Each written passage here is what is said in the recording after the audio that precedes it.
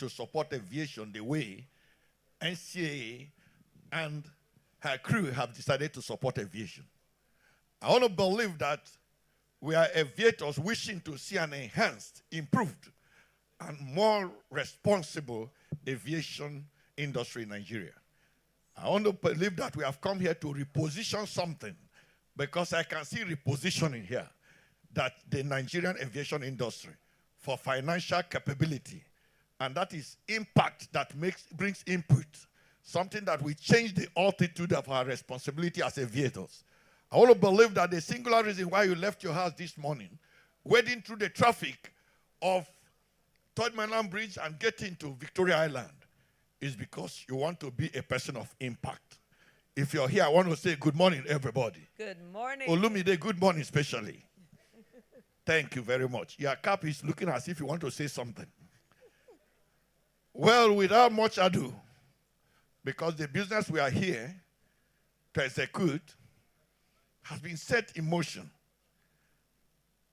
Anchoring this program today is the chairman, chief executive, managing and damaging director of ChukwuAirlines.com, an airline without AOC. I know that Dr. D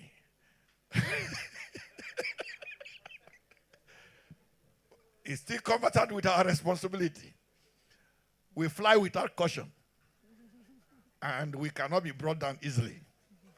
Permit me to also announce to all of us that I have a in a very lovely, beautiful young lady who is also married to Dr. George, and her name is Joyce Daniel.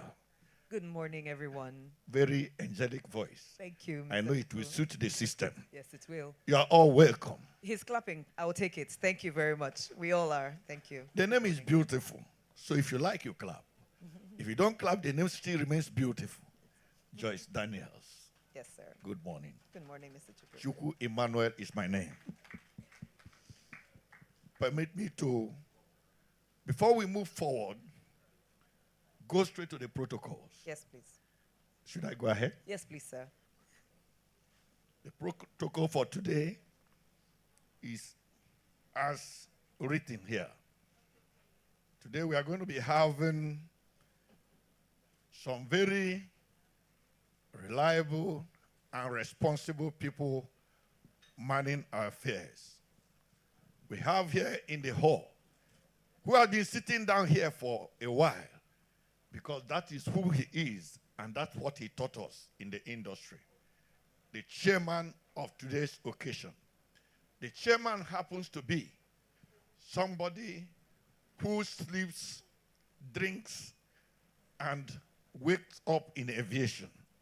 He's very passionate and very compassionate about aviation. His commitment, Erelu, is not top-notch.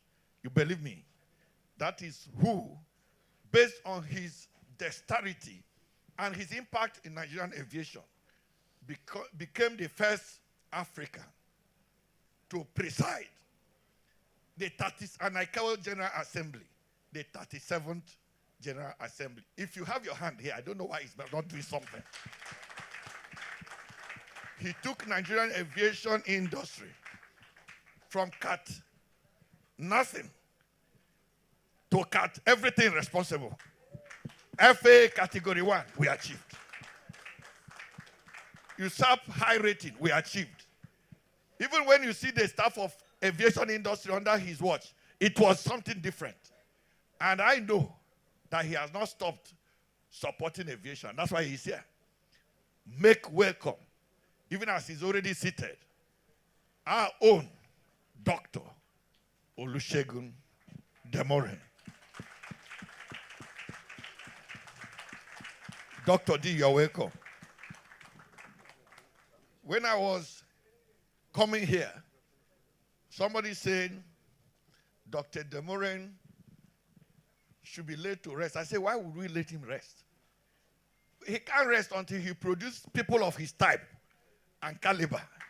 People who do things that he does. And that is why you are still here. Even when you are 70 and you are not tired yet. Because you are still looking very smart, and very calm. And the knowledge is still there. You're welcome, sir. Posterity will bless you continually in Jesus' name. Amen.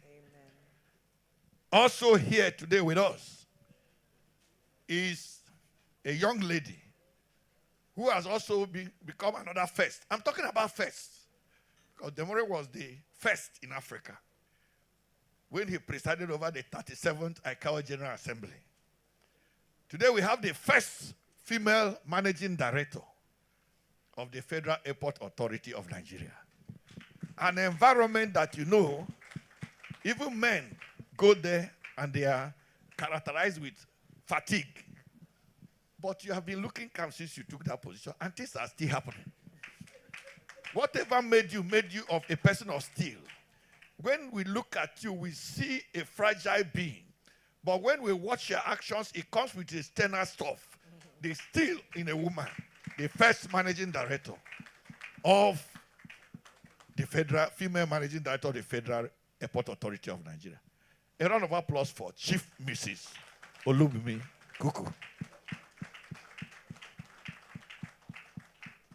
Even if you give that position to this young lady, she will add weight in 2 days. Because she's a position of capacity. But you're still looking this way. God bless you. Let me also welcome some directors that are here. The director, I want to talk about their input. Before you organize programs like this, of course, you need funding. The Director of Finance at the NCAA, Mr. Olufemi Yusuf Odukoya. If you are here, is he here? He's around. May I also welcome Mr. Bernard Chinedu Omogo, Director of Aviation Security in the regulatory, in the NCAA. Because of our security, you are highly recognized. Make sure that we are secured, even as we are here, sir. Thank you very much.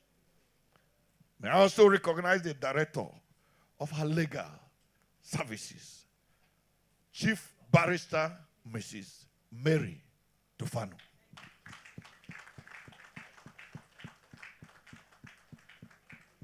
Thank you very much, ma. You are an industry person, and you have become industrial, and in the industry, you are retaining your industriality. These ones are the people who know where we are coming from and know where we are headed. Madam, it is well with you. I also recognize the DATR, Director of Air Transport Regulation. Where is that beautiful lady? Very beautiful Mrs. Yinka Baboye Irobe. Very intelligent and resounding. I've worked in some committees with you, and I believe that you are very intelligent. Thank you very much, ma. The DSD, Director Special Duties at the NCAA, Mr. Horatio Egua. Can we see you, sir? Very amiable,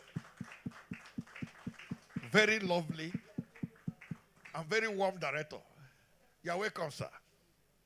Let me also recognize the Director of Public Affairs and Consumer Protection, Mr. Mike Achimugu. Achimugu is a good man. Believe it and you will go to heaven. Thank you very much, sir. May I also recognize some other associates and industry support group. In aviation industry, there is the NCAA, there is the Federal Airport Authority of Nigeria, there is the NAMA. NAMA is not NAMA as in meat.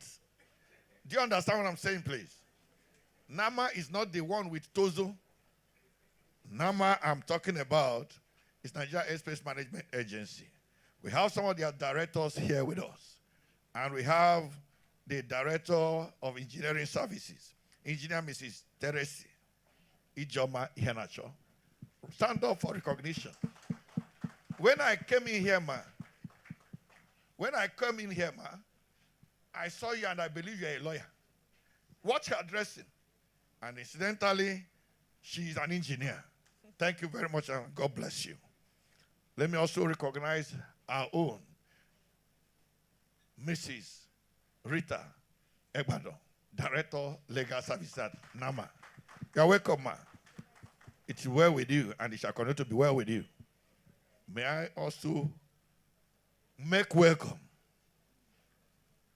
the chairman, Senate Committee on Aviation, Senator Abdul Fattah Buhari. You're welcome, sir. You're a good man. One of the things that happened to you while you are coming, distinguished senator, was that we conspired against you and sent the traffic that held you at Falomo. It was a conspiracy of sort. But you weathered the storm. Thank God you are here. It shall be well with you. Thank you very much, sir. Permit me to continue the recognitions as I introduce our host today.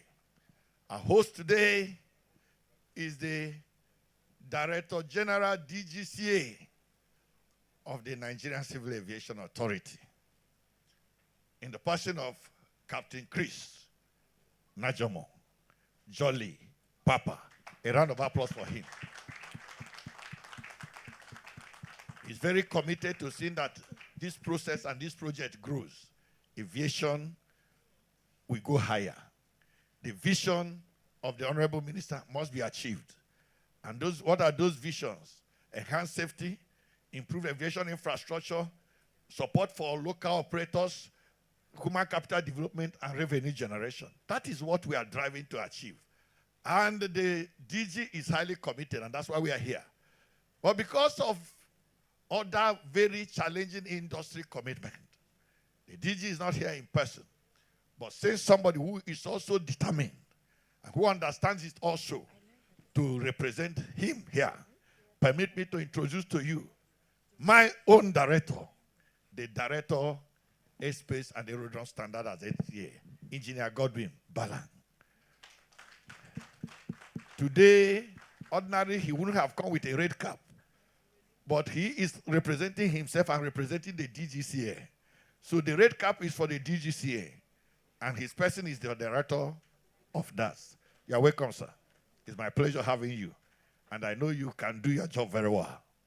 Let me also inform this house that we have Chief Dr. Sam Iwajoko, the Chairman Chief Executive of Execujet Group, here with us.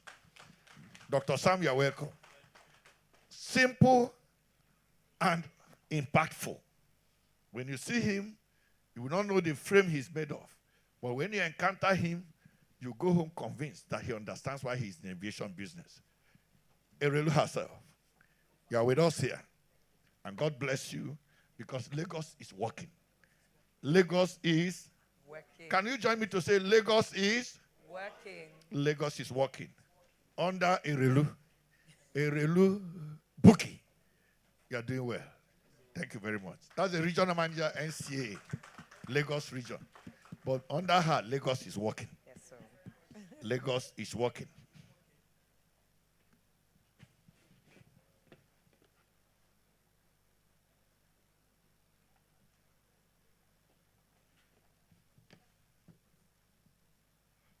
Well, what I was just told now is that if we continue these recognitions, everybody here is supposed to be recognized. Both Dr. Jekwo Zemen, FCIB, everybody here is supposed to be recognized. But the only thing we can do is all protocols, as we make progress, we'll continue to recognize. Please permit me, because they say time is not respecting us anymore, that we need to make progress. So many industry giants are here. I will recognize you as the time falls due. Joyce, what do you have to say? Thank you so much, sir. I would like to ask all of us to rise up for the Nigerian national anthem as we get into the business of the day. Please rise. It will be projected on this screen to my right, to my left, which is your right, and it will be played by the audiovisual team. It's also there on the first page of the brochure for today's event. Nigeria, we hail thee, our own dear native land. Though tribe and tongue may differ, in brotherhood we stand. Nigerians old and proud to serve our sovereign fatherland. Thank you very much. One stanza will do for today. Before you sit down, please welcome someone you may not have said hello to. Behind you, in front of you, to your left, to your right, you just may not have said good morning to them. And when you're done, please be graciously and gracefully seated. This day, we move things forward in the air transportation space, in the aviation space. We reposition for more financial capability. Thank you so much. Please be seated warmly. Thank you.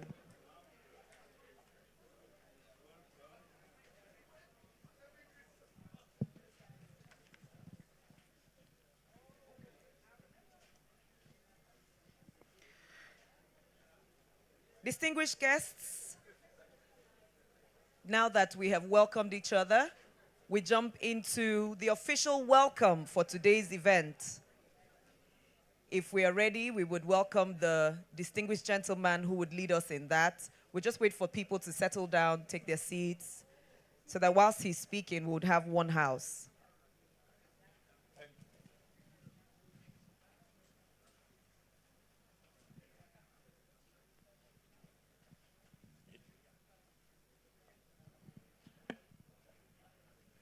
Thank you very much.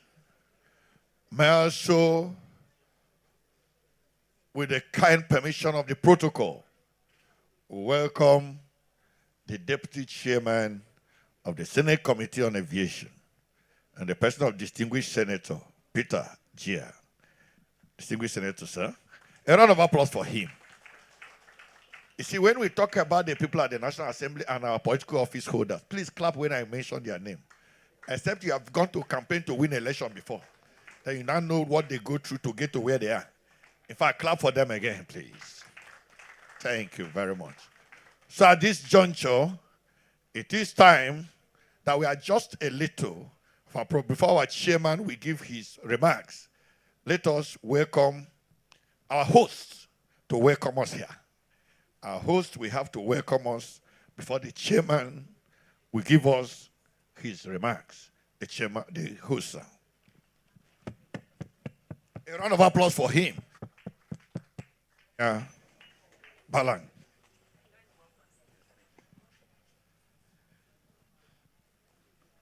Don't forget your phone. So thank you very much. Yes, good morning to everyone. So once again, my DG had done everything to be here today, but something happened that he's well, that he had to pull me in to come and stand in for him at very short notice. And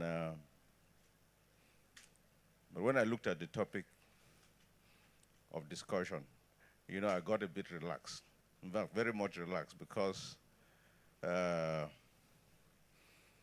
when you're coming to engage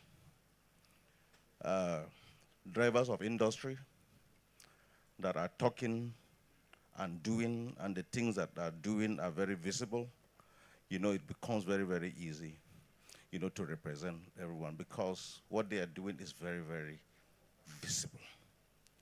So on that note, I want to recognize the Honorable Minister of Aviation and Aerospace, Barrister Festus Keyamo San, the talk and do minister, the chairman, Senate Committee on Aviation, distinguished Senator Buhari Abdul Fattah. Thank you very much, sir. You know, I say it's talking and doing. I want to say thanks to the Senate Committee, unprecedented. We had the ICAO audit. Critical element one is primary legislation, and that is a critical element that was scored over 90%. You know, that wouldn't have been possible without the work done by the Senate. I want to recognize the President of the Deputy Senate Committee Chairman, Mr. Thomas Jia. Thank you. That accolade same goes to you.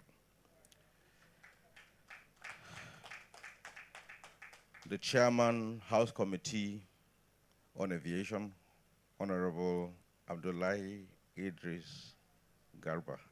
Again, all these people I've mentioned have made the work of the regulatory agency very easy. I feel very, almost emotional being here today, you know, having the whole history of aviation represented here from Dr. Demoran. His Excellency Executive Governor of Lagos State, Governor Baba Jide Sanwo-Olu, the chairman of today's occasion, former DG of the NCAA, Dr. Harold Demoran. I knew you had other engagements, but you shelved everything to be able to come here. DG, former DG, we deeply appreciate this. We know you are very connected to this. We know you are seeing some of the seeds that you planted, you know, beginning to produce fruits. So we appreciate your presence here, sir.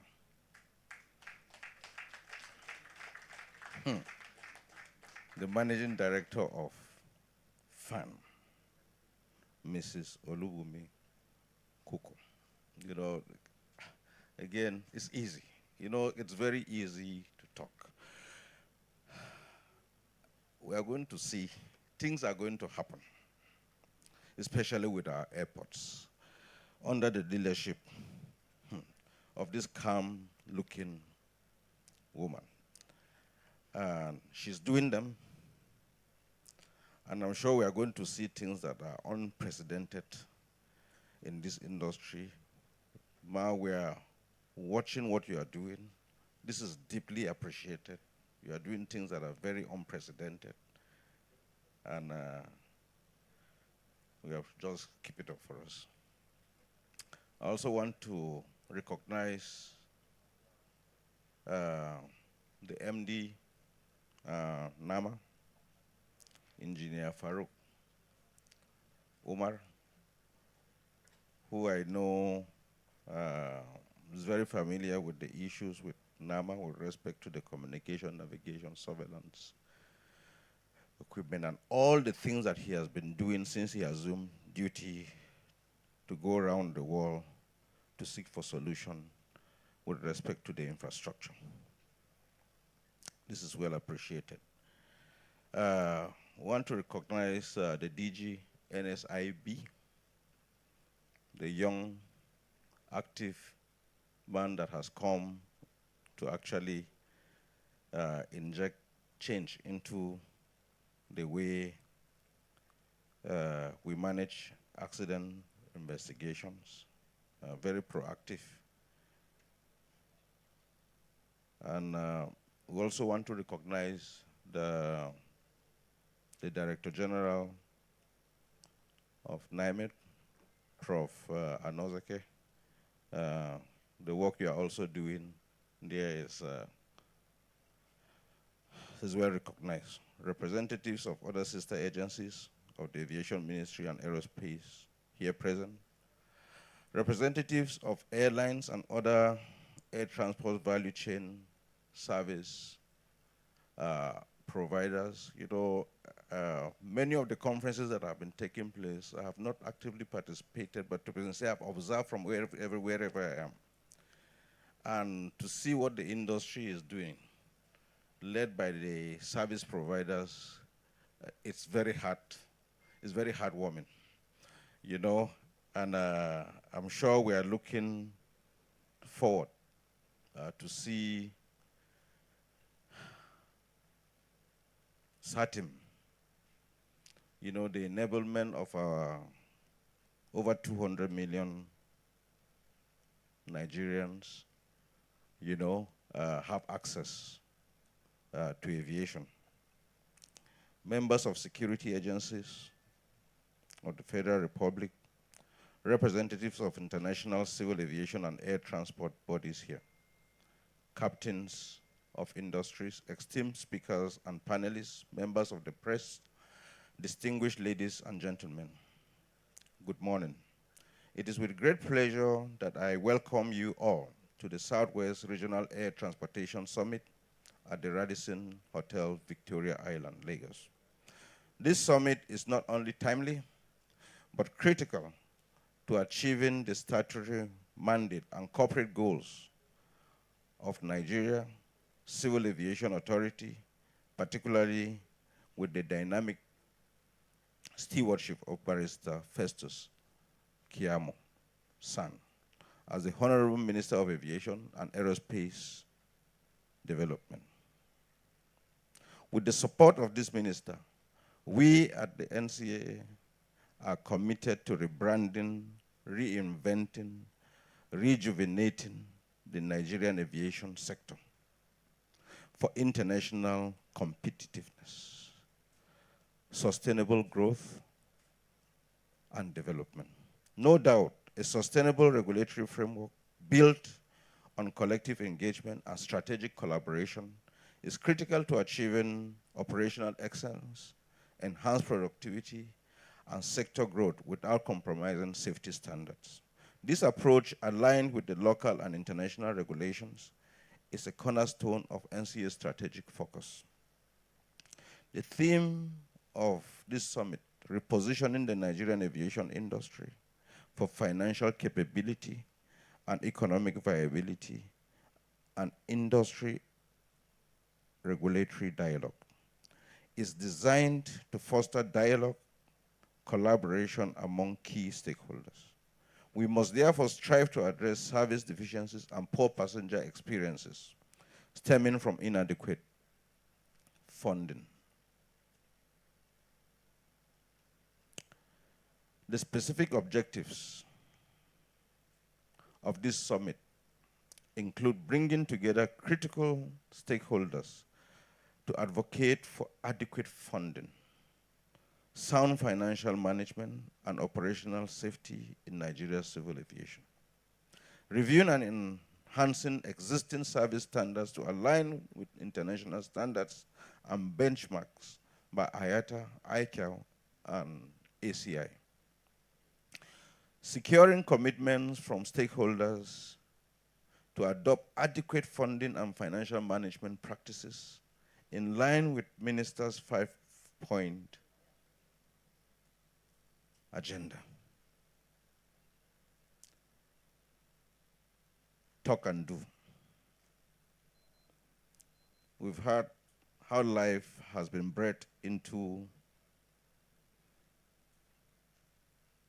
the Cape Town Convention. We've had the engagement with respect to the leases. We've had of the perception we have with respect to leasing of aircraft to Nigeria, how that rating has jumped up. You know, it can only get better. We've heard of the engagement with big aircraft manufacturers that are willing to come into this country. It's heartwarming. Assessing existing local laws and international regulations to ensure compliance and improve funding, financial management, and safety. identifying gaps in infrastructure and technology to support financial management and operational safety, and recommending remedial actions. Strengthening airlines and other service providers to enhance operational efficiency and international competitiveness. Supporting the sustainable growth of local airline industry while promoting compliance with national and international obligations. Developing a strategic vision plan to improve funding, financial management, service excellence, and operational safety. At the NCAA, we are optimistic that this summit will make an invaluable contribution to Civil Aviation Master Plan currently being developed. So the ICAO team was in NCAA a few weeks back with respect to developing a robust master plan for Nigeria. So the train has left the station, and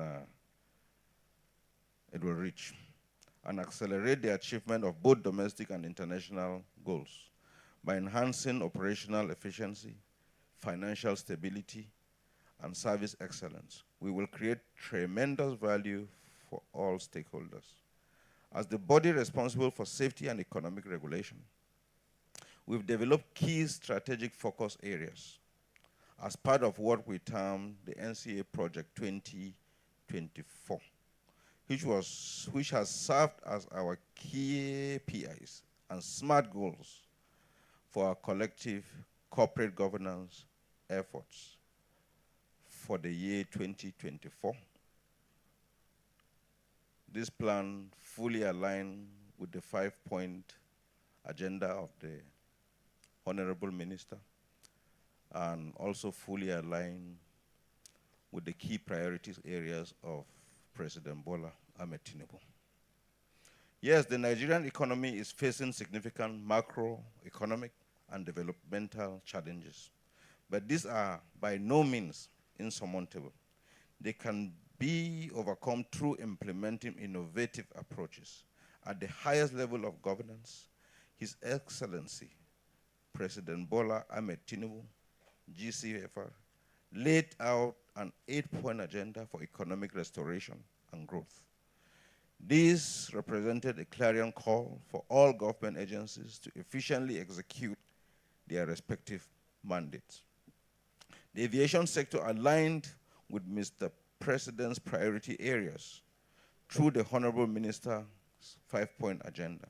This remains crucial given the vital role civil aviation plays in national economic development, international trade, and investment opportunities. This summit reflects our commitment to realigning our strategies and approaches in fulfilling our constitutional responsibilities, especially as it relates to the strategic initiatives of Honorable Minister and indeed Mr. President. We trust that the outcome will signal a new era of inclusive regulatory practices, fostering sector growth, safety, service excellence, and improved passenger experiences. I would like to commend the Project Steering Committee of the NCAA, the Directorate of Finance and Accounts, the Directorate of Air Transport Regulation for their dedication to making this summit a reality. I must say, if you would been passing through our airports, you would have seen the efforts being made with respect to consumer protection. Again, to just underpin that all these commitments that we made have independent feedback from the passengers to help us to further stay on course. On behalf of the entire management and staff of the Nigeria Civil Aviation Authority, I sincerely thank you all for honoring this important event.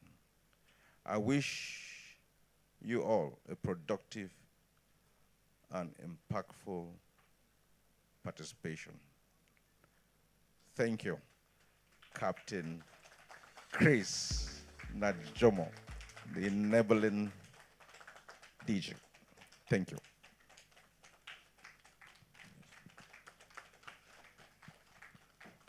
Well, after that rehearsal, can we now clap and appreciate that speech? What we did earlier was just to rehearse how we'll do it when he goes to sit down.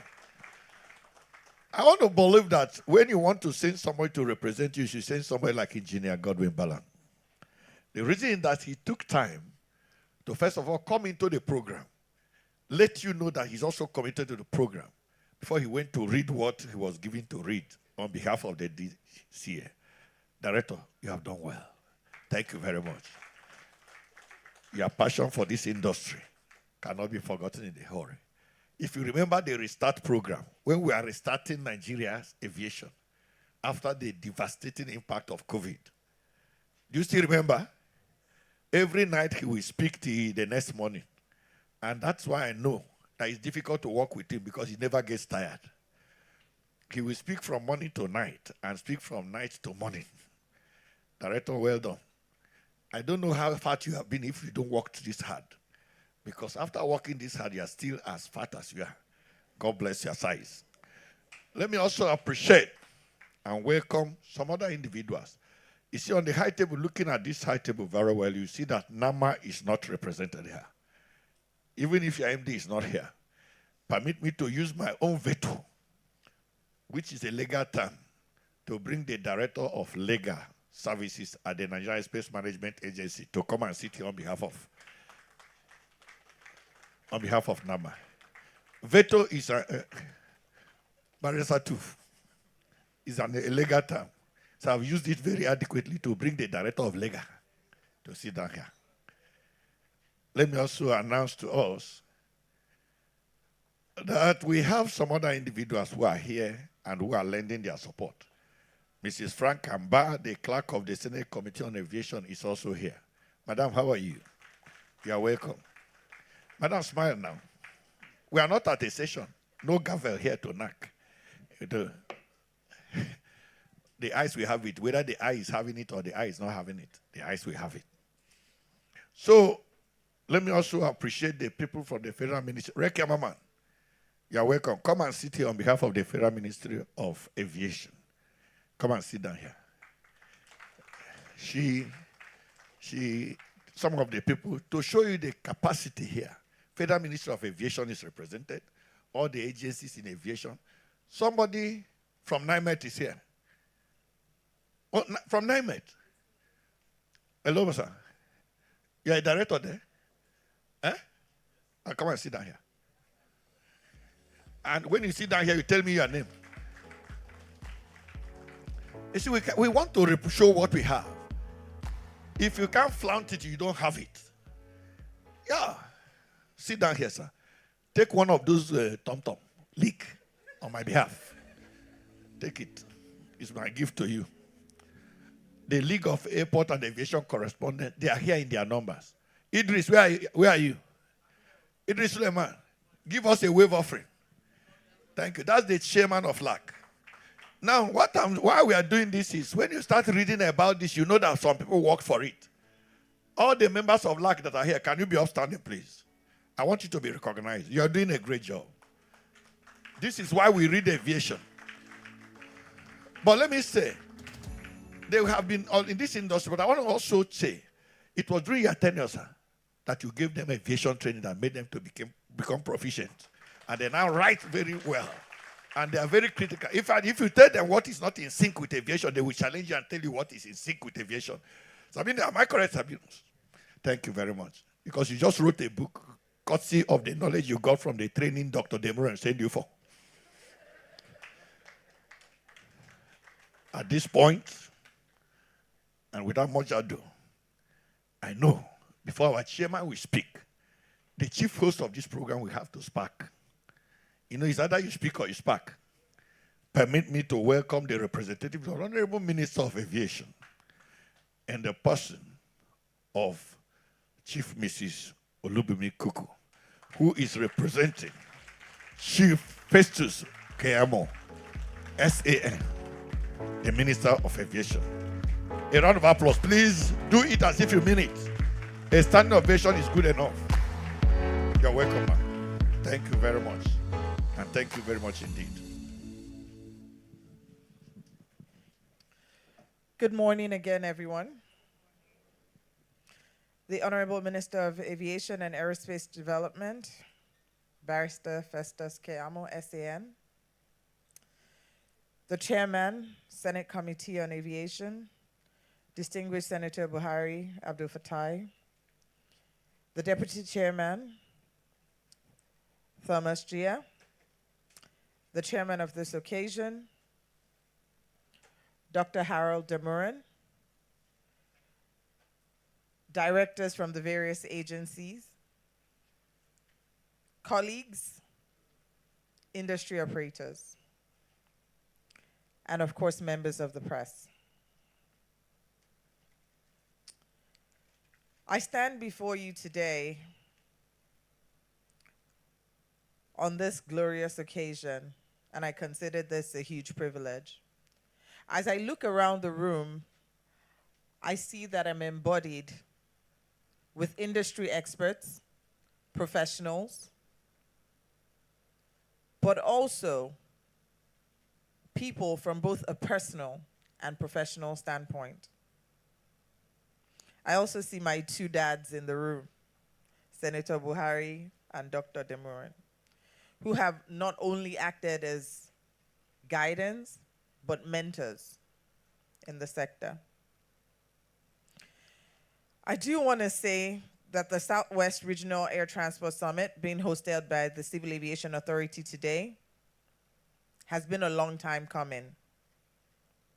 And as such, I want to thank the CAA for bringing us together to discuss such a critical theme: repositioning the Nigerian aviation industry for financial capability and economic viability.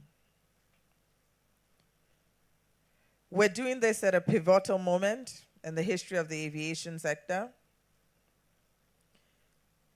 We all know our challenges, but we're not going to spend today talking about them. I'd rather we're forward-looking and we talk about what we can do as an industry to position Nigeria, or I should say better position Nigeria, on the map within the aviation sector. We've made significant strides as a group. And when I say group, I talk about the collective responsibilities and successes that we have had. I did hear Engineer Balang speak specifically to some of the achievements that we have had, specifically from a policy direction perspective. The most notable over the last few weeks has been the practice direction that was just executed around the Cape Town Convention. And you all see that we have improved our ratings by the Aviation Working Group from about 49.5% to over 70%. And it still continues to grow. But when you talk to people outside of the industry, sometimes they don't know what it means. The implications are simple. The fact that we will continue to abide by the Cape Town Convention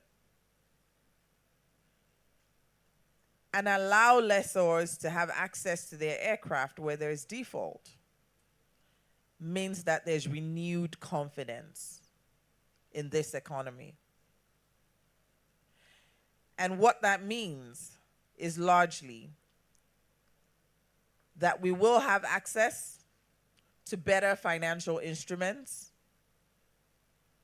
for our airlines to have access to aircraft as opposed to actually going out to purchase aircraft, which is a huge capital expenditure on their books.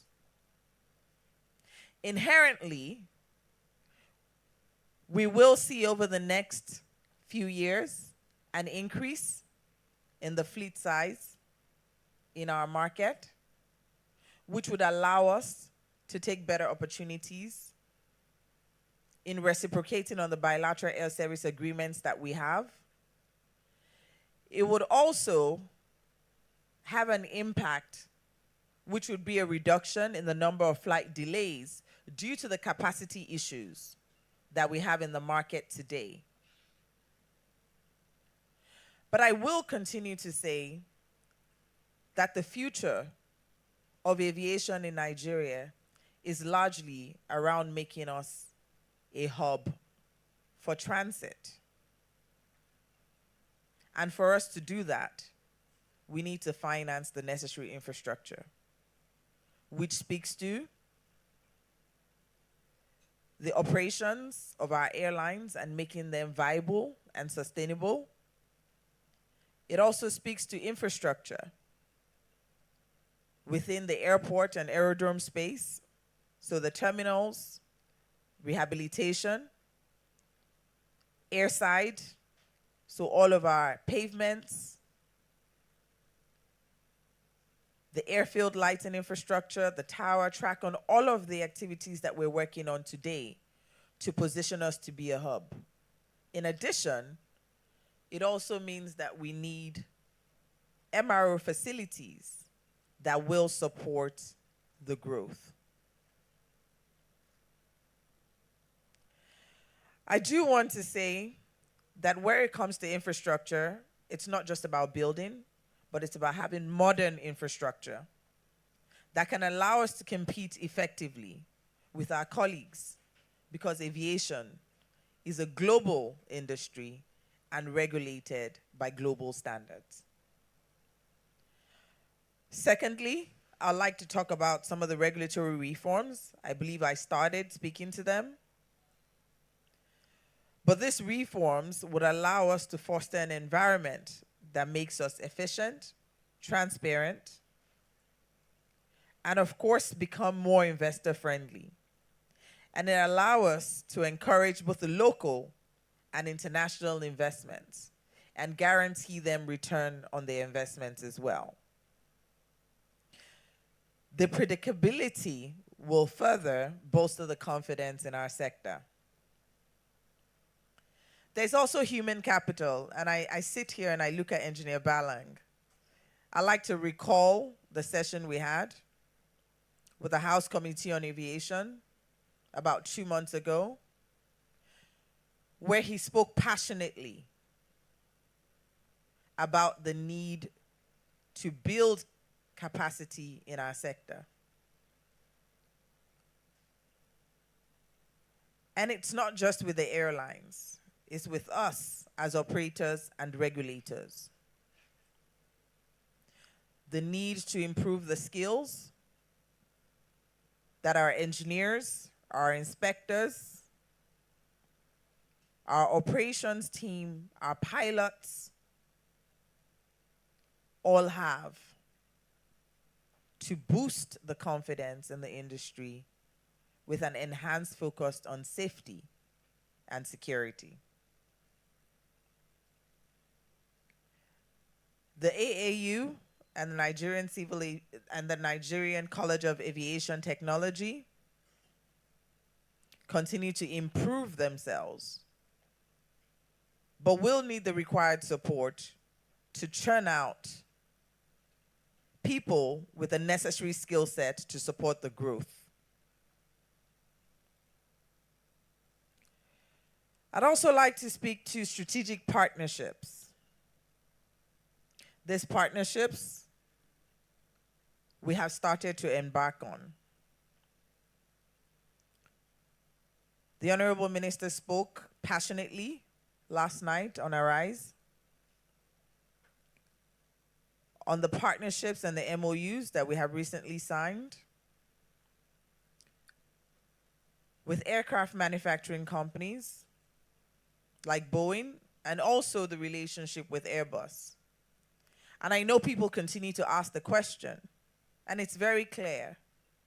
We know that the aircraft manufacturers do not sell directly to airlines.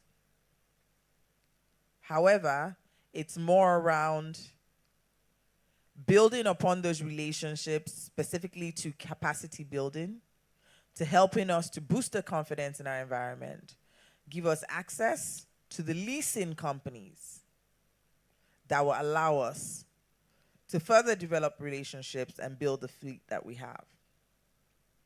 In addition, we also continue to engage with private sector investors who have ranged from airport operating management companies who are looking to drive concessions, management contracts, and also JV structures, and even private equity firms. We cannot continue to speak on the need for private sector investment to boost the growth and close the gaps that we have in the sector today. This partnership will help us to accelerate our progress and further position us as a hub, given the geographic footprint that we have. I'd also like to speak to financial prudence. I believe years back, there was a need to go back and review the civil aviation regulations, largely around the economic aspect. Governance with our airlines and operators, financial prudency, accountability, which are all areas that will help us to foster this growth. The feedback is not just for the operators and the airlines, but even for us as government agencies to become more financially prudent and focus on investments that allow us to see very clear return on our investments. We need to continue to see how we leverage technology to improve our operations and further reduce our operational cost. In addition, explore new revenue streams. Largely, how we reposition the aeronautical versus non-aeronautical revenue in the sector, and look at innovative financing models that span beyond just waiting for the federal government for either appropriation or the IGR that we generate today. Lastly, I want to speak to sustainability. We continue to move into an environment where we're looking to reduce our carbon emission, especially for a sector that is very heavy in carbon footprints. I know that together we're working towards that. Within some of the agencies, specifically the Federal Airport Authority of Nigeria, there is focus on reducing our energy consumption levels. We have recently embarked on the process of using fuels to power our generators, or gas, I apologize, to power our generators, as well as CNG buses. We've also embarked on the carbon accreditation program and about to start on the level 3 with the Airport Council International. We're looking at sustainable sources of power and even waste to power. I want to leave you with a few words to say that everybody sitting in this room has a critical role to play. And it's not just for the regulator, the operator, or the government. I call on you today to put our thinking caps on during the session today, and not just to focus on ideas and thoughts, but rather an implementation roadmap that largely focuses on initiatives that are sustainable and long-term in nature. To take bold and strategic steps for us to continue to transform this sector into a model of financial capability and economic viability. On that note, I want to welcome you again to this session and look forward to the continued deliberations. Thank you very much.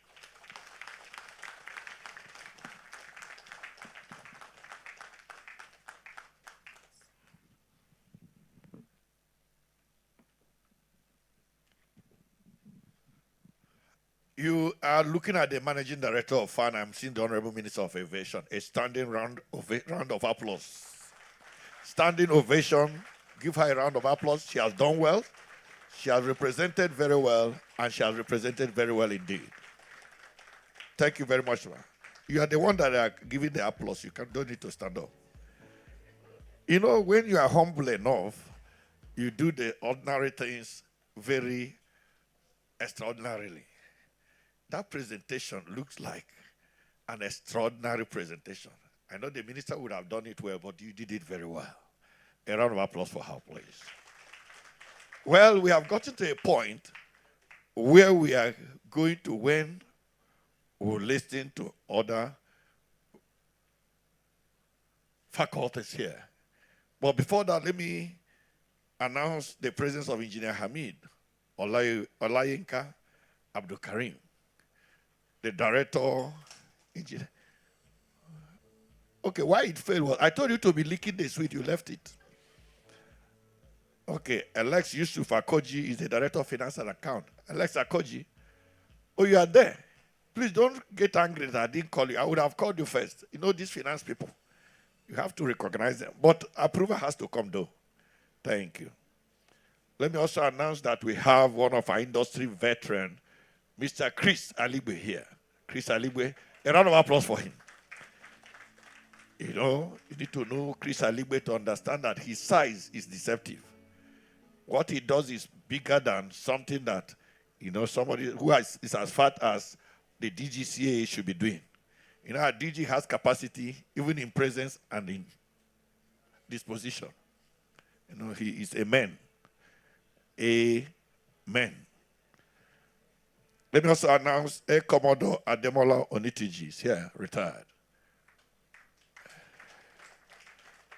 The president of Aviation Roundtable. You're welcome, sir. You retired at what age? What is the problem? If you retire now, who are the people who are still there? It's my pleasure, sir. I highly appreciate it. Permit me with a round of applause to welcome the chairman of this occasion for his remark as I invite Dr. D. Dr. Olusegun Demore. If you mean it, clap and stand up as we welcome him to come and give us his remarks. He is who the cap fits. The planners of this event would have brought in a better person to be the chairman of this occasion than the person who he is. I know you sought for him because his time, I saw his calendar, I saw it, and he doesn't have space. How you were able to get him, I don't know. It's our pleasure, sir, to welcome you here. Thank you very much, and thank you very much indeed. Please be seated. I first give honor and praises to God. And when I look at this gathering, I believe you mean business on this summit.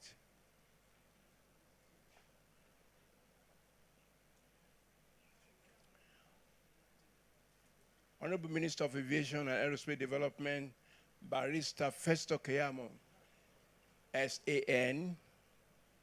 I want to greet our chairman, Senate Committee on Aviation, distinguished Senator Buhari Abdul Fattah.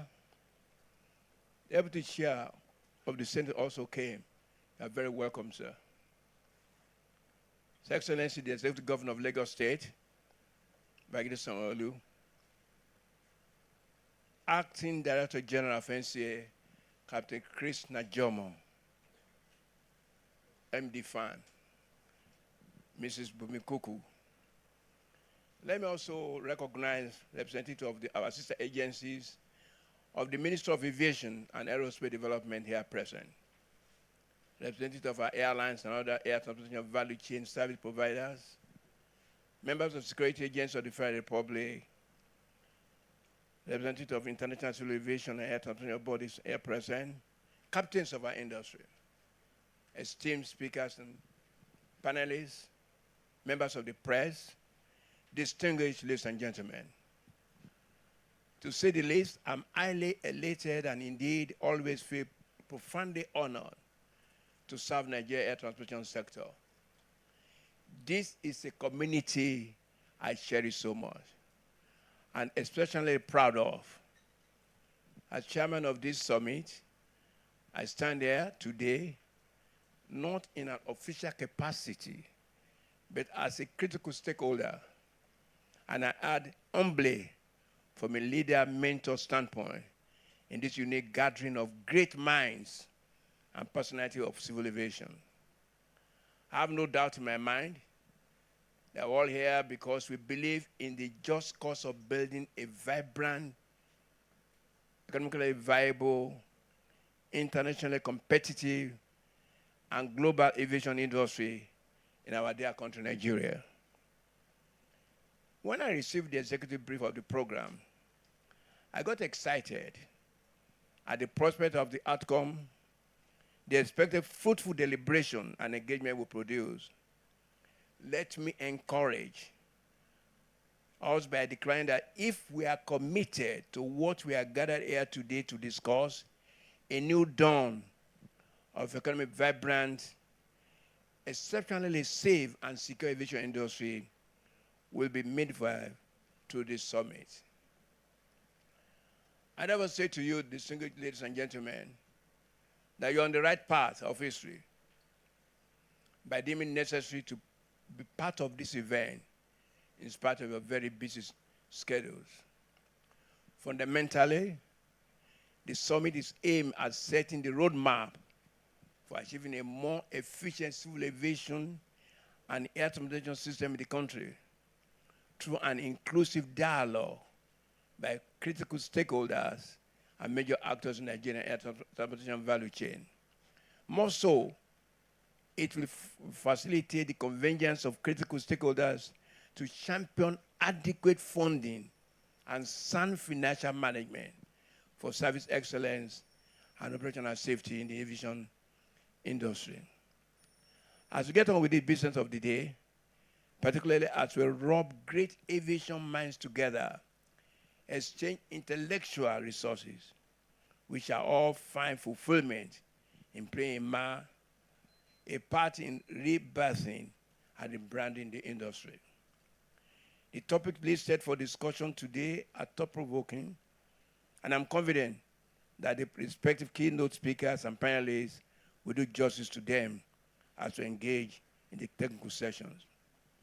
This event must serve as a strategic departure from the traditional enforcement-focused regulation to regulatory model of intervention and business solution center approach. And honestly, NC, you're doing very well.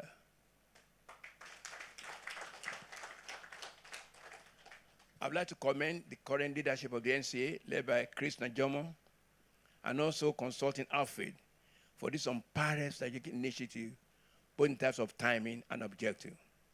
Furthermore, for all of you that have honored this landmark gathering, with your distinguished presence, I commend your display of exceptional commitment and wish you a very pleasant and rewarding engagement. Thank you and God bless.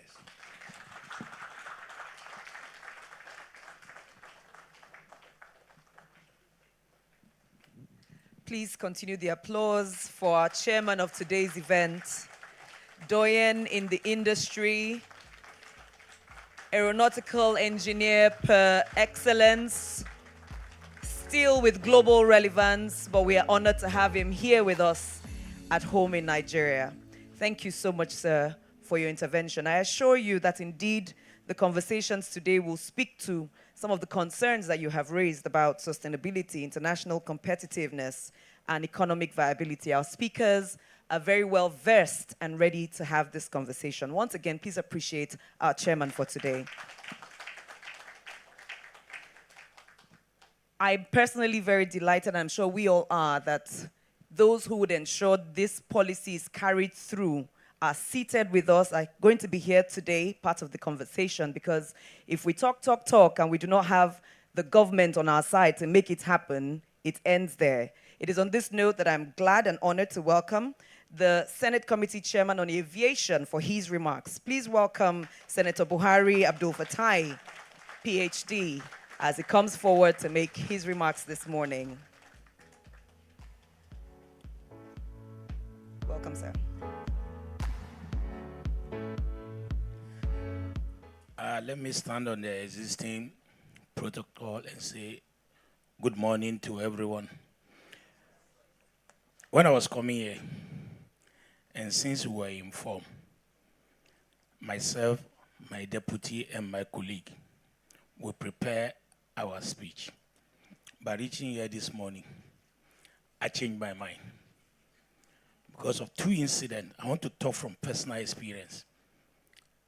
In 1997, I was traveling out of the country. I was checked-in by Lufthansa. At the port of boarding, then I say I cannot travel, that my passport has expired. The man was just talking Greek as far as I'm concerned, because my passport was not expired. He said my passport has expired. During the commotion, a man now came. He asked me what happened. I said, I want to board the aircraft. I'm going to America. And they say my passport has expired. And see my passport has not expired. The man looked at my passport. He said, my passport has expired. I was wondering, I don't go schooling or what is happening. The man now said, I didn't know there was a law that 3 months before you travel, your passport, you cannot travel with it. I didn't know at that time. I was green on. And I said, so if I didn't go with this aircraft, where will I get money to go tomorrow? The man now said, don't worry. Go to and renew your passport tomorrow, extend it, and when you come tomorrow, you still go with Lufthansa. Don't worry. I thought the man was saying Greek. And that time, you know, with your passport, you can just rush to Alagma or any nearest immigration office. They will just stamp it and extend it. It was done for me that day. And when I came in the evening, I was checking by Lufthansa that checked me earlier on. And the man in question is Dr. Dumori. I have not set my eye on him since that 27 years ago until today. Thank you very much for that day. I did not pay for the new ticket, and I was checked in. I just want to use him as what is called professionalism. And I was not aroused because I was scared. Where will I start from? Me that I don't boast, Monlo Yankee. You now say I cannot travel. It was very, very tough experience. Look at it, 27 years ago. I did not say, I was just gisting him that something you did 27 years ago, I will thank you today publicly. I'm very grateful for that day. Thank you. And I use that to talk on this topic. Professor Anusike Namet, Farouk Nema, Bade NCIB, Jolly Papa, NCA, Bomikuku, FAN. You guys cannot afford to fail Nigerians. You have a pedigree. You have record. Anusike, a professor, you were excel in your field. Bade, you are a pilot. Jolly Papa, you are a pilot. Farouk, you've been in the civil service in the same department and you excel to be the DG now. Bumi, you've been there. I talk to you every day. And I will use you as an example. I always don't like talking about you when you are present. I always prefer to say it behind you because I don't want it to go into your head so that I can continue to do more. But I will use you to talk to most of, because I look at the room. There are a lot of women here. I want you to use her. She's a professional. She has been doing this job very well. I'm not praising her. I supervise her, and I know some certain things they've been doing. I was in the aviation committee at the last dispensation as a member. I didn't know the last dispensation. I was chairing transport. I'm going to 16 years in the National Assembly. I'm going to 16 years in the National Assembly. So I know this is the first time I'm supervising a lady, a woman. And so far, so good. The 5 of you cannot afford to fail Nigerians. You are talking about Cape Town Convention. Nigerians don't want to know about Cape Town Convention. We don't want to know. What we want is the services in the country. We want to know Nigeria Convention. The Nigerian Convention is that let's keep to time. Let the service be there. Let's build the confidence. Like the other time I was discussing with you, though you people didn't agree, but maybe when I'm talking to the people now, they may agree. If airline owners, some of you are here, if you have only 2 aircraft and your 2 aircraft can go to only 2 destinations, please concentrate on that way and be professional about it. I remember very well when Overland started, we were only 7 passengers in one small aircraft like this from Abuja to Ilorin every time. And look at it today, little by little, they now have a jet too now.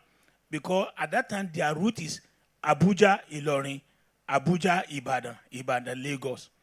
And they were doing well. But now, all airlines, you won't go Kaduna, you won't go Kano, you won't go Ghana, you won't go Zabe, and with only 3 aircraft. It's not possible. This is where the agency, this is where you come in. Do your job the way it should be done so that Nigerians will be happy with you that, look, today, I bought my ticket coming here from Abuja, 250,000. It is sad. You'll be at the airport from 11 o'clock. They didn't pick us up until 8 o'clock in the night. It doesn't make sense. Suppose I'm coming to do a business here. I've lost it. That's why I said Nigeria don't want to see your 49 or 89% in Cape Town Convention. They want to see your performance in domestic convention. And the only way you can perform is that when you people have your regulation and do the needful and do the right thing, and you people have this meeting you normally do, and then have a relationship with the airline owners, give them route. Let's come to us. We are planning a bill. Though some of you are seriously against it, maybe by the time we finish convention here, it may scale through. That the minimum aircraft you should have should be nothing less than 4 or 5. If you're having 2, they can give you specialized route. If you're having 2 or 3, because we know that buying the aircraft is very expensive. Nigerians are really doing well all over the world. We're in Seattle together. Sir, you won't believe it. There's a man called Uche. He was on top Enkilon of Boeing. I was shocked. Even all the Oyinbos, whenever they want to say, oh, let's Uche, it's your brother, let's Uche. I said, ah. And when the guy, you can see that he was master of the game and master of everything. And he was always say, look, we can't sell aircraft to any Nigerian or any airline operator, but we can stand as a guarantor. If your government is also to do co-guarantor for us to sell the leasing company, for them to pick the aircraft, particularly the one you guys are using in your area, 737 MAX. And the guy was ready to help. He had a meeting with some of the airline owners that we went with. But what touches me that, in Nigeria, look at the way we are selling here. But there was a snag. The man said something, say, everybody is afraid of Nigeria. The minister was there too. The lady said that, I just put my head for ground. That's the truth. Everybody is afraid of, by which means they are not afraid of Nigeria. It's you, the regulators, that have to stand up and do your job, do your duty. Not because it's from my hometown, not because it's my uncle, not because it's from my cousin. When you do the right thing, you'll be able to take Nigeria to where we ought to be. Thank you very much.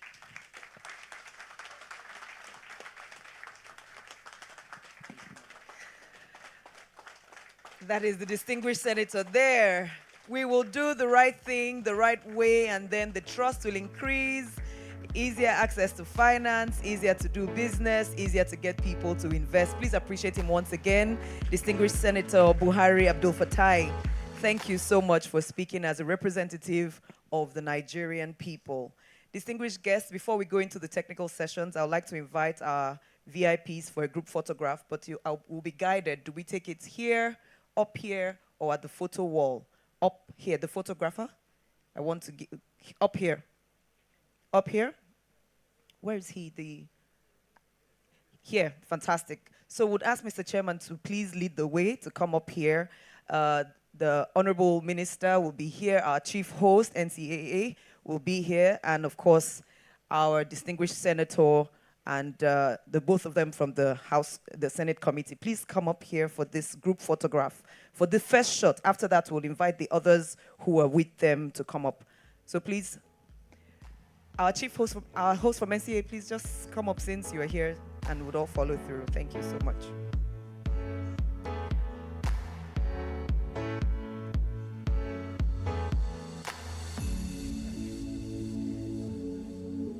For this first shot, we'll have NCAA, our chairman, the Senate, our Senate committee members, and of course, we'll stand for a group photograph. We'll stand, please. Thank you. Just hold on. The senator is coming up. Thank you. For the next shot, we'll ask the other gentlemen and ladies from NAMA, from NIMET, and from the Federal Ministry of Aviation to please come up for this shot.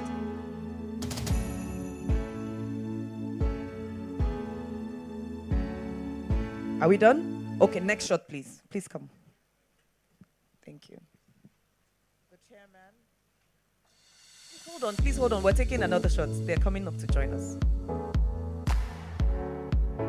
And then for the third shot, we'll ask for the directors at the NCAA to please join in. If you can begin to file out all our directors, please gradually come closer for the next shot. Just come closer, but hold on. Just hold for the next shot, yes. It's only the president. Okay. Please hold on for the next shot. Please hold on. Yes, the next one. The directors will join the next one just after this, please. Because we'll ask Federal Ministry.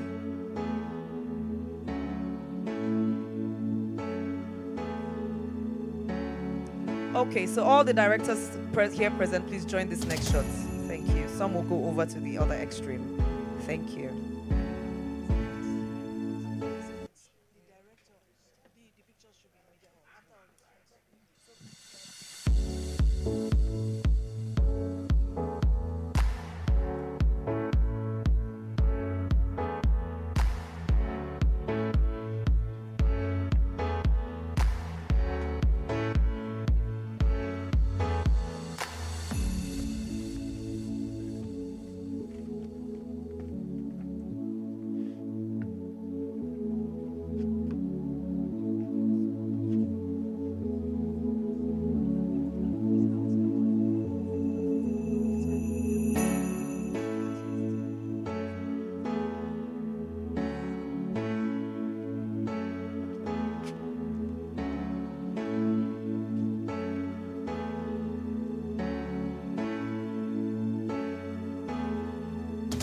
Are we good?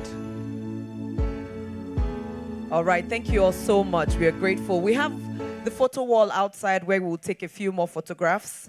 So if you please indulge us, we'll go out to the photo wall for more photographs for the next 5 to 7 minutes, and then we'll come back in for our technical sessions. Thank you. That music playing is really good, so let's keep it playing, please. The music.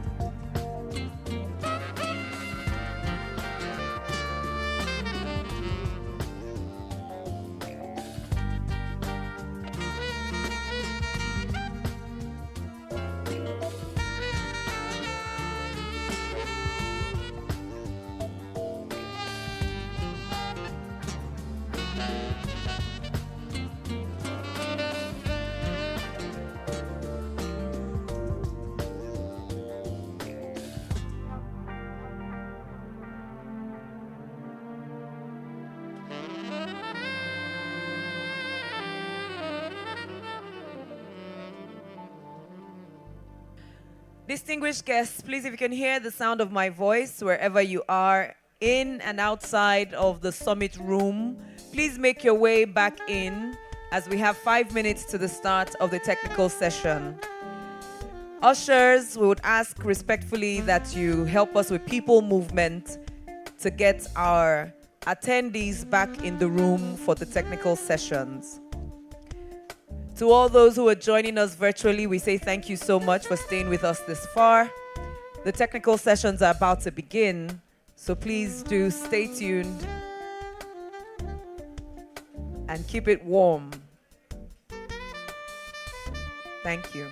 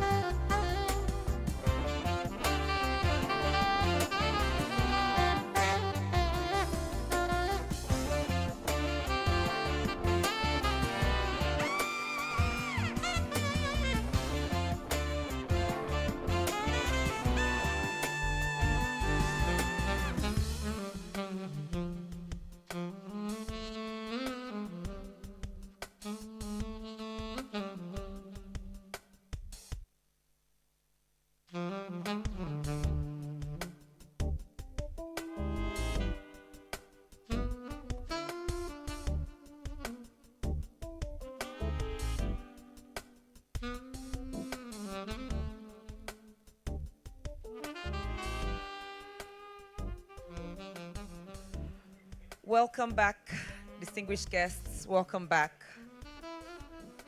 Welcome back. Before we took the short break, when the distinguished senator spoke, He said, in addition to everything being said here, the foundation for everything being said here is that Nigerians get better service across board, full stop.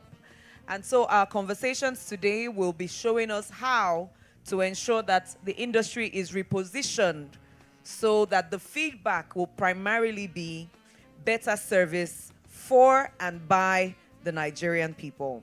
Our first speaker today will be speaking to strategic funding for sustainable growth in the Nigerian civil aviation and air transportation sector. If the music would stop now, please.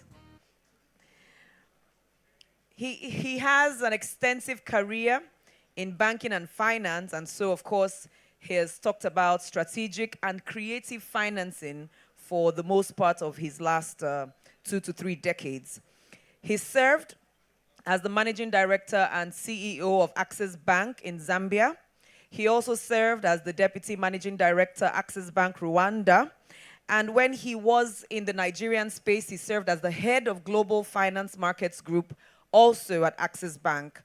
When he served at the Netherlands Development Finance Corps, he was senior investment officer in the Africa department. So indeed, he's well versed in creative and strategic financing for projects in Africa, Nigeria in question. In addition to his several board member roles, he finds time to serve as part-time faculty in strategy and international business at the Lagos Business School under the doctoral program for business administration.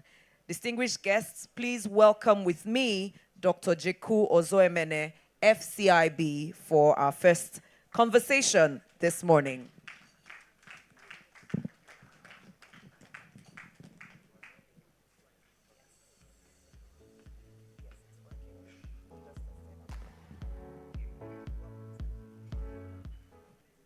Good morning, distinguished guests, ladies and gentlemen. I crave your indulgence to stand on existing protocol so that we'll make the best use of our time. Thank you so much for having me here. My name is Jeku Ozemene. The intro has done it all. I've been in the investment banking and finance space for quite a while now. And we've done a number of interesting things across Africa. I also serve on the board of 2 institutions that one is in 26 African countries and the other is in 6 African countries. So I represent the Netherlands Development Finance Company on the board and OICO Credit on the board. So these are 2 development finance institutions. But today, and if you see on my slide, you see the alternative banks if you wonder what it's about. I've been nominated to the board of the Alternative Bank, awaiting CBN approval as an executive director. So I'm back home to Nigeria. So let me start by saying that there are 2 maxims we have in investment banking, right? And one says that money or investment flows to where there is value, right? So long as there is value, money or investment will flow there. If money or investment is not flowing there, then there's a problem. Because investors are always chasing yield, they're always chasing return. So there's a problem. It means that potentially the issues around that space have not been de-risked. And more often than not, it is not the responsibility, it's not in the power of the private sector players to de-risk the space. It is the responsibility of the policymakers and the regulators to facilitate the de-risking of the space. And now, once that space is de-risked, investment will flow naturally because, by human nature, business people want to make money. They want to solve problems, they want to provide services, but they also want to make money. And like we learned during the 2008 global financial crisis in Nigeria, we are told that the return of the money is better than the returns on the money. So when investors are putting their money in, they want to be sure that that money comes back, okay? Then the second maxim I would like to share before I go into my presentation proper is what we say in project finance. We say that risk is allocated to the parties best suited to bear the risk. So I'll take it again. Risk is allocated to the parties best suited to bear the risk. So when I'm looking at the risk of making an investment in a space, I'm saying who best can I bring in such that I will convince any skeptical investor that this project is viable and it can come to complete execution and we'll begin to make our returns. So for instance, let's say I want to build an airport, for instance, and I don't have any money. I really don't have money. Because in limited recourse lending or investment, right, the entire project relies on the project itself. It's not like when you are doing corporate banking or commercial banking type. When you come to take a loan, we say, bring your mother, bring your father, bring your... No, so in project financing is limited recourse. And project financing is something that you see that is required extensively in this aviation space. It's limited recourse in the sense that when I have the idea and I put together the team, the entirety of the support required to bring that idea to fruition is based on that project itself. There is no other thing outside of that project that is granting us the return or the comfort that we require. So all the comfort must be situated within the project. And that's the only way we can, one of the ways, or one of the primary ways we can go in this space, to create as much value and provide that quality service and de-risk the market. And by de-risking the market, also reduce our cost of operations so that we can increase the number of people who can afford, in terms of affordability, who can afford to utilize those services. We can almost say that it sounds very simple, but it requires a calibration of the mind to understand that this is what it takes to lead to exponential growth in that space. So, you know, when we talk about aviation, when the common man talks about aviation, he's just thinking about, you know, buying a ticket, hopping onto a plane, etc., etc. But there's an entirety of a value chain that supports aviation. And so the only way aviation can work is when we ensure that every step in that value chain is working. And how do we ensure that it works? We have to attract the right finance into the space. We have to attract the right competencies into the space. Remember I said that risk is allocated to the parties best suited to bear the risk. So for instance, if you have, I don't know whether it's some marketing I'm doing now, but I'll give you an example. So a client of ours, Nord Automobiles, a Nigerian manufacturing firm, before, I kept wondering, why do you have your plant situated in Unilag? Why is it inside Unilag? Till I found out that Unilag is a tertiary institution. The engineers are there. So you have located the plant and you are helping train the engineers and they are working on your facilities, right? And do you know what that's doing? That's enhancing, creating a significant value chain, creating jobs, funding. So when we are looking at, say we want to build a Charles de Gaulle airport, for instance, and I bring an idea of a Charles de Gaulle airport to a project, I say, how do I get this funded? Because I don't have money. But if I say that I have a tier one construction firm that's going to build it, meaning that if somebody provides the funding, the project will get to completion, right? So I say, okay, in terms of construction risk, that has been undertaken. And then the land, and maybe a state government or federal government provides the land, right? And we are like, okay, so in terms of land, that risk has been allocated. Then facility management, because facility management in terms of maintenance, etc., is crucial. I remember one day I was walking to, I think it was Doha Airport, and I saw people cleaning one of their high windows, you know. A lot of times we have facilities in Nigeria that we build beautiful designs, but those windows never get cleaned because we don't have the resources or the equipment to clean those windows, right? So we are saying, oh, we have some company, is a facility management company, he has managed this facility so place, he has experience, so the financier say, okay, this is going to be well managed. Then in terms of offtake, how many people are coming there? Do we have affordability? How do we support them, etc., etc.? So for this entire value chain needs to be supported. If one, they say the chain is as strong as its weakest link. If one is not supported, then you see the crack in the chain.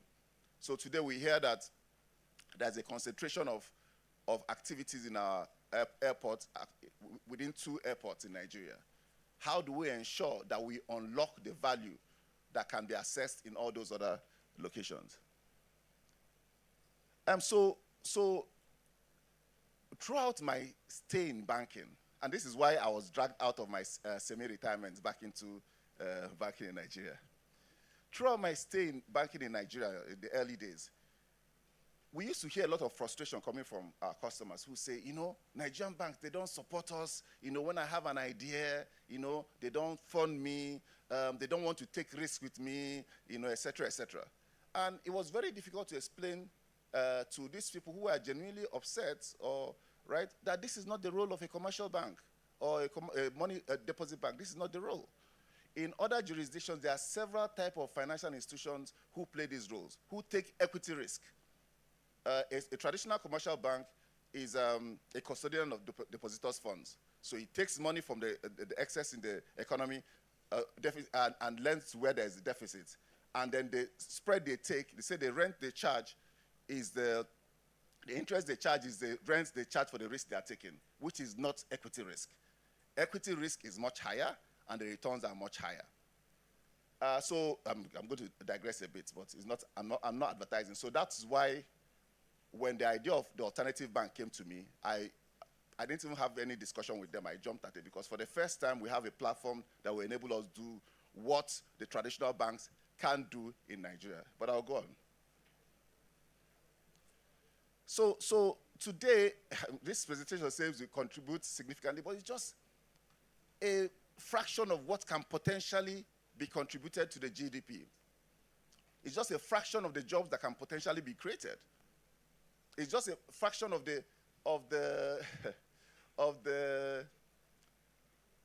effects that potentially can be earned. Coming here today, I told myself, I've had these conversations plenty. I'm tired. I've served on several presidential committees on various sectors, and sometimes it's just a talk shop. We just come and do all this nice, say all these nice things, and we go and repeat the next cycle. Maybe next year. So this one, I'm believing God that we have the right stakeholders in this room to enable us to take the decisions we need to take to unlock this space. Because unlocking this space is going to unlock significant value, not just for the economy, but in terms of the very individuals who make up the components of that Nigeria. It's going to unlock a lot of value. Okay? So what I try to do here is to look at the critical issues facing the industry. We already know about aging infrastructure and low level of investment. And we see we see a lot of states, trying to create airports, so to speak, in their states. But it's not enough. Like I said, there's an entire value chain that's supposed to support it. So if you just put that infrastructure there, what next? Are you going to solve the catering problem? Airports across the world are no longer just where you go to board a plane. There's an entire ecosystem that exists around that airport. How have we utilized this? How can we fund that system? Yesterday, just by providence, I was listening to the Honorable Minister speak about the cost of providing diesel power in our airports, ₦1 billion a month. It is clearly not sustainable. How are you going to fund it? It's clearly not sustainable. So we need to begin to look at alternative power sources that we can fund that in such a manner that the revenues generated from the activities around that airport will be able to fund not just power, but every other thing that's related to that airport. For the players in the space, there's also the issue around forex scarcity and currency volatility. Well, forex scarcity is not peculiar to the aviation space. One of the recommendations I will make here will appear as if it will be a bias, because one of as the leader, if Mr. President you had to make a presentation to Mr. President, we say, why is the aviation space different from any other space? Why are we going to create a solution for them alone that other sectors cannot tap into? But we also need to think about the strategic nature of the aviation space. Nigeria can never get to its full potential if we don't address our aviation sector. Never, it's not possible. Because that's the linkage that we have to the rest of the world. That's the linkage we have to the rest of Africa. I remember some time ago, I was on a fundraising visit in Europe. And I visited 5 countries in 1.5 hours, 1.5 days, right?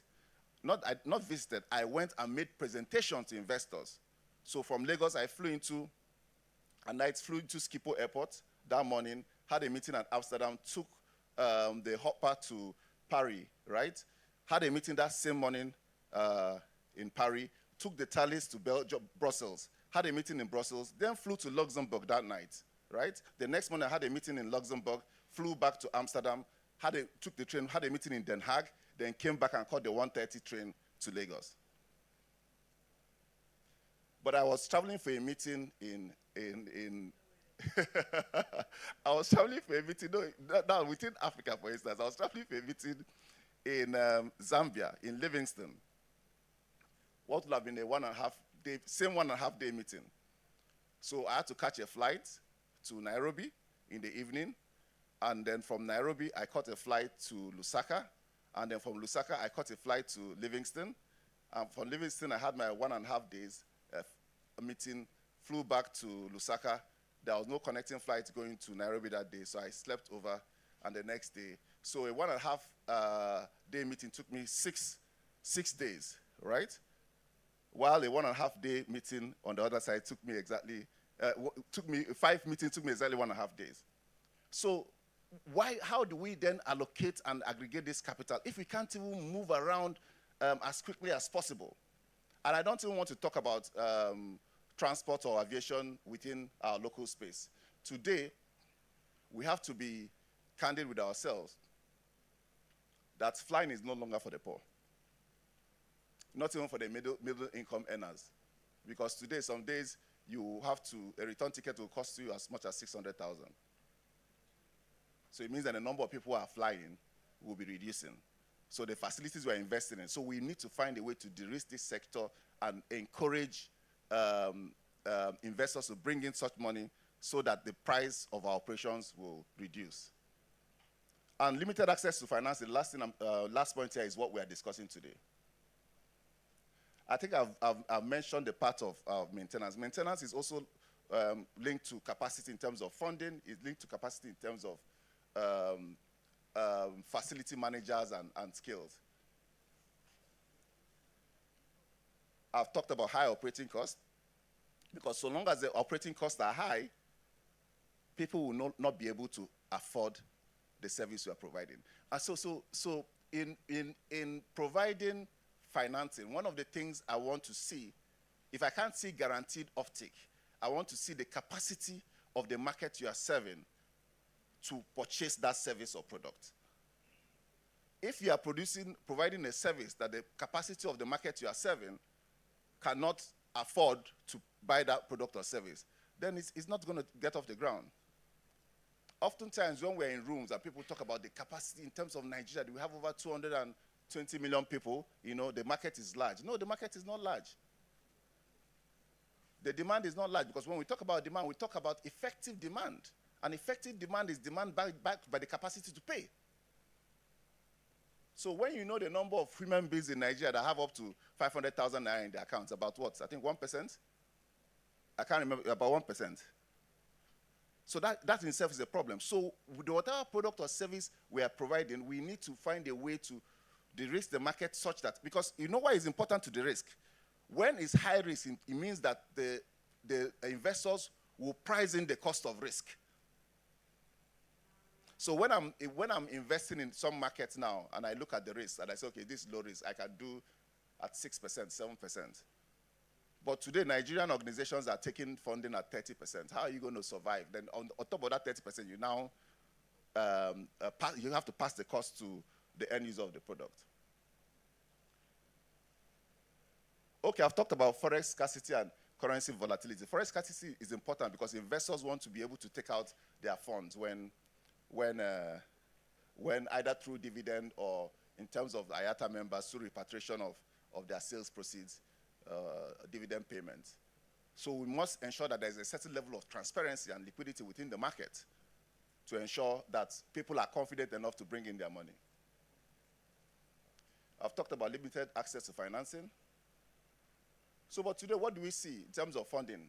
Government allocations, whether it's from the federal or state governments, they are funding aviation sector, not necessarily addressing the value chain, and that trickles down to internally generated revenue. We see bilateral and multilateral agreements.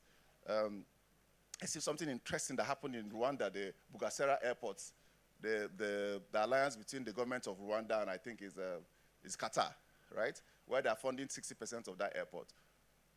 Great potential in terms of public-private partnerships.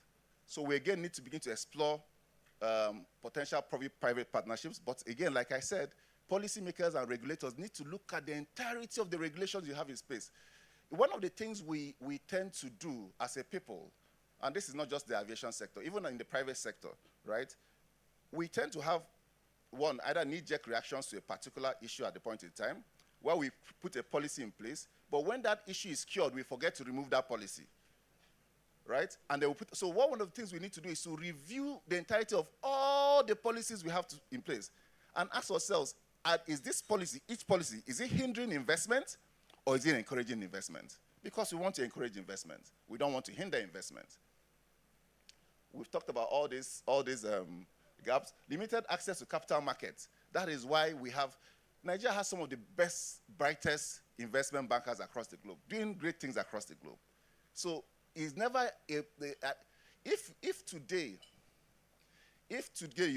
anytime you bring up a committee to look at a problem in Nigeria, right? And anytime I worked in a presidential committee or a committee to address a problem in Nigeria, one of the things I always ask is, has there been a previous committee that looked at this? And they'll say yes. Can I see the report of that committee? Trust me, if you see the report, 80% of the issues you want to address are already in that report. 80% of the issues. So it means that if those issues were addressed when that first committee brought it up, right, you won't be having the kind of discussion you're having today. So one of the major Achilles heels we have as a people, which is why at the beginning I said I didn't want this to be a talk shop, is execution. We have all the answers. I'll just come here and speak all the nice English, wear nice suits. We have all the answers. But we have never been able to execute steadfastly and ensure that we get these things done the right way. Then regulatory inconsistencies. What a regulatory inconsistency means is that somebody doesn't want to bring in money into... Okay, let me share one story. So at some point in my career, I used to be an African housing finance specialist. I did a lot of housing projects in Kailisha, in South Africa, both in Ghana, in Kenya, in Rwanda, etc. And then coming back to Nigeria, I was drafted into the Presidential Committee on Affordable Housing, and we did a lot of work. At some point, I was on a roadshow trying to raise money and for a housing project. And some Oyibo guy gets up and says, how do you treat the issues of revocation of title, right, in your country? There is a challenge. If I bring money to your country and I invest, the title can be revoked in overriding public interest, which is the way it's couched in the Land Use Act. And I said, no, really. He said, because there is some land that was allocated to the sitting president, President Yaradua at the time, right, when he was governor, that has just been revoked. That if you can revoke the title of the property of a sitting president, then what about me, who is a foreigner? What will you do to? And at that point, like a balloon, my whole presentation just deflated. Because how do you begin to address that? He's talking about your president. He's not talking about the man on the street. So these regulatory inconsistencies of policy affect the way people can potentially bring funding into the country. So one of the things that when I was given this assignment, one of the things I was thinking, how do we do this? How do we ring-fence this sector and ensure that we have enough liquidity and enough funding to address it? And one of the things that came to mind is an aviation fund. Why don't we set up an aviation fund? Why don't we set up a bond? And in my place, alternative bank is a sukuk, which is a Sharia-compliant bond. Etihad did it. Etihad did a $600 million bond. But of course, to do that bond, the investors should be able to see that you can potentially repay the bond from proceeds coming out of your various investments. So it's something we can do if we address all the issues that we have in place. Liberalization of air transport policies. I've talked about this.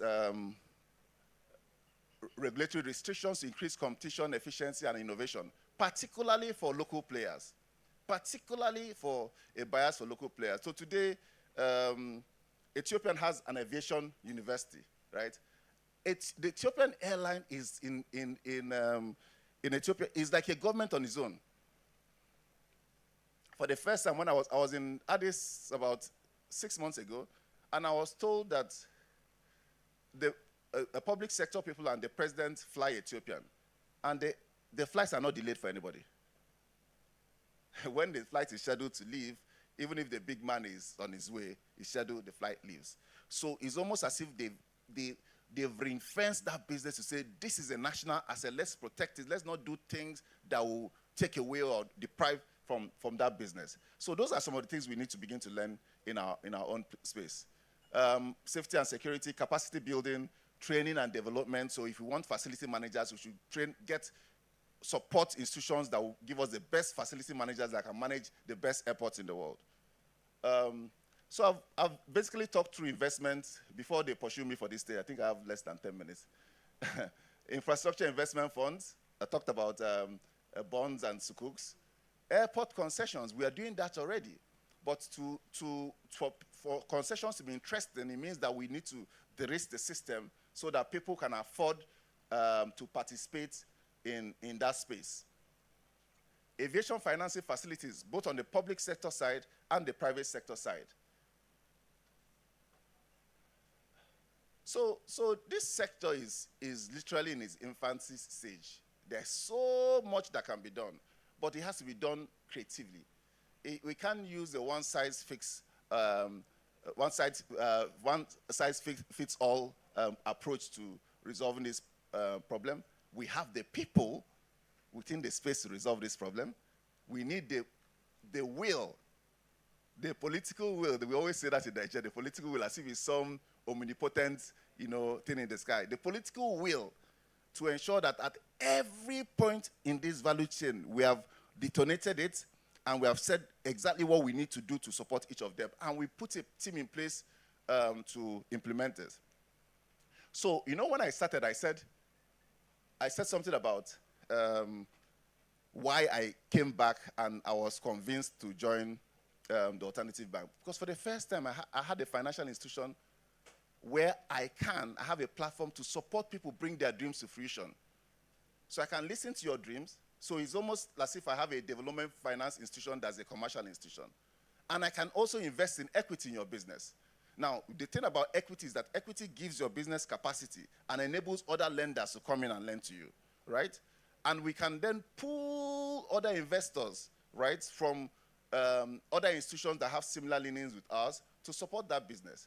So when I heard this and I was having this conversation, I said, you're not building a bank, this is nation building. And since I'm not I don't have the capacity. They say, if you know day, you know day, according to, if you didn't day, didn't day. Thank you. So since I don't have the capacity to run for office, let me find a small space within the private sector that can support nation building, right? I can create wealth, because what we say at the Alternative Bank is that we are democratizing wealth creation, right? Bring your ideas to us. We'll sit down and find a solution that will enable you bring it to fruition. And then we'll look at the chain, the aspect of the economy where we think is important, right? So tomorrow, what it does for me, or people like us in that space, is that it gives us fulfillment. You are fulfilled. Not everybody wants to be private jets flying. Not everybody wants to do that. Some people actually want to see a different country and a better country. We want to see a different and a better aviation sector. So what I can commit to you today is that we are willing to support the entirety of the value chain of the Nigerian aviation sector. At this point, I don't want to go into all the things that we do at the Alternative Bank, but just be rest assured that if we all sit down today and look at our sector and determine where we can de-risk, or which part of it we can de-risk, and how we can make it easier for our local players to compete locally and internationally, then 90% of our problem is solved. Thank you. Thank so much, sir. Our sincere appreciation, Dr. Jeku. He has given us some insights, reminded us of some of the things that we may have known, and many of us definitely did not know that we could find a partner at the alternative bank because they would have tailored solutions to the needs, not only within the aviation sector, but within the players within the sector. Please once again appreciate our first speaker for today, Dr. Jeku Ozoemene, for your intervention, talking about strategic funding for sustainable growth. Our next conversation is about harnessing the opportunities in global aviation and air transportation systems for national economic growth and development. Dr. Jeku has begun the conversation saying this is about national growth, economic development, and we'll continue the conversation by harnessing opportunities. Our speaker, who will be up here for about 30 minutes, he has about 3 decades of experience in the aviation security, regulatory, and anti-terrorism endeavors.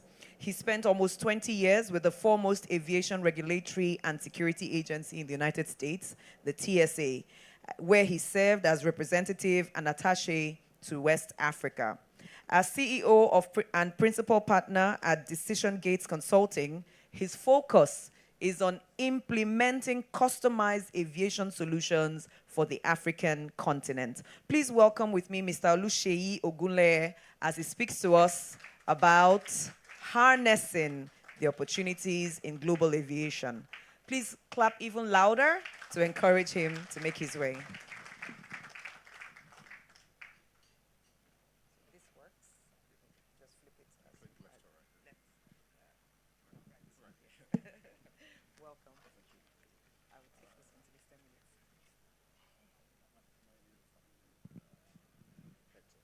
Okay, all right.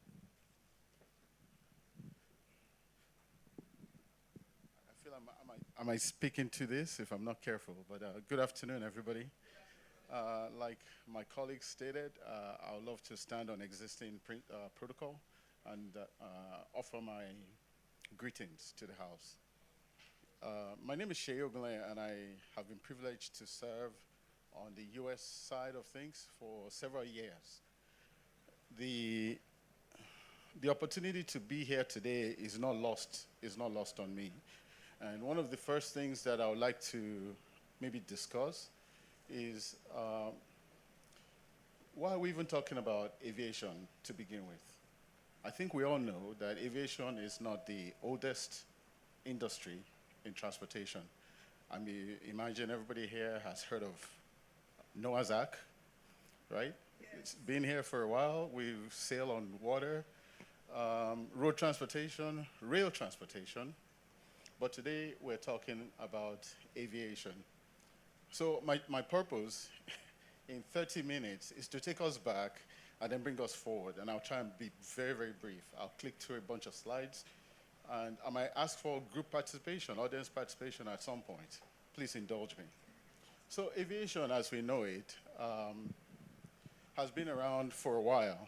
The Wright brothers have the credit, but there are schools of thought out there that suggest they were not the first to take flight. But as you know, whoever wins the war gets to write history, and so they won the battle, and so they wrote the history, and it favors them as the Wright brothers being the first to take flight. The first flight was only 12 seconds. 12 seconds is 120 feet. 120 feet is probably the distance from the forward galley of an aircraft, let's say an Airbus A330, to the aft galley, to the back galley. That's about 120 feet. That was the whole length of the flight. But it changed everything completely.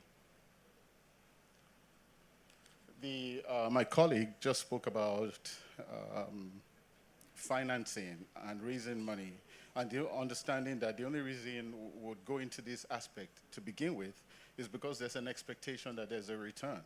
And like our distinguished Senate Chairman just stated,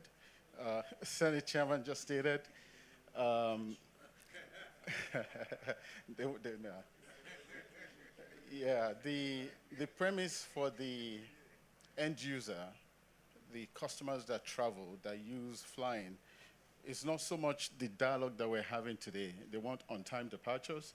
They want value in the system so that our folks in the banks can sponsor that. Folks want to be able to get from point A to point B in record time. Understanding that and looking at the fact that aviation represents in Nigeria about only 0.4%, maybe 0.6%. You know, I noted he had 0.6, I have 0.4. Okay, between 0.4 to 0.6% of GDP. I tell you, that's only $1.7 billion. So let's look at Ghana, for instance. And I think in my notes, I think in Ghana it's about 5.4, 5.7% of their GDP, but it's only $1.54 billion, right? So if you look at the size of the market, right, $1.4 billion and 0.4% for us in Nigeria represents $1.7 billion. For them, to get that same amount, you have to up your number to 5.7% or 5.4%. So we have room to grow if we are able to increase our value from 0.4 billion in aviation, from 0.4% in aviation to 5%. We're talking about 241,000 jobs today. That number jumps to 480,000 jobs, potentially, just by going up in 4%. I did the math. Hopefully nobody's fact-checking me, but, you know. In the US, we have about 26,000 flights every day. 26,000 flights, 2.6 million passengers a day. Before COVID-19, if you all remember, the US was transporting about 2.3 million passengers on a daily basis. And the goal was to sustain that number at about 3 to 5% growth. But COVID-19 happened and everything went down. Well, today I can tell you that the flight numbers in the US has gone up to ahead of pre-COVID numbers. What about in Nigeria? You know, what about in our sector? I remember I think it was 2013, 2014, I just left San Francisco, where I served as the Deputy Assistant Federal Security Director for Screening, and I transitioned over to Houston. Shortly after that, United Airlines started launching flights from Houston to Lagos. I would go to the gate, you know, and I'll watch people depart, you know, and sometimes on the return part, I'll go through customs and I'll be plainside when the aircraft docks, when the aircraft parks, and I'll watch people come off the aircraft, because for me, that's the closest I could get at the time to Nigeria, was to actually go see people coming in and leaving. For other reasons, I couldn't travel to Nigeria at the time. But what shocked me the most was the countenance of the passengers themselves on either side of that departure and arrival. You know, one thing I noticed was when people are arriving from Nigeria, coming into the US, whether or not they broke traffic rules from Ikoyi to the airport, driving on the wrong side of the road sometimes, cutting people off, flipping people off, whether or not they followed the protocol at the airport and queued at the ticket counter or tried to fight the staff, once they arrive in the US, something magical happens. They start following the rules. So anybody want to take a chance at what that is? Consequences. Consequences. And I know NCAA, this is your house.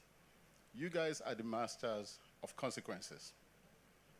There must be consequences for action, good and bad. We must recognize the people that do well, and we must discourage the people that don't do so well, whether they be our friends or whether they are just people across the street from us. In aviation, consequences matter. 9/11 is about consequences. I was talking to one of the directors outside just moments ago, and we're talking about how sometimes bad events trigger development. And then you go back and you look at the event and go, is this still a bad event if it caused a good thing, right? Case in point, click a couple of slides. I'd like to pause for a second and just run through an experiment. Please don't look at the slides. Just eyes on me. Don't look at the slides. If I mention a city in the world, I would like you to take a stab at the airport. Okay? If I say London, for instance, what airport comes to mind? Heathrow. What about Gatwick? Thanks to Air Peace and the minister, right? We can say Gatwick these days. We never could say Gatwick before. But yes, you're right. Heathrow comes to mind. If I say New York, what comes to mind? JFK, not LaGuardia. Nobody goes to LaGuardia. Okay. What about Los Angeles? Los Angeles?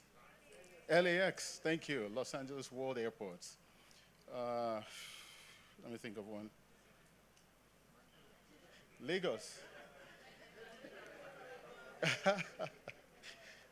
Thank you. Thank you for participating. The reason for this experiment was to even sample you that are seated here. You're the industry leaders. You're the captains of the industry. You're the folks that get to travel. You're privileged in a number of ways, right? And every time I mention a city, you know exactly what airport. It's emotionally registered in your mind because there's a connection for you. We remember experiences, but we live and die by our emotions, whatever emotion we attribute to that experience. Sir, you said not too long ago about Dr. Demerin and the experience you had with him, what, 26 years ago? 27 years ago? It wasn't so much the experience, but the emotion that was attached to that. Because I was sitting behind you, and when you came up, I could tell that even today, that is still a deeply emotional event for you. Of course, you've traveled multiple times since then, but you probably can't remember any of the other travel experiences because they blend into the background. People remember how they feel, how they felt every time they go through our airport. From a regulatory standpoint, we have this moral obligation to look into courage, right? My predecessor talked about that. We have to have the intestinal fortitude to force the right thing to occur. It has to happen. The US has done this consistently, but we've even suffered failures. 9/11 was a disaster. From an intel standpoint, from a preparation standpoint, it wasn't the rules. It wasn't that we needed to go back and create a whole bunch of rules. We had policies. We're going to talk about ICAO real quickly. So the issue is never about policies and procedures. Those are on the books. We have ICAO, we have NCAA, we have other ministry rules and policies that we must follow. The idea is that we must, at all points, remember that there are consequences, and this is a risk business. For that purpose, the folks in the banking hall, in the banking industry, will measure the risk and put their money there or not. Who remembers the movie The Gods Must Be Crazy? Yeah? The Gods Must Be Crazy. If you haven't seen it, it's an old classic. I had it queued up to play for 40 seconds, but it's not going to play here for some reason. So I'll just tell you. If you've ever seen that movie, The Gods Must Be Crazy, it's about an airplane flying over and a Coke bottle, right? It was a Coke bottle that dropped, hit the ground, and that Coke bottle caused all kinds of mayhem that lasted an hour, 20 minutes in the movie. For example,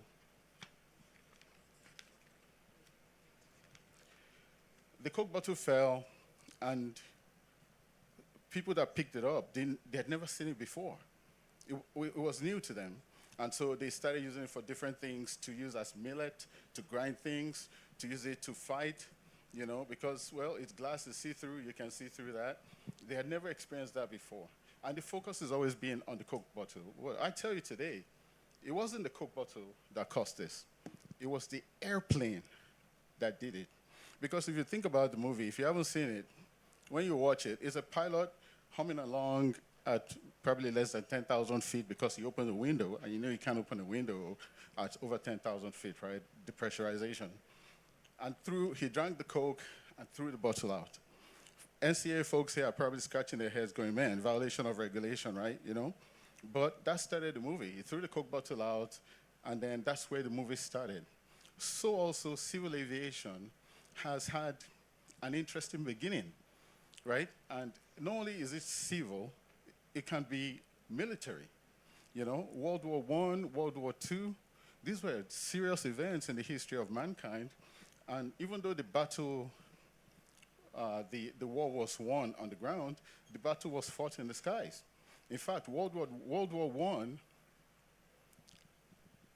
during World War I, there was biplanes. There were biplanes that were being flown. People suddenly realized that during the war, usually it's hand-to-hand combat, which is difficult and it takes a lot of courage, where you have a weapon and you have a bayonet, a sharp knife at the end of it, and you have to go up to your opponent and fight them hand-to-hand. But suddenly, the Wright brothers and people like them created airplanes. Folks realized, no, I can just go above my enemies. I can have an incendiary with me, and I can simply just drop it on them, and I can take off, you know?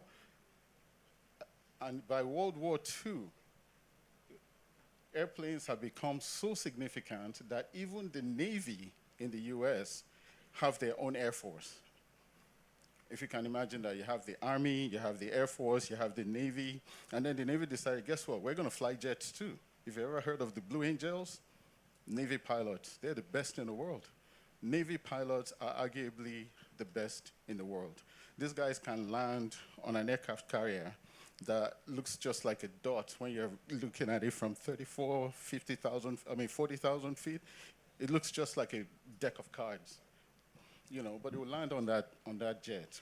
The reason I say all this is that the pedigree, and so you mentioned pedigree, the pedigree of aviation too has not always been without blood, without bloodshed, without everything that fosters development carries an element of risk.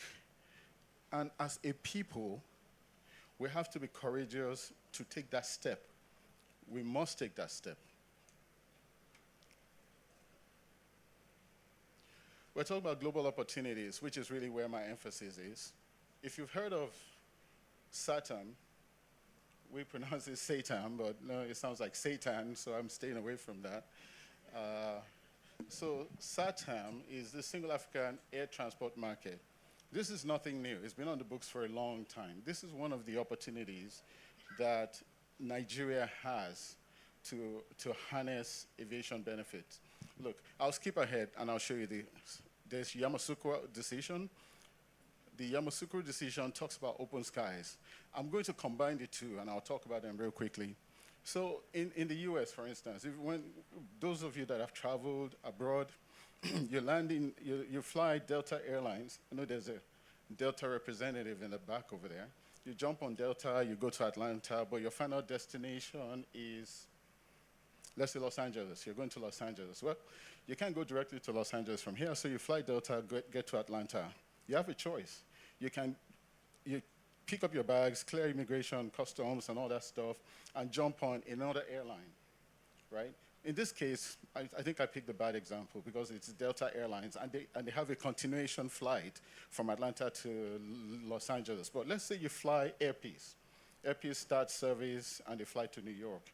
You cannot fly Air Peace to New York and stay on Air Peace and fly Air Peace from New York to Los Angeles. It's called open skies for the environment, for that economy, but for you, it's not. You know, Delta Airlines can do that all day long. Every day they can do that because the government of the United States, through their regulatory authority, they've decided to protect that industry for themselves. In the past, I'll say ourselves, but I'll say for themselves. They've protected it. Why don't we do that here? Completely across Africa, you know, whereby the advantage is for the homegrown airlines, so that you force the hub system that the FAN MD talked about an hour and a half ago when she was up here. She said the future for us in Nigeria is to have a hub system. That's how you get to the hub system, by forcing the hands of the air carriers to join you in code share, which is a somewhat unholy matrimony between airlines. You know, force them into a code share agreement so that they can do those things here that we cannot do over there. Reciprocity is a principle in foreign affairs. We dealt with that a lot when I was at the U.S. Embassy. It was all about reciprocity. You let us take a step, we let you take a step. So the SATAM and the Yamoussoukro decision all suggest the same things: increased connectivity, economic growth, job creation, improved competition, increased access and reasonable fares, modernization, taking technology and leveraging that, competition, efficiency. In our world, we talk about effectiveness and efficiency. Those are usually the two metrics. When I used to send a team out from Germany, we send a team of inspectors out to different African countries, we looked at many things. We looked at efficiency, we looked at effectiveness. And then when we're assessing leadership, we looked at will and we looked at skill. Will is your willingness to actually make something happen. Skill is, do you have the requisite knowledge? You talked about capacity development. Do you have the training? Do you have the wherewithal? If you don't have the skill, we could address that rather quickly by introducing capacity development training. We can have mentoring sessions. The USA will provide, back in the day, will provide all of those things for free. As a nation, we have to look at the skills of our people and then the willingness of the people to execute the job that they've been tasked to do. The fifth freedom, I'll say this rather quickly. If you've heard of it, you know what it is. If you haven't, essentially it's this. The fifth freedom is one of those other things, one of those other areas that we can leverage in addition to open skies and tapping into SATAM. The fifth freedom works this way. I'm an air carrier. The fifth freedom gives me the right to leave one foreign country, go to another foreign country without going to my home country first. Usually, if you fly KLM, for instance, you leave Lagos, you have to go to Amsterdam. You're going to New York. You probably think, why can't we just go straight to New York? Why do I have to go to their home country first? Well, that is lack of fifth freedom. But if we have fifth freedom rights and we enabled it in our world, in Nigeria, in Africa as a whole, because Africa doesn't trade very well with Africa. There are African countries that export stuff to Europe, and then African countries that go grab those things and bring it back to Africa, right? We do that all day long. So fifth freedom rights gives us the opportunity to say, listen, air peace, you can leave. And pardon me, I'm not an advocate for air peace. It just comes to mind. But Nigerian airline, 5 November, let's just say 5 November. 5 November, you can leave you can leave Nigeria. Actually, you can leave Ghana and go to Dakar. It's not a very long distance, but you can leave Ghana and take passengers to Dakar without coming to Lagos first. And then when you get to Dakar, guess what? You can drop off, pick up passengers over there and head to East Africa and never touch down in Lagos. Fifth freedom. It's there. It's not new. I didn't invent it. I can't take credit for it, but it's available to us today.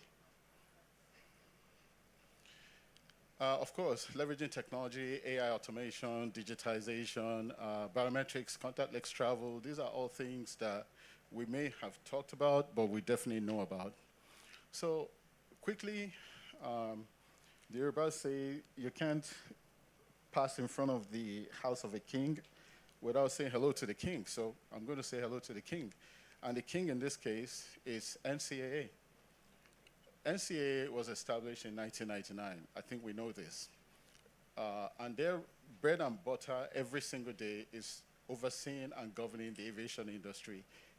They do this through licensing and certification, airspace management. Regulatory enforcement is highlighted because my area, which I'm wrapping up slowly, is leveraging regulatory enforcement in a different way. So it's not the same conversation we've had before.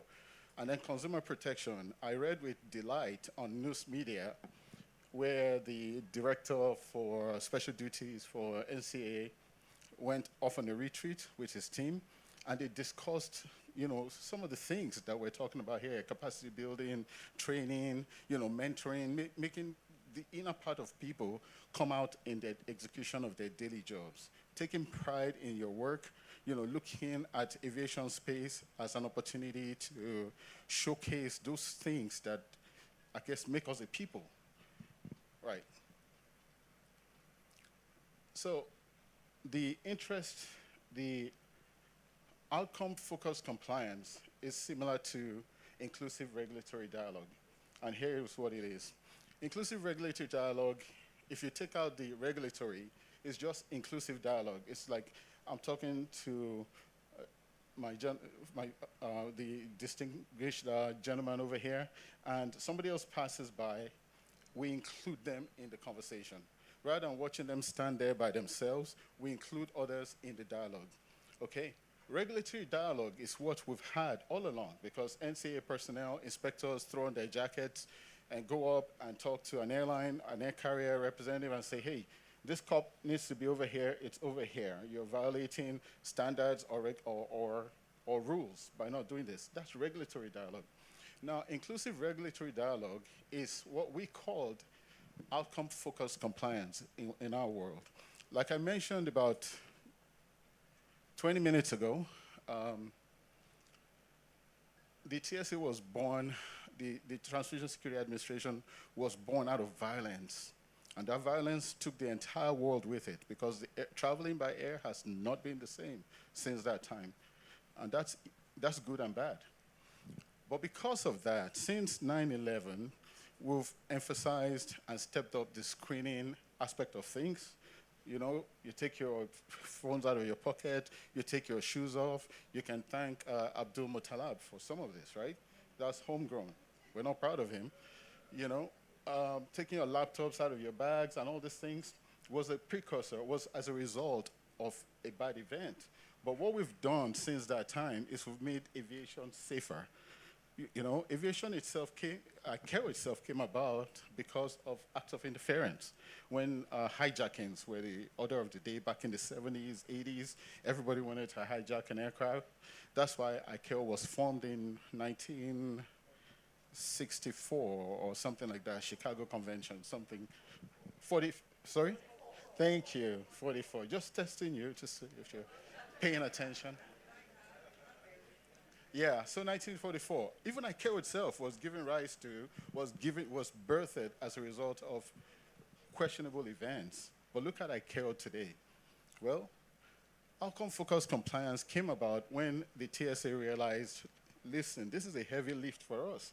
Go to regulated parties. Regulated parties are air carriers, airport authorities, all the entities within the airport, they're the regulated authorities. Going to them every single time and telling them, you need to move this from here to there, you need to build this fence this high, there should be a 20-meter separation between your fence and this.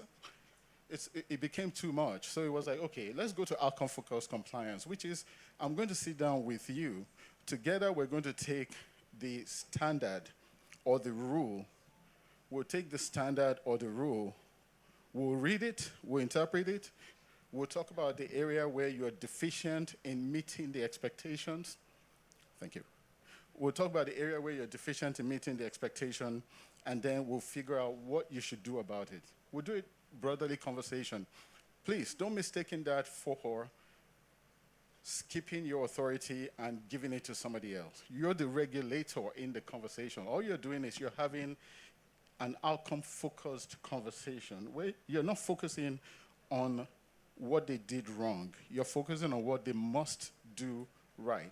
But as a regulator, you retain every leverage available to you in the book through conversation, through civil penalties, all the way through shutting down that business. You do that if you must. But you go, it's an escalating action, and those in law enforcement or former law enforcement, you know that if you pull somebody over and you can address it with conversation, you have a conversation and you let them go. But if there's an attitude involved in that, then you leverage, you up your action to a ticket, and if it gets worse, you can like imprisonment. It's not far from the reality. So outcome-focused compliance. it helped the TSA fraction things out a little bit.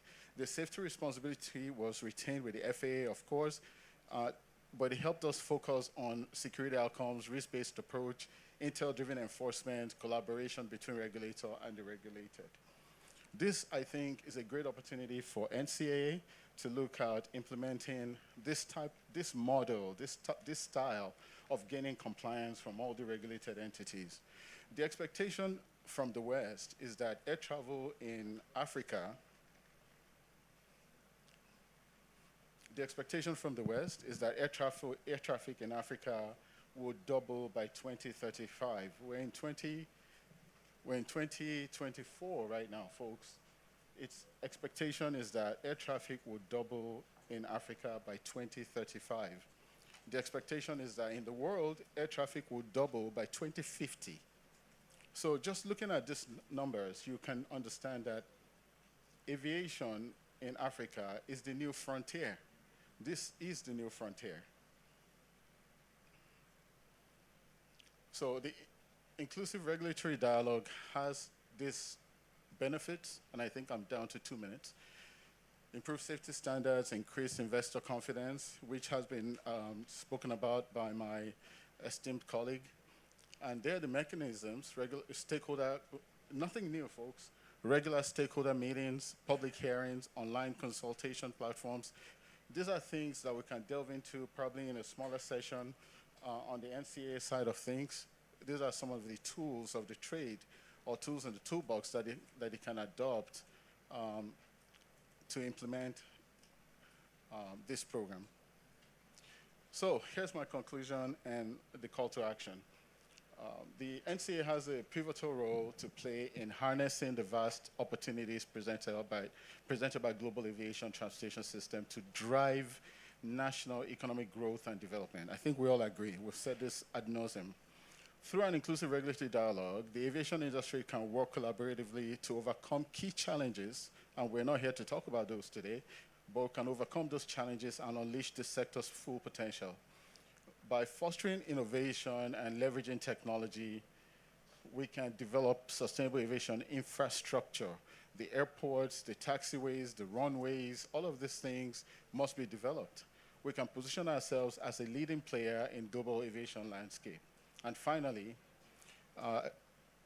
like others have said before me, the time is now for us to take this bold and calculated move, you know, understanding that there are risks involved. This is a risky business, you know, and but we must be courageous because other people outside of us see the value in aviation in Africa. That's why British Airways has been here since 1944 or something, 1964.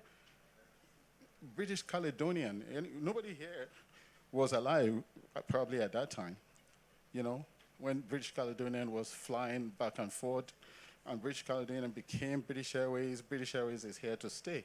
Why would they take such interest in Lagos-London route? Most profitable route, don't quote me and please don't fact check, but I believe it's the most profitable route that British Airways has, if they will be true and honest about it. So if they take this kind of interest in us, I think we should take more interest in ourselves. Thank you very much.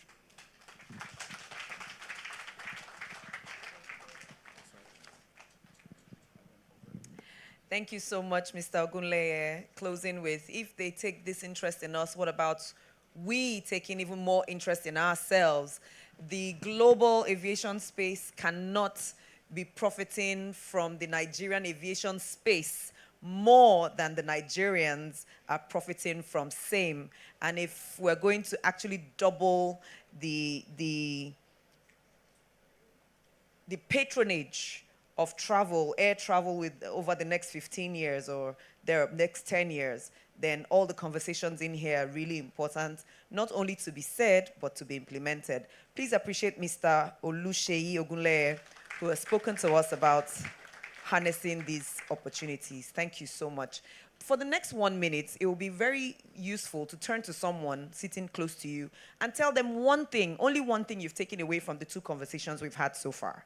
Just someone on your table, you don't need to walk around, just turn to someone and say, this is what I've taken away from what Dr. Jeku said or from what Mr. Oluseyi said. or you listen to them.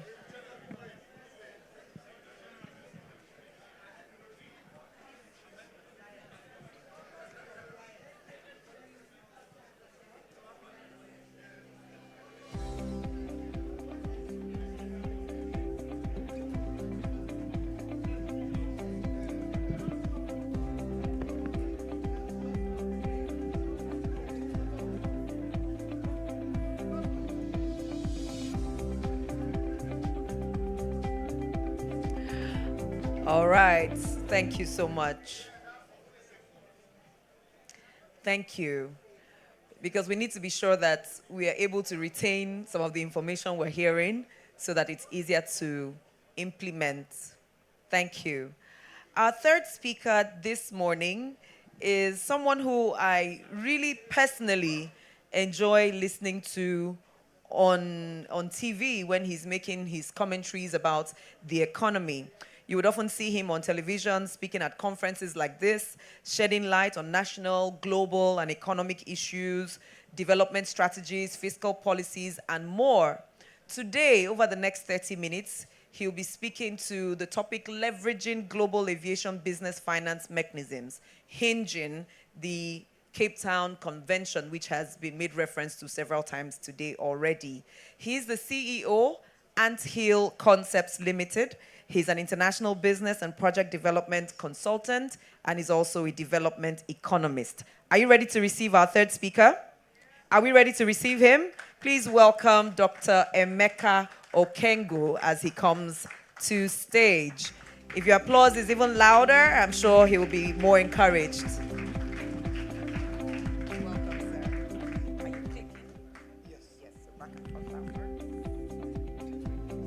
Thank you most kindly for your kind words. Let me also please crave the indulgence to stand on the established protocols. My two very erudite co-speakers had spoken very extensively. But there are three takeaways I have here. The first takeaway is from Chukwujeku, de-risking the aviation ecosystem. Whose job is this? The second, from Sheyi, is one word that captures everything I think he tried to say, consequences. And the third is what the Senate chairman had mentioned, which is provide service for Nigerians. So whatever grammar you're going to be speaking, where I come from, they call it Beke. If we do these three things, sorry, can I get my slides on, guys? Thank you very much. So I've been asked to talk about leveraging global aviation finance mechanisms and then a reminiscence of the Cape Town Convention. We've done this. So first, I've been part of the aviation ecosystem for quite some while now. And there have been a lot of forth and backs. So I'm going to use that teaser probably as a conclusion. And then we'll have background, we have aviation industry ecosystem, we'll have financing models, we'll have leasing, Cape Town Convention, declarations lodged by the Federal Republic of Nigeria under the Cape Town Convention in 2007, and then overview of the Nigerian aviation ecosystem, and then we'll talk about Cayman Islands. And there's so many, protocols about aviation financing. But I chose the Cayman Islands for very, very, obvious reasons. Small island, and they're doing great things in the aviation sector that could actually drive our own thinking going forward. So what's this teaser I want everybody to just have at the back of your minds? Airlines aren't inherently profitable, but aircrafts are. If it's legal and operational governance, guiding its ecosystems are adhered to strictly. Sounds like tautology. Sounds like we're saying the same thing. Sounds like take goats and tie to rope and tie rope to goats. But by the time we finish, you'll find out that maybe we're right. For those of you who flew from Abuja yesterday, some of us bought the 10 o'clock tickets, and we flew by about 5. And it was only when we got onto that aircraft that some of us could begin to fathom what had happened. And some people who were supposed to be flying by 6, were asked to fly with us by 4. And I had this gentleman who was sitting beside me, and then he took a call and turned to me with tears in his eyes and said, I'm expecting my 3rd granddaughter. And this is my son-in-law calling me. And I was supposed to have been in that hospital like I promised her, holding her hands. He flew by 4 o'clock. But fortunately, by the time we were landing, I also went emotional and said, I'm also a grandfather. But I didn't witness this child. Okay, but the baby had come. Now, for something that important to him, for something that's that deep, you could see that he might not be in a very big hurry, to forgive failed service. So, if it was that APs decided to bring a 777 to load all 400 or 500 passengers, and in so doing, they decided they were going to be cropping people and disrupting plans, that's not good service. By the way, I'm a fan of APs, but that's not good service. So, let's look at, because we're leveraging finance mechanisms. First, Airports Council International, ACI World, has projected 10% growth for passengers traffic in 2024, with an estimated 9.5 billion travelers expected in the air this year. This leap represents 104% of the 2019 level and a 10% year-on-year growth from 2023. In its recently released 2024 annual world reports, international passenger is expected to reach 4.1 billion by the end of 2024, accounting for 43% of total percentage of passengers. And then, the domestic passenger traffic is also expected to reach 5.4 billion by the end of 2024, making 57% of the total. Unfortunately, we are not in this circle. By the time we get to Nigeria, you will find out that we're actually dwindling. Our numbers are decreasing, according to statistics that we got from the NCAA. And part of it is part of what has been discussed since morning, leveraging the appropriate finance mechanisms. And the kind of airline operations or aircraft we operate, and the kind of services and what is tied to them. Are our hands tied? Is there anything you could have done better? Are we getting any leeway from the now reintroduced Cape Town Convention, which, of course, everybody is celebrating as something new?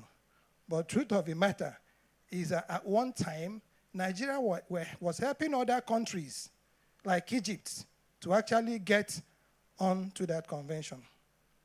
And this was as far back as 2003. And in 2007, we had actually now done the core declarations, that was supposed to make us an integral part of that movement. But the mistake of 2 airlines, permit me not to call their names, aviation people, you know them, was actually what got us, kicked out of that convention process.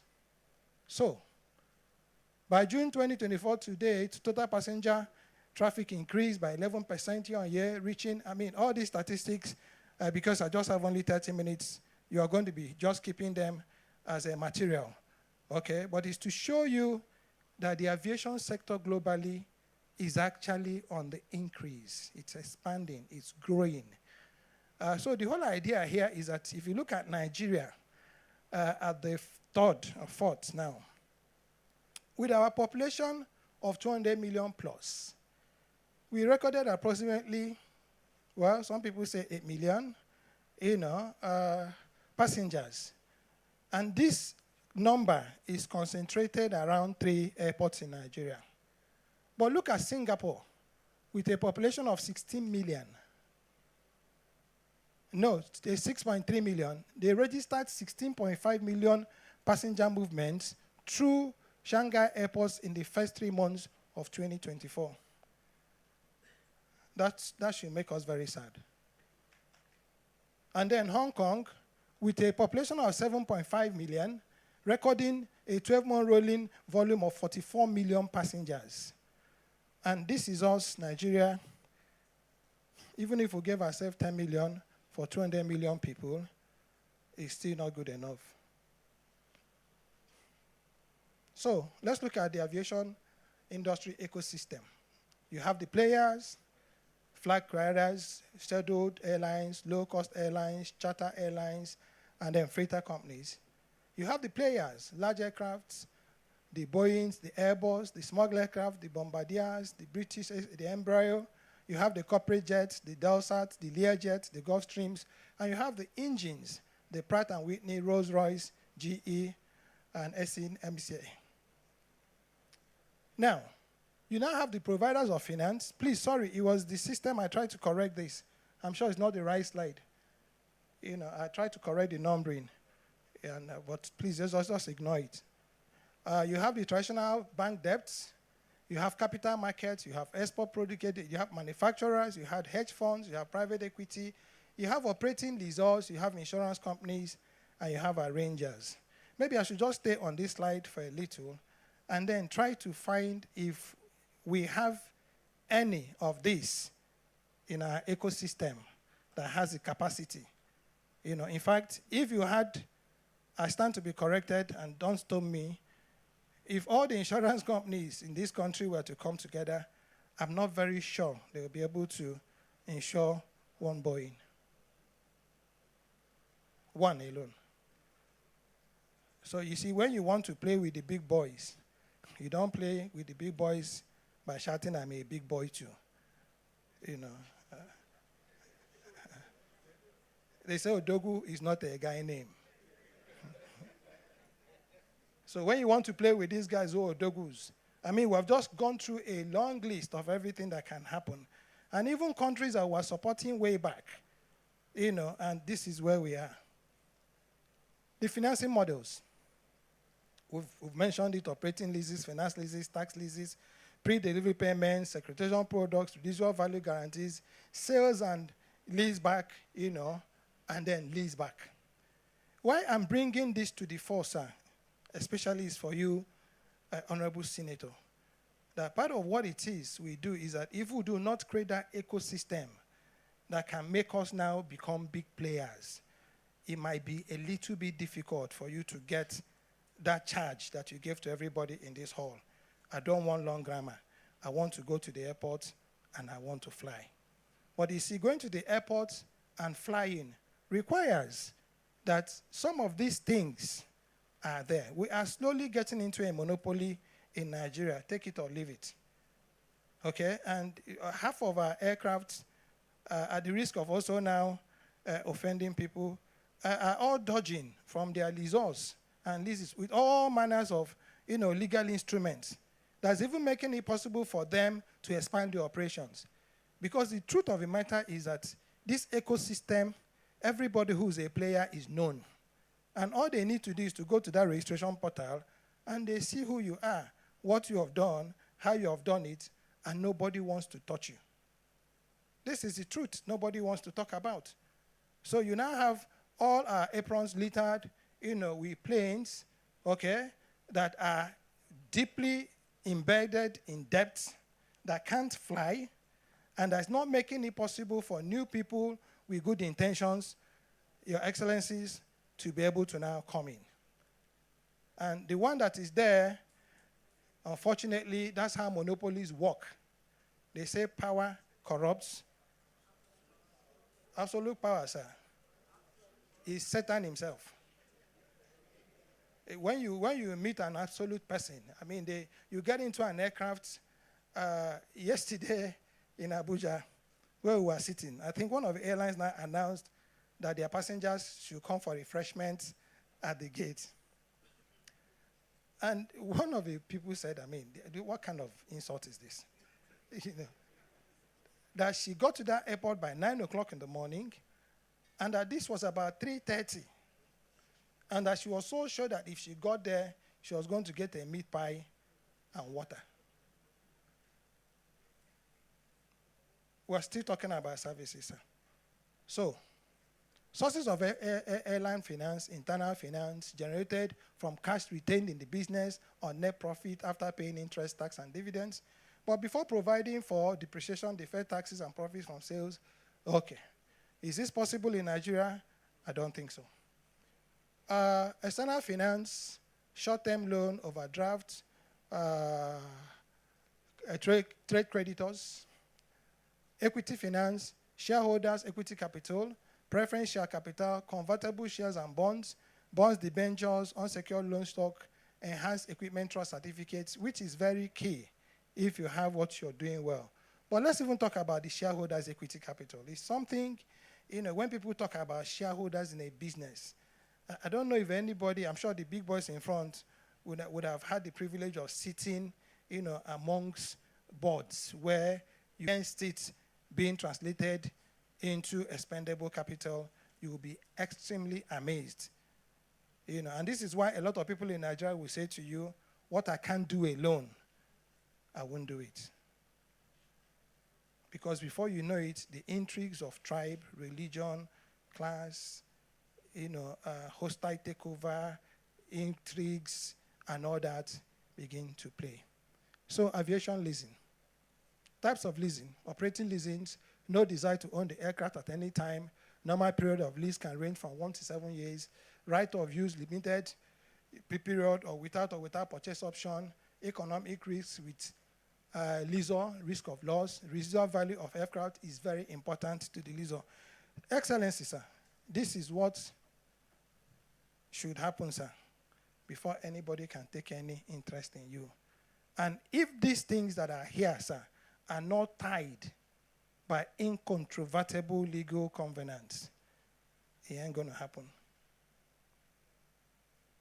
If you do not have people of just not only integrity by name, but integrity protected by convention, this is not going to happen. And then types of dry lease, leasing in full operational command, where leaser provides crew to arrange for flight operational matters, aircraft crew, maintenance, and insurance. So when you hear ACMI, it simply means I don't trust you. To put it in simple man's language, I don't trust you to fly my plane. I don't trust you to maintain it. I don't trust you to operate it. So I am going to give you an aircraft with the aircraft, the crew, the maintenance, and the insurance. The insurance bit, I think all of us know why. The maintenance, probably to an extent, will also know why. The aircraft and crew will now makes it impossible for us to be able to now have pilots, that can type rate. This is the truth. So you're struggling to now get your Nigerian pilots, to be able to. But everybody says, oh, wet lease. Oh, wet lease. Oh, why don't you do dry lease? Are you ready with the covenants that can be able to now make you operate a dry lease that gives you, full operational command? Do we have, sir, the infrastructure, human and material, to be able to actually get into this dry lease as we are in Nigeria today? Most of us here are Nigerians. We do tell ourselves that, when we now get this Cape Town Convention, we can now start telling people to start doing dry leasing. So, advantages of aircraft. I'm speaking to the choir. We don't need to stay on this slide. Possible disadvantages. Higher cost than debt finance for purchase. The profit from external sales of the aircraft going to the lessor as title holder. Aircraft specification not tailor-made for lessee airline, short-term leases. So these are all the technicalities that seem to have us bond where we are now. Cape Town Convention. This is what everybody has been mounting. Since this convention was signed, everybody seems to believe that there's a new lease of life, for us. So, story has been told severally. Diplomatic conference in South Africa, Cape Town, framework objectives, and is intended to overcome the problem of obtaining secure and readily enforceable rights in aircraft objects, which by their nature have no fixed location. This is at the heart of the aircraft, you know. You see, at one time, I don't know, a lot of you that might know, people started, especially Nigerians, they're tracing a lot of these SUVs all across Africa. These boys will go and hire it for a month or 2 months, and then drive it to the closest shipping port and ship it to Nigeria. That's exactly what this is trying to protect. Because you find out, unfortunately, it's not being unscrupulous. When you are not making profits, when you are in debt, and where that object that has put you in debt is about to be taken away from you, the natural human nature will make you want to kick in to protect it. So in blaming those who are not able to keep to the demands of the SMI sometimes, you also find a little reason, you know, for them to say, okay, maybe this man took this excuse because he might have also gone to some other sources to go and borrow money against the same aircraft that he's gotten on the ACMI, you know, profit. That happens. I know people that have taken, you know, shares and say, okay, I have an aircraft now. You know, he doesn't tell the person, doesn't do full disclosure, and then you give the man 100 million or something, and then 2 years after, the plane is no longer there. So what do? They begin to now develop all these legal, you know, K-legs all over the place. Like I said, you know, we all signed onto that thing when it started, and we're even, you know, started helping some other countries to get in. And today, it's enforced with 87 contracting parties, and then the Aircraft Protocol for Equipment has about 84 contracting parties. So what are the 5 basic things that the Cape Town Convention talks about? Provide for the creation of an international interest, which will be recognized in all contracting states. 2, provide the creditor with a range of basic default remedies and where there is evidence of default. Ensure through Layman Protocol that the particular needs of the industry sector concerned are met, and establish an electronic international register for registration of international interests, which will give notice of their existence to third parties, and then to give intending creditors greater confidence in institutions to grant credit, enhance the credit rating equipment receivables, and reduce borrowing costs to the advantage of all interested parties. Again, this is a general question. As we know our country, and we know how we deal, are we ready for this? Really? Because the truth of the matter is that what this is talking about is full, complete disclosure. That for you to be able to do aircraft business using this protocol, you must be able to keep to the last rule of the game. And there will be no shortcuts. So what are the overarching provisions? We've talked about it, you know, we've talked about it in the other one. So, actionable areas.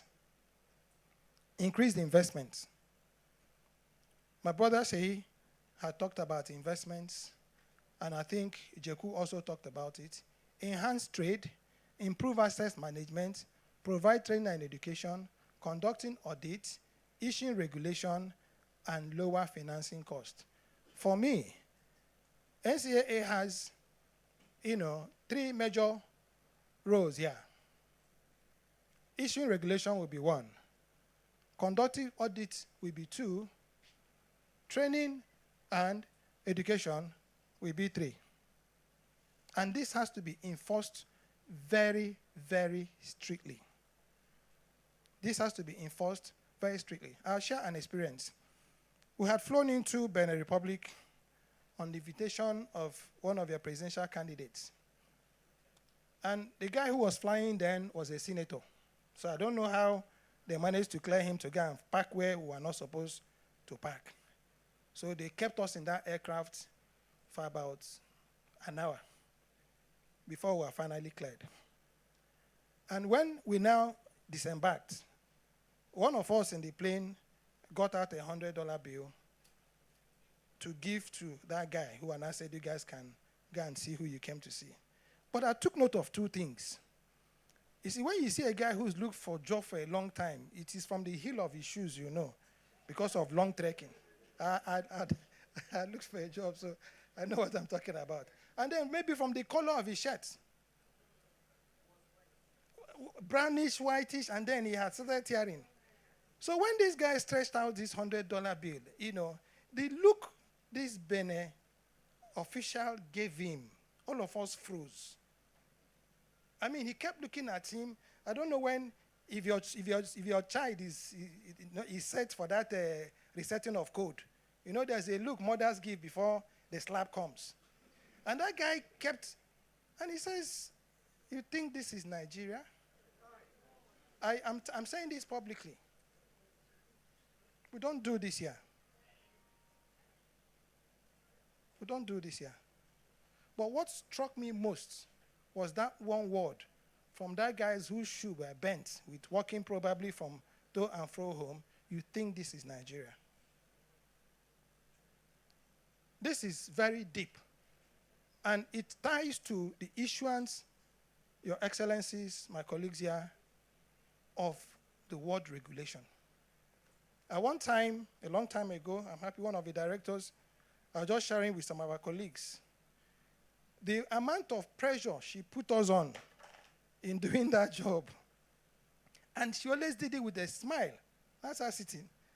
But you needed to be in that room and do that job, including very senior, officials of the aviation industry. And we were working on that ANCAP day in, day out for about 3 months.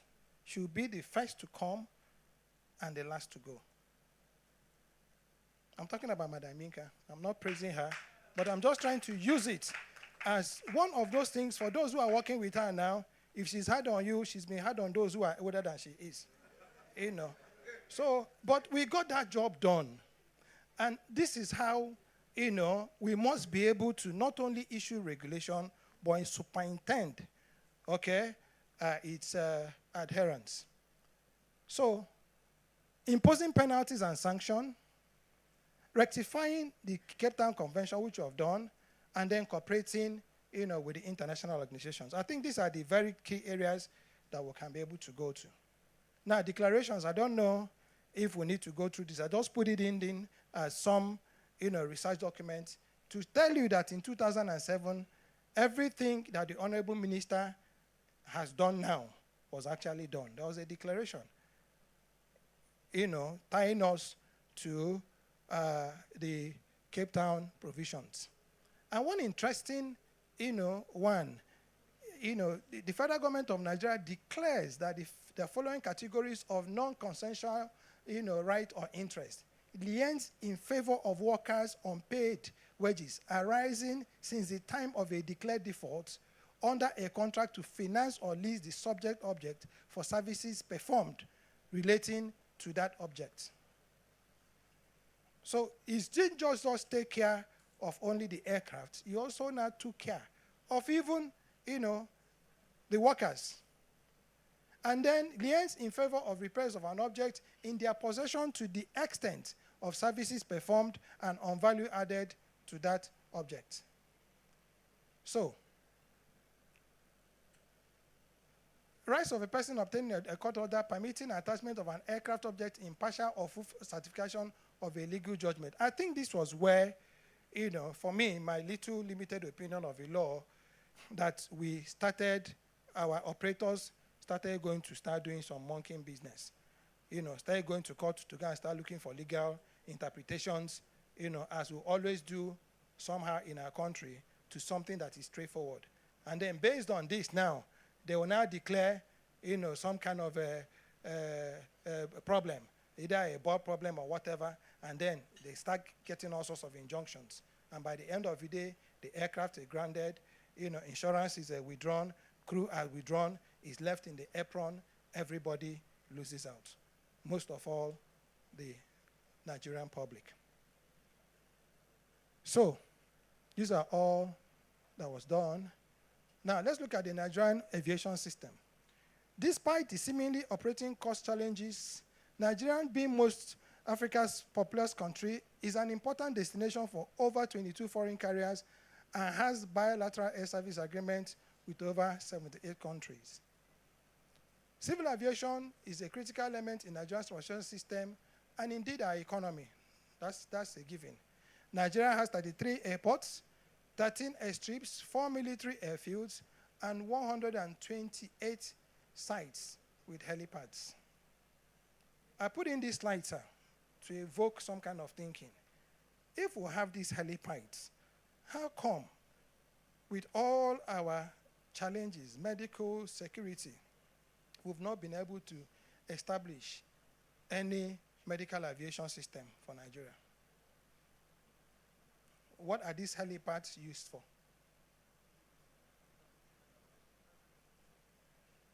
Most airlines in Nigeria operate the wait list model, which was okay. So we'll look at this. So we're still looking at the Nigerian, and then we're looking at what the real issues are, sir. For now, I stand to be corrected, and let me borrow from Sheyi. Maybe you shouldn't fact check it, but I think you could. No airlines is listed on the global alliances or even at the associate, member or interlinks co-share. If you understand this, you will now understand why APs might have a lot of problems, with their Heathrow operations. Because what they do is point to point. And there is no airline that would survive point to point. Now, these days with global, alliances, a lot of these airlines, you can enter into Air France and you're flying KLM. And we have not even, sir, been admitted at the list level. If you buy an AP's ticket, it is APs that is carrying you. Even at the local level here, sir, we've not been able to even say, okay, let's even try it here. Is it possible for us, to co-share? Let's even interlink and see. So if APs is not coming, they can put you on another, air carrier to move. Now, our passenger traffic is concentrated around 3 airports: Lagos, Abuja, and Port Harcourt. Okay, I've thought about point to point. Now, it's also important to note that it's not all gloom. Okay? We now boast of an improved aviation infrastructure or facilities across our airports and state-of-the-art navigational aids, modern weather forecasting equipment, and highly skilled manpower to ensure safety and comfort of our flying public. I say this because from the mouth of the staff of NCAA themselves, we had a meeting with them some time ago in Abuja, and when we were commending, the fact that they came on time, one of them got up and said, "Doctor, if it was before, you wouldn't see anybody here. We are here because there's a new impetus and the new management of NCAA. I felt I should say this publicly. It came from them. And they were there even before some of us who are facilitating had come. So that's a manifestation that it is no longer business as usual. And from, the data we've gotten from NCAA, our passenger traffic is estimated to reach 25.73 million users by 2029. The projected user penetration is about 6.8%, and we're expecting it to grow, hopefully by the grace of God. The average annual revenue per user is expected to be at about $100. The projected revenue for flight market in Nigeria is expected to reach 1.56 billion. Well, these statistics we might need to interrogate further, but this is what the NCAA had projected that could happen. And then by 2029, 85% of the total revenue generated in the flight market is expected to come from online sales. So what this means is that by 2029, we'd have been able to conduct almost all our business effortlessly. However, one thing is to talk it, another thing is to walk it. Talking it is the easier part. Walking it is not so difficult if we keep to the covenants that operate the system. Because like Seyi Ojeku said, airline business is an international business. ICOA, if you read the covenants of ICOA, it can make you run seamlessly. But there are a lot of demands, and there are a lot of consequences. If we are going to be achieving this, we must first and foremost look at those consequences, before we look at the cherry side of it. So, Cayman Islands, I just decided to put up this as some teaser to evoke some kind of thinking. Cayman Island is Cayman Islands, the same Cayman Islands we know. Ireland is leading offshore jurisdiction for commercial aircraft financing and leasing transactions. Its tax neutrality, combined with a commercially flexible civil aviation authority and depth of expertise, makes Cayman Islands a market leader in the structuring of these, orphan transactions. Now, the key thing to hold here is tax neutrality. Another key thing to hold here is the quality of their human capital. And then, airlines, operating lessors and lenders have grown familiar with the typical off-balance sheet of their orphan structure, affording bankruptcy, remoteness of the underlying asset. Now, let's talk about that orphan SPV. They are held in a trust structure, either in a form of a charitable trust or a star trust by a corporate trustee, typically professional service company such as Morant Governance Services, and this is also in Cape Town, acting as the shares trustee. The question again will be to operators, do we have any such institution existing in Nigeria? And I think it is time we begin to think about how we can begin to now, incorporate such professional systems, that are tied to global demands and expectations. And this doesn't have to be Nigerian, for crying out loud. We can actually bring in, people who can partner, who have that expertise that we can now leverage on their pedigree to be able to develop this. Now, so this is just achieved by an equity contribution of an amount often nominal to the SPV, and the cash flows configured to ensure that this remains available for distribution to the beneficiaries of the trust at the end of the transaction. Please, the key word here again, gentlemen, is the word SPV, Special Purpose Vehicle, that brings in, experts, that brings in institutions, that brings in players from, if you remember when we talk about the players at the beginning, and then they're able to now sit beside this table and then form this impenetrable, world-class, acceptable company that can begin to now either, do the orphan trust as a star trust or charitable trust. Now, these are all, again, legal jargons. I'm not going to be boring you with this. Let's see. Okay. Don't bring your paper. I'm almost done, man. Now, for me, if we go into all these things, it will take another 1 hour. But with time, we can just look at the conclusion so that maybe when we're doing the discussions, we can be able to, bite on them a little more. The present leadership of the aviation industry has shown capacity to place us, Nigeria, on the global markets. That's a given. Nobody can take that away from us. And if I'm talking about leadership, I'm talking about both the administrative leadership and the operational leadership. Because that difference must be drawn. That what the ministry should do is administrative oversight. It is NCAA,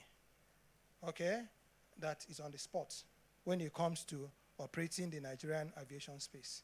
Concerted efforts must be made to create the pathways into global alliances if the Nigerian aviation sector will stand a chance of playing at the world stage.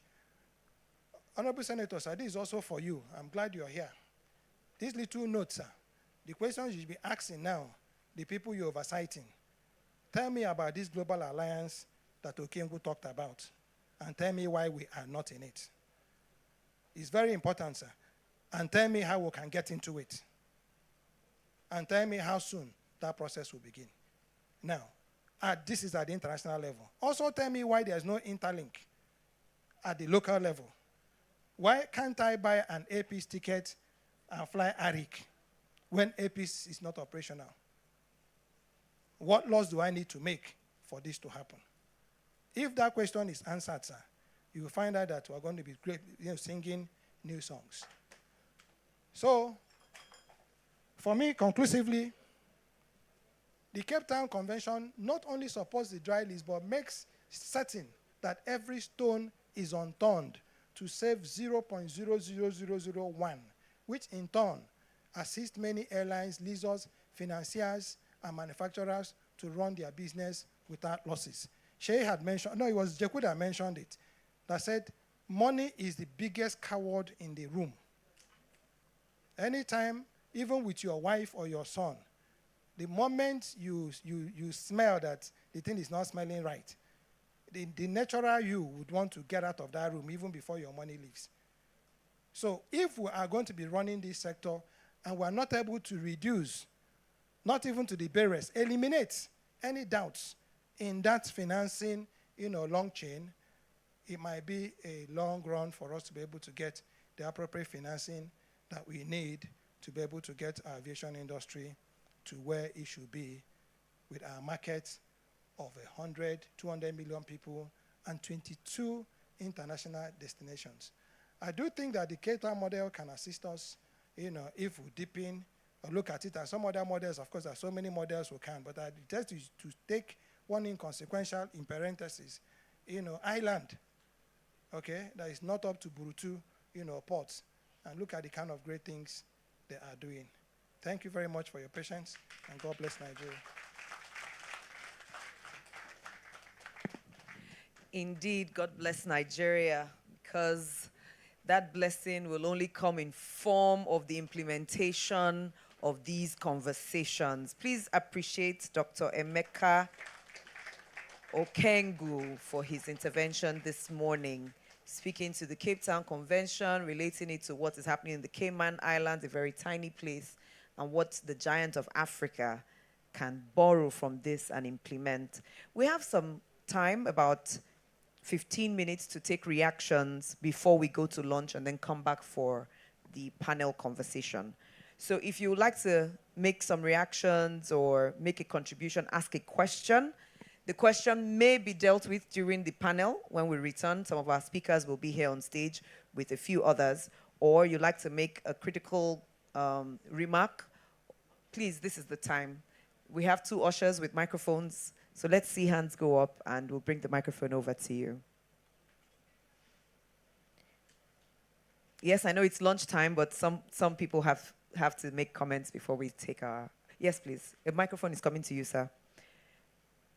For media purposes, sir, please identify yourself first and then make your comment. Hello, Gun. I'm a tourism consultant. Thank you very much. Thank you, sir. Yeah, fine, beautiful.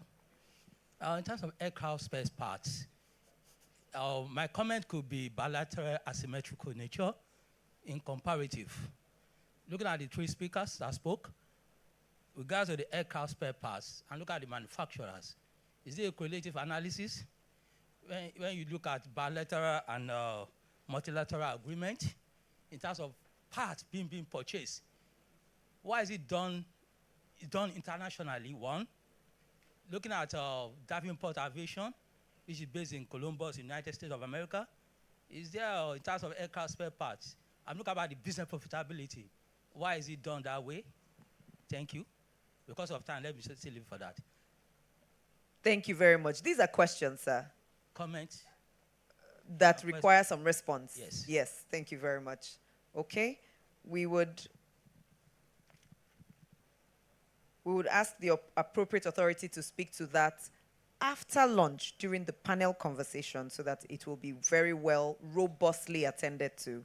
So it's been noted by Dr. Emeka, because I'm sure himself and someone else, possibly from the NCA, would also respond to that. Thank you very much. Do we have 2 more to go? Other hands? Yes, please, ma'am. Please, where's the gentleman on the video? It would have been good for him to ensure the people online see who is speaking. First, I want to thank the resource persons for their wonderful presentation. Then my question is this. When Dr. Emeka was speaking, he said that Nigeria is not listed among the global alliances. So I want to ask why, or are there strategies put in place to address it? Thank you very much. Then again, the issue of flight disruption, I don't know, is becoming too rampant. I don't know if there are strategies put in place to address it too.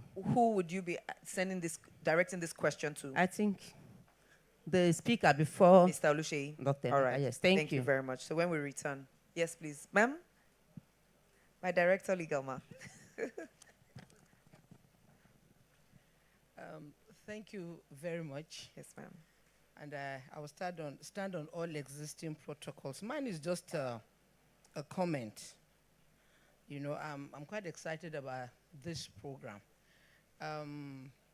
During the delivery of the speech, welcome address of the Director General, you recall that a mention was made on the development of a civil aviation master plan for Nigeria. My comment is to the effect that there could not be a better time for us to be seated in this room, in this forum, discussing these issues than such a time when Nigeria is thinking in this direction. Perhaps some of the issues and the challenges we have identified in this is probably due to lack of such a document. My distinguished chair was referring in his statement after the comment by the presentation by the Honorable Minister, yes, which emphasized the issue of the Cape Town Convention. By the way, I will not delve into that area. I'm not also borrowing a leave. I did not ask permission, but I know that I have someone seated right beside me that can definitely shed more and better light. She attended the conference in 2001, if I recall, and yes, I'm talking about no one else but Dr. Anastasia Gbem. However, the point I'm trying to make is that, yes, it is a convention that Nigeria signed into and has domesticated into law. So it is our law. And the issues having to be there is, yes, implementation. And not implementation, the last speaker really pointed at what were the issues. And that led to Nigeria being kind of downgraded in the rating. However, he proffered a solution.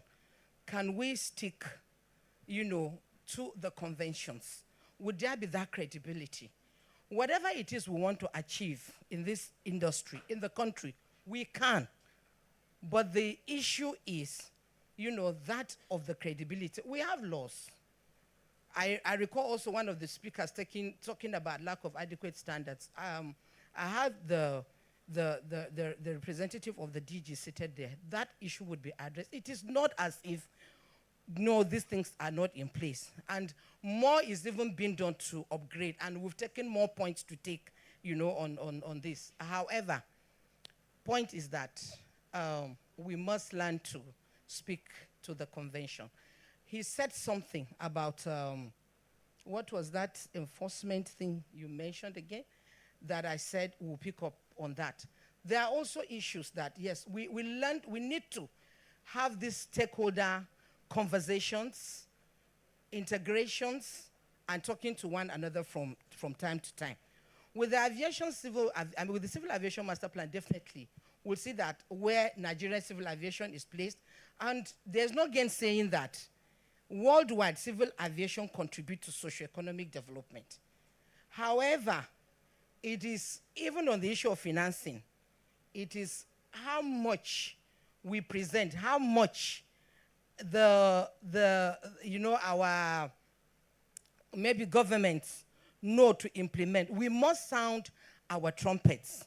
And I want to commend, my colleagues and the CAA for this platform, and would ask, we do more. Unless we blow our trumpets, no one will know. Having even discussed most of the challenges we faced, I like the light slides from the last speaker. All hope is not lost. What we are doing is working, training, retraining to ensure that we do and we get it right. Unless we talk to each other, we are not likely to be able to land where we want us to land. Yes, the practice direction of the Cape Town Convention has been signed. The issue of regulations is there. The advisory circular is oncoming. Implementation, but we have to definitely integrate.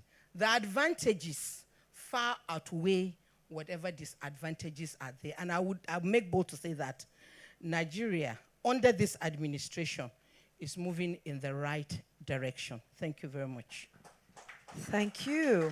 Thank you, ma'am. We'll take one final comment from the gentleman to my extreme right, and then we would break up for lunch. When we return during the panel conversation, we would dig deeper into some of the conversations that have, or some of the issues that have been raised. Good afternoon, everyone. Good afternoon, sir. Let me rely on the established protocol. Please do. I'm retired Air Commodore Ademola Onitiju, MNI. I'm the president of the Aviation Roundtable. I must commend the organizers for this. An inclusive regulatory dialogue. And like the last speaker said, there should be more engagements. For us at the Aviation Roundtable, we have had a series of business breakfast meetings to which we've invited most of you to participate.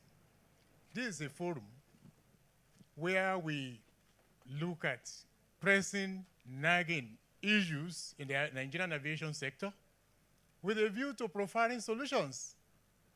We've been doing that time and time again.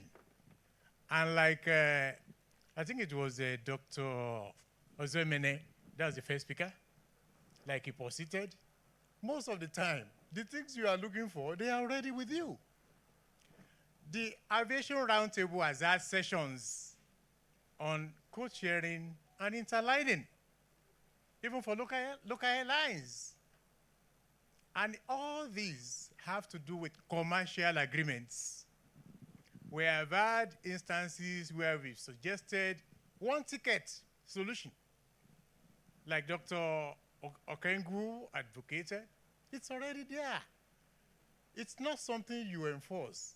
And we normally issue communiques at the end of each engagement. But NCA, but for Engineer Balak's recent contact with us, with a view to bringing out the implementation strategies that we should dialogue.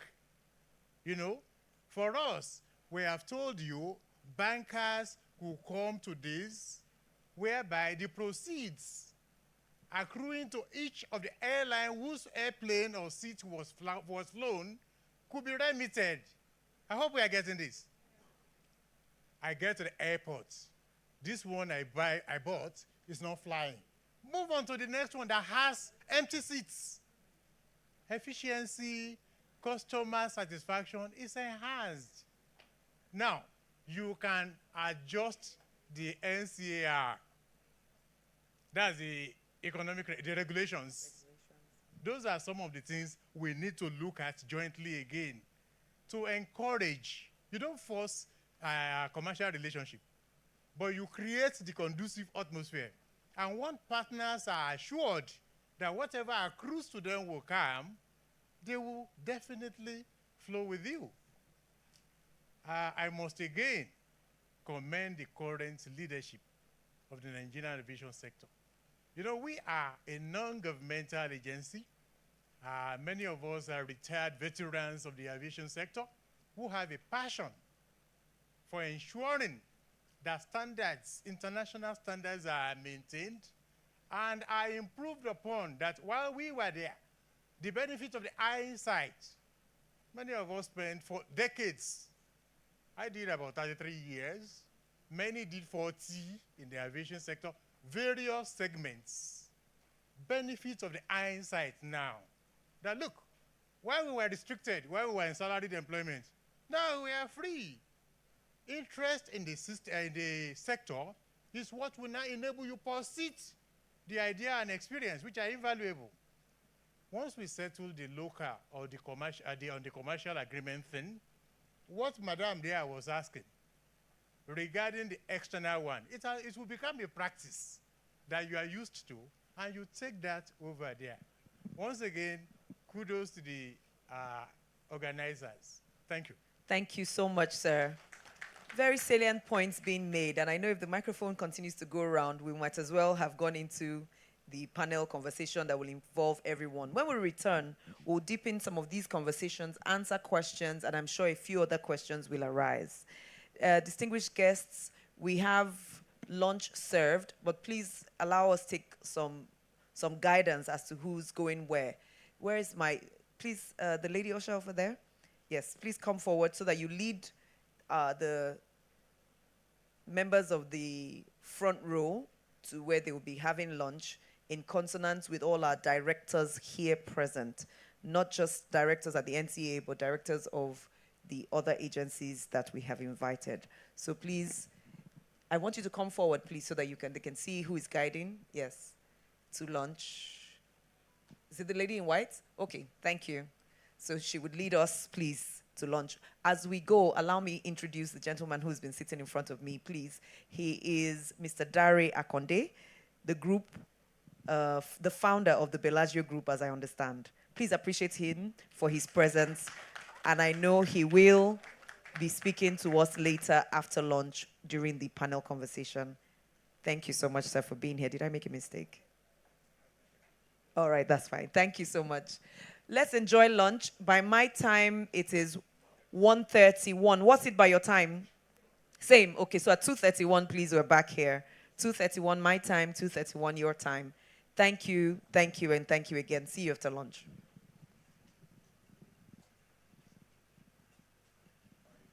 Music, please.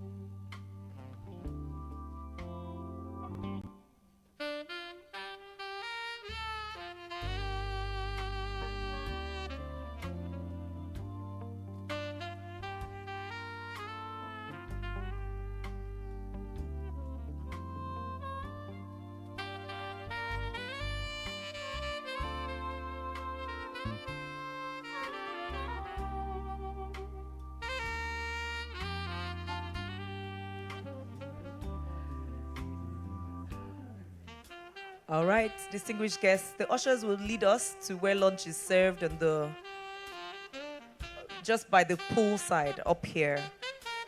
Thank you. Please just follow the ushers as they take us there. Thank you very much.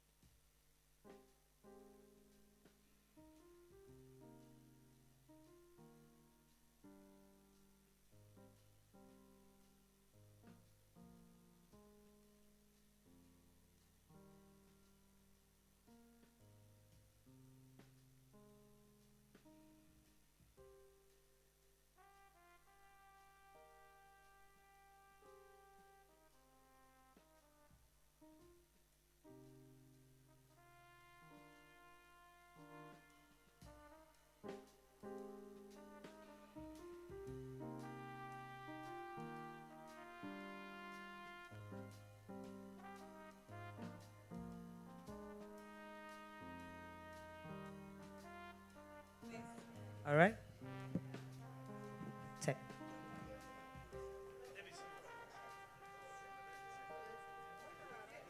Good. Good.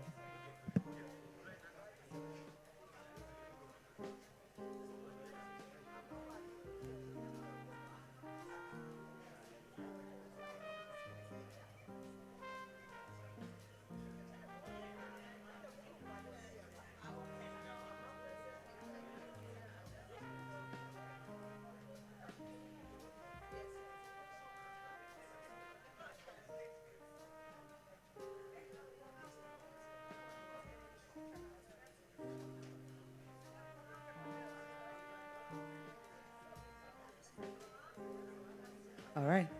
Distinguished guests, welcome back. Welcome back. Welcome back. Did you enjoy your lunch? Was it at least refreshing? Okay, so we have, thank you so much, sir. We have just about an hour to run through conversations during the panel session. We receive the communique and then closing formalities. So are we ready to go through the last lap together? Are you sure? Are we good? Oh, I'm not hearing enough voices. Thank you very much. So I am very quickly going to welcome the panelists for this section, this session. Let me welcome the moderator first off. He was here earlier, and he spoke to harnessing the opportunities in global aviation. Now he'll be our moderator. Please welcome Mr. Oluseyi Ogunleye as he makes his way back up here. Yes, thank you. The hand clap is really encouraging. Let it make it even stronger. Thank you so much. Welcome, Sheyi. Thank you for moderating this session for us. I would properly, extreme please, extreme, thank you. I would properly like to welcome on stage, gentleman I introduced before we left. Apologies for the glitches here and there. He is the chairman and CEO, Bellagio Air. Please welcome Dr. Oludare Akonde, OON.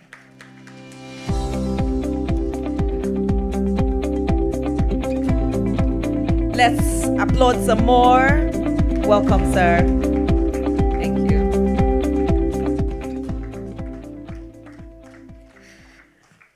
Allow me welcome industry stakeholder and CEO Belu Jane Consult, Mr. Chris Alibe. Please receive him with an applause.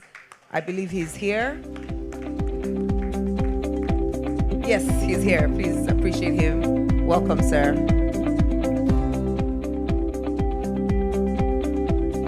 Thank you. Yes, sir. Any of the two is fine. I cannot see him with my eye, but I know he's around somewhere, and I would wish you would help me find him outside. He was our third speaker before we left, and he made some very salient points. I'm speaking about Dr. Emeka Okengwu. Please receive him with an applause, even as they go fetch him. I know I saw him out there. I know he has one of the first questions to deal with. But in the meantime, whilst we expect him, Mr. Moderator, I think it's okay to hand over to you to start the conversation from where we dropped off. Everyone, once again, please welcome Mr. Moderator. Thank you. I will be very, very, very strict with time. Thank you. Yeah, that message was for me because I tend to talk a lot. So first, before we carry on, I just want to say thank you to the people that organized this very informative, educative session. Would you join me in a round of applause to our hosts? Thank you. So now that we've had some food, I think we can work it out. So the first thing we're going to do, all those on this side of the room will move to that side, and those on that side will relocate over here. No, I'm just kidding. We're not doing any of that. Yeah. Please stay seated. We had a number of questions that came up just before we took our break. I tried to jot it down in shorthand, but I know the questions, the folks that asked the questions are still here. So Interestingly, there was a question about aircraft parts, spare parts. You know, I don't know if that gentleman is still there. That was you, sir? Yeah. So I'm going to just take a stab at it, but then I'll yield to the gentleman up here. So the question was essentially, and I'll really try to summarize that, it's availability of aircraft spare parts in the market, in the field, right, in the industry, so to speak. What do we do? How do we make that happen? You know, in my experience, when I worked for, when I was in college, I worked for Southwest Airlines. For those that travel to the US, you know Southwest Airlines is the largest discount air carrier in the world. These guys operate 800, they own 800 plus 737s of their own. They started with one aircraft, you know. I wasn't there when they started. They started, I think, in 1971 or something like that, but one 737-200 aircraft. And they've expanded to owning 800 at this time, and they lease another 300. So they have over 1,000 aircrafts. The reason I talk about aircrafts is aircrafts sustain spare parts. And what I noticed with Southwest Airlines was one of the strategies that they adopted was stocking parts at hubs, right? So essentially, the aircraft is maximally with no further than maybe an hour's flight from any location where it might need parts, an hour, 20 minutes, right? Now, I'm not an avionics expert, but I can tell you there are MEL items and there are CDL items. Essentially, when it comes to maintenance, MEL are those type of items that you can, it's minimum equipment listing. You can still fly, even though you have a fault. You can still take off land and do all that kind of stuff. The CDLs, no go. You have to fix them. And so what these guys decided to do was stock parts, liaising with, in this case, Boeing, right, to carry parts. Boeing is the OEM because they fly 737s. So you stock those parts. You buy some, and some you just hold. You don't pay until you use, because the shelf life for aircraft parts is pretty good, you know. And so for us in this industry, I would say all of this precipitates upon private partnership. We have to enter some kind of agreement with the OEMs, Airbus, Boeing. We talked about Boeing. Anybody who makes aircraft engines, Pratt & Whitney, Rolls-Royce, all these guys. Look, if their airplanes are here, it's really a chain of custody for them, right? They have an interest in keeping that airplane up. One of the my colleagues previously said, airlines are inherently not profitable, but aircrafts are, if you remember that. And that resonated quite a bit with me, because it is true at the core. Airlines fail all the time, but somebody else will acquire that same aircraft or take it over and put it to work and make money from it. So it's not the aircraft so much. So the parts must be stationed wherever we intend to have the hubs. And to the MD's point, this is the time for us to establish a hub and spoke system in Nigeria. We have to be a major hub. And wherever we choose to be the hub is where the parts must be. Any additional points? Oh, you have them. Okay. I think you said it all. The country, the geographic location of the country really favors the hub and spoke strategy. And if we don't move to that, we are losing money. And the AON have done a very good job with the Nigerian customs to work on the AOG. So there is an aviation desk established with the customs so that we don't have to wait too much when the parts comes in. AOG being aircraft on ground, yes. So when the part comes in, it can be cleared, and the agents will take care of other bottlenecks later. So the customs are being trained on how to handle that process, and it's a train-the-trainer approach, so that if you retire from that department, some other people can also work at the aviation desk. So it's an ongoing effort from the airline operators of Nigeria. So the leadership of AON is working pretty good on that. So, and then we should not forget that we are not manufacturing aircraft yet in Nigeria. So we don't have the control on parts. And we have so many maintenance shops. So you see, I think IBOM is doing a good job of maintaining one family of aircraft, you know, by and large, but it has its own plus and minuses too. So when you see an airline, they have Boeing, you have Airbus, you have Embraer.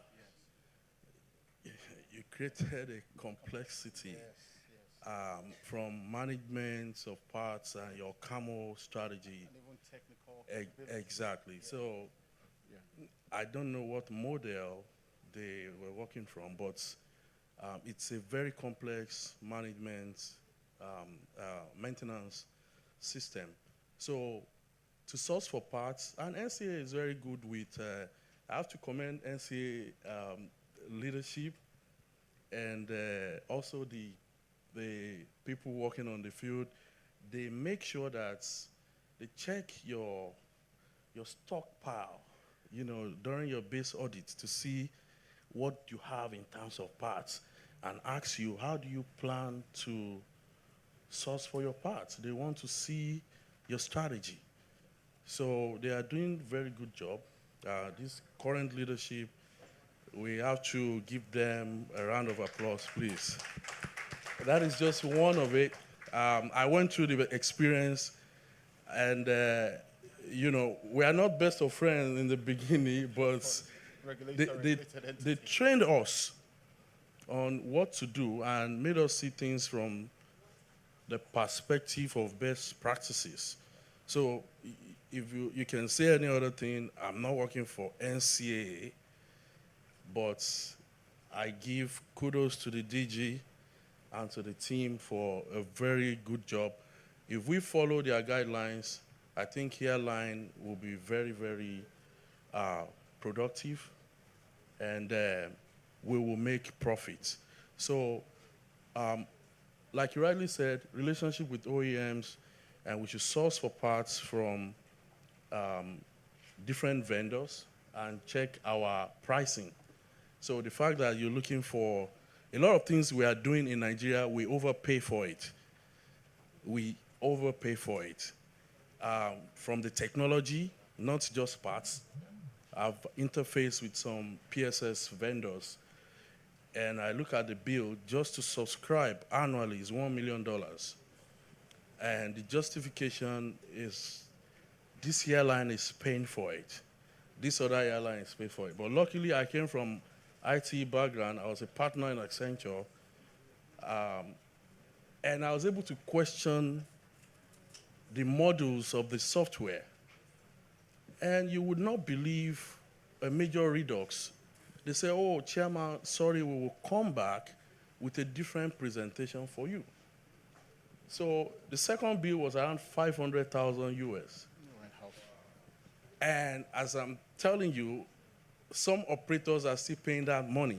So it's not just about fueling or parts. There are many loopholes that people are hemorrhaging dollars and makes the industry not profitable. Thank you very much. Thank you, appreciate it. So I hope that does justice to the question for you, sir. Thank you for asking it. There was another question, and I know that was from my table where I was. It was about flight disruptions, and I think if I may paraphrase, the question was essentially what to do about the consistent or escalating, maybe not consistent, but escalating flight disruptions we're seeing in the system, in the industry. And what we, being NCA, what can NCA do differently or do at all about flight disruptions? I'll leave that open. Any takers? Thank you. I'm sorry I came a little late. Well, in boarding NCAA, would you also know that, like Chairman has said, this is a sector that is operated, purely by technology. So if you empower NCAA, then it's a lot easier, for you to reduce flight disruptions, because NCAA won't let any aircraft into unsafe skies. That's basic. But where it gets a little bit more frustrating is when these things are disrupted because of operational reasons. And 80% of the time, they have looked at the number of seats they have sold, and if they have more empty seats, they now start compounding trips, either bringing yours forward or taking it backwards. However, in saying that, in this state now, I don't know how true this is. If it is true today that NNPC has removed finally and the fuel is supposed to be costing X much, you can imagine what aviation fuel is going to be costing. So anybody who doesn't have a return ticket, might need to, be trying to find a way to do it the Edo way. Otherwise, you're going to be coughing out blood. Now, point I'm trying to make is that what it is you've done is also hinged, your success as chairman is hinged on your capacity. And I keep emphasizing on the appropriate skill and then building that technical back end, that does not allow the NCAA to lose its best. I keep making inferences and calling names out of experiences. Madam Anastasia is a pioneer staff of the NCAA, was in South Africa in 2001 when the Cape Town Convention, was being drafted. Might leave sooner than later, due to the stringencies of the civil service. If we had a system, that could be able to mine this, capacity we have, as some standing statute that operates the NCAA, then it becomes a lot easy, for people like her and people like Chairman to begin to now build this new army. Correct. Because no matter what it is, experience is not something, that you read in books. You can get a PhD, and there's somebody who's a driver, tells you, God, this thing you're doing will not work. But if you do it this way, we'll get results. Absolutely. So part of what I'm trying to say is that capacity is very important, and retaining, capacity that is already on board is even more important. Yeah. And then Sherman's experiences have also brought to the fore the need, for the NCAA to now, look more into technology so that it can actually begin to interrogate the process. Because the airline industry, is like, to a very large extent, a secret cult. To the uninitiated, very complex. And how do they make these complexes? They put in layers and approvals and people you need to go to, accreditations and all that. But the moment you have somebody who has an understanding, of how technology, and the system works, which is what has saved, Chairman over $500,000, and probably I won't be surprised if it goes down. You mentioned that quite, but I'll just rest on it. MROs, yes, are fine, but MROs that do not tie to OEMs, present a very big challenge. And how do they do this? They could just tie the whole thing to an insurance program that could mess up all your whole operations, especially when you're operating ACMI. It could be a little bit thorny. Thank you very much. Thank you very much, sir. I would like to say, I learned from stories, and I think most of us probably did. One story that I have to share in this regard, because you mentioned a few things, sir, and Chairman, you did the same. In the issue of flying similar equipment, keeping a good stock, how that ties into flight disruptions, because there's really a correlation between all of these things that we're talking about. If you don't have a good arsenal, a good supply of parts, whatever your maintenance event might be, it becomes operational, right? And we tend to abuse that. When I say abuse, I mean the aviation industry and the folks at the airline operations table. Please do not remember this face when I check in for my next flight. Don't just forget about me completely. But the truth is, I worked for an airline for 8 years when I was in college. I worked for Southwest. I think I said that previously. And we called everything operational reasons. No offense to you guys, but we did. Maybe you don't, but we did. It was all operational reason. Flight crews running late, guess what? Operational reason. Deal with it. And we abused that. It was a code associated with that. OPO4 was the code. It's OPO4 in that world. So it was OPO4, because you don't have to defend it. Listen, NCAA has a huge burden on themselves. The TSA was carved out of the FAA after 9/11. Now you have the FAA in the United States, Federal Aviation Authority, handling safety, and then you have the TSA, an organization that employs 60,000 people, handling security. These are huge organizations dedicated to 450 plus airports, 26,000 passengers a day. Just name it, it's happening. But it takes a monstrosity like that to wield the kind of control that you need to fight those of us that used to call everything operational delay. Because guess what? They weren't all operational delay, but it was a convenient code. Because every time I said it was crew related, there was a consequence to that. We talked about consequences previously. The consequence was a fine. NCAA has an arsenal of tools. They have some tools in their toolbox that they have to be courageous and leverage. You know, oftentimes when I go through the airport here, I look around to see if I'll spot NCAA inspectors in jackets just kind of floating around the terminals. Look, your presence, visible presence, is a deterrent in many, many ways. One of the challenges we have in aviation, especially in aviation security, anti-terrorism, is it's difficult to measure what you prevented because you prevented it from happening. How do you measure it, right? That outcome is kind of out there. But if we have our folks, Madam, this is to your answer, really, in my opinion, in addition to what my counterparts have stated, we have to, there's a time to be it's kind of under the radar, you know, where people don't know you're there, but you're there, you know, because you want to catch things. That's, it's happening without your effect being noticed, right? But there's a time where you want to be visible, if only to boost consumer, in this case, customer confidence. Let's throw some of our guys in jackets, and I'm not talking about the reflective jackets that everybody wears. Let's get some jackets with big letters on the back that says NCAA inspector, you know, and one second, sir. We do some of these things. We put our folks out there. Of course, they're well educated, to your point about training.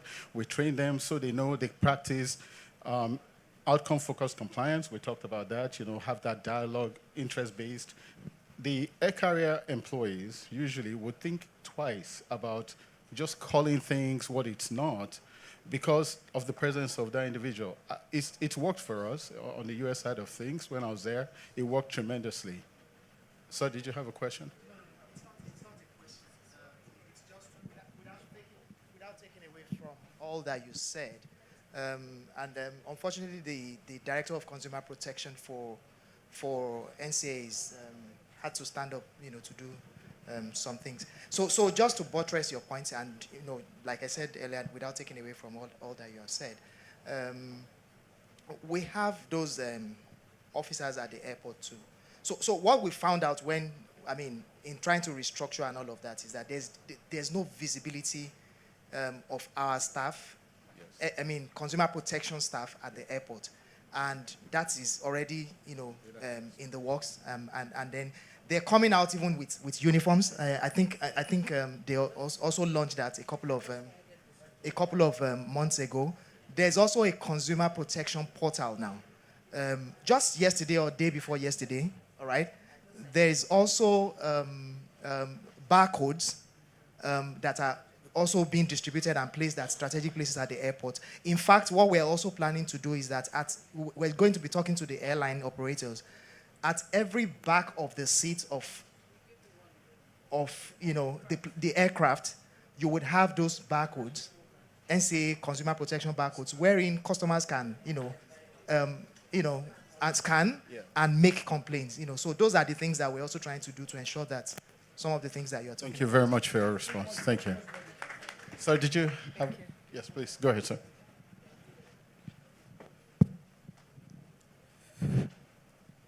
Good afternoon, distinguished guests. NCAA visibility.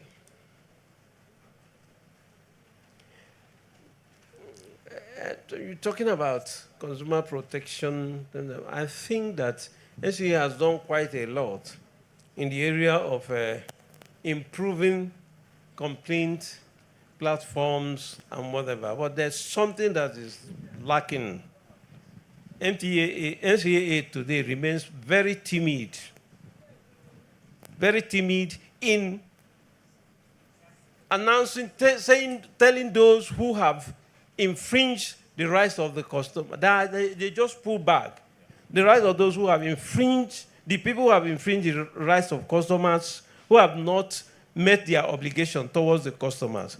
NCAA lacks the ability or the instrument to punish those who have violated this.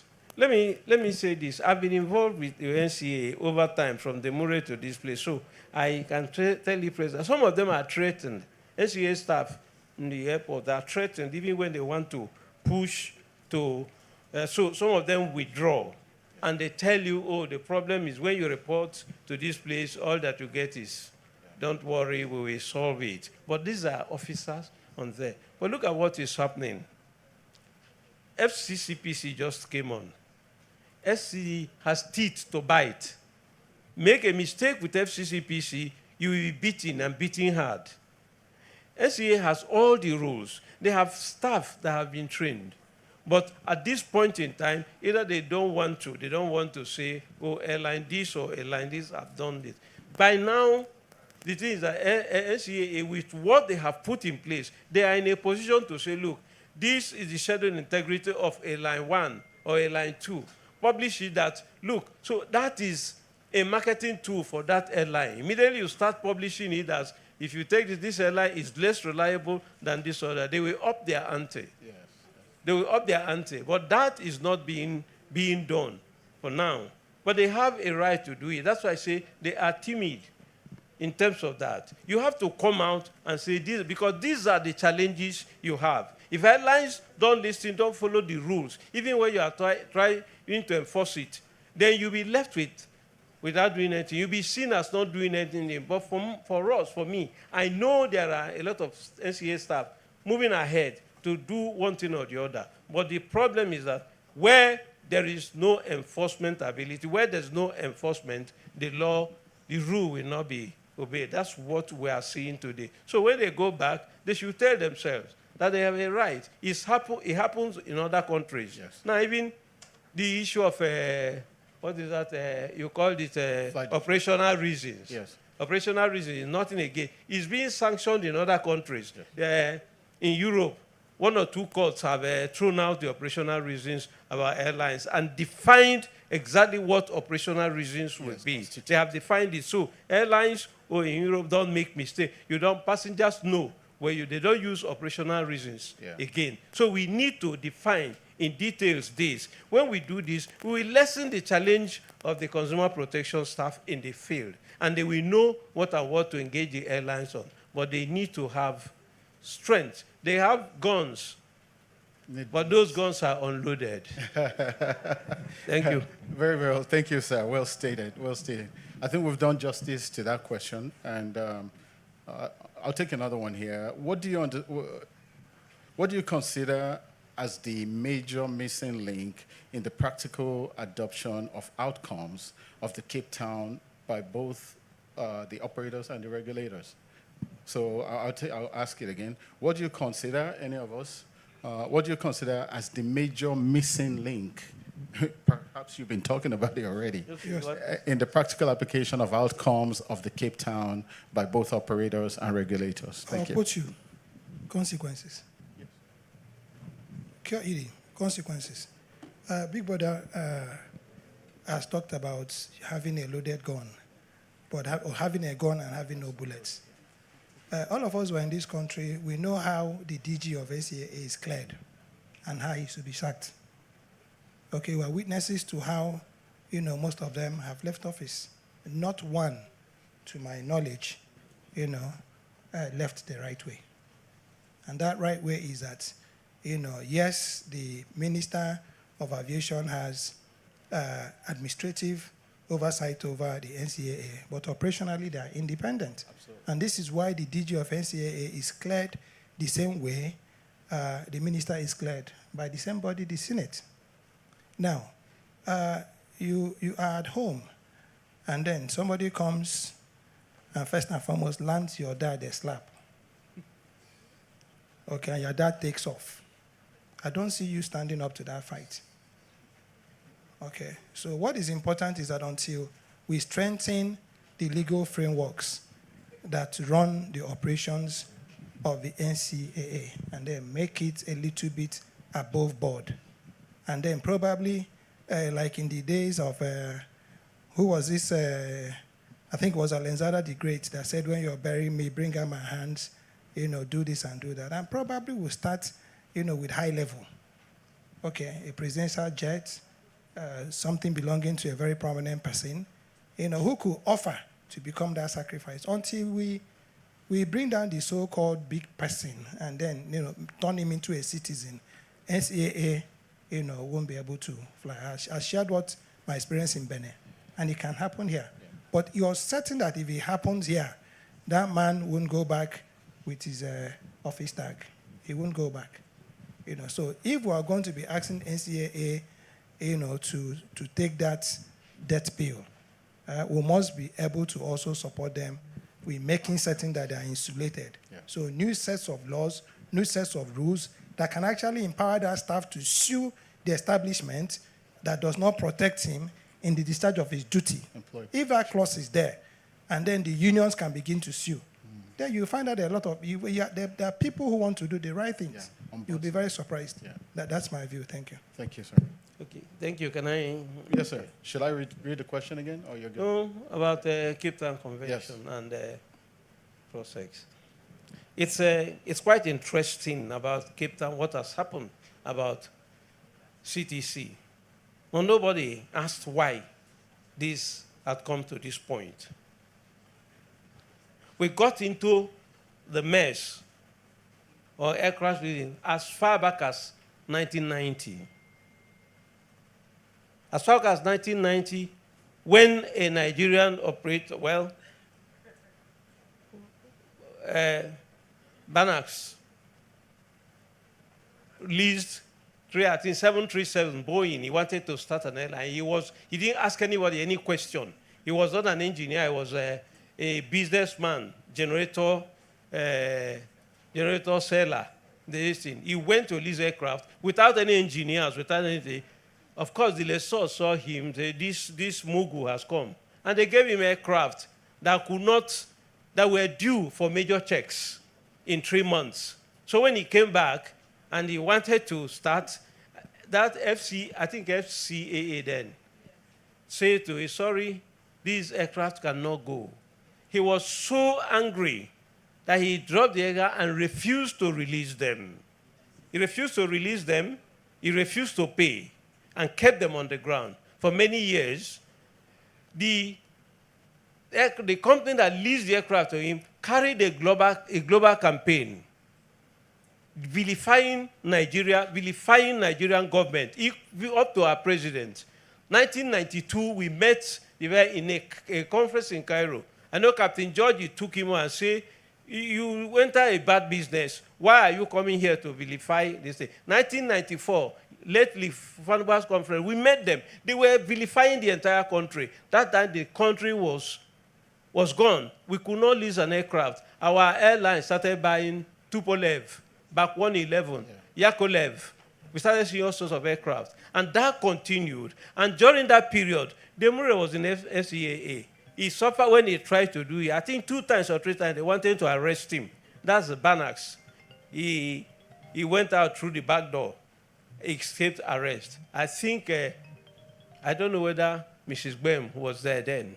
But having said that, this thing continued until 2007 when Demure now came back and decided on Cape Town Convention and went headlong on it. And when he went headlong on it, he got it. By February 2007, he deposited that document. He got it domesticated.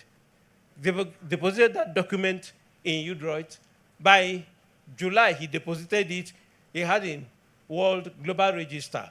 And so we returned. That was why our airlines started having dry lease. Dry lease continued until 2017, when 2 airlines violated Cape Town Convention.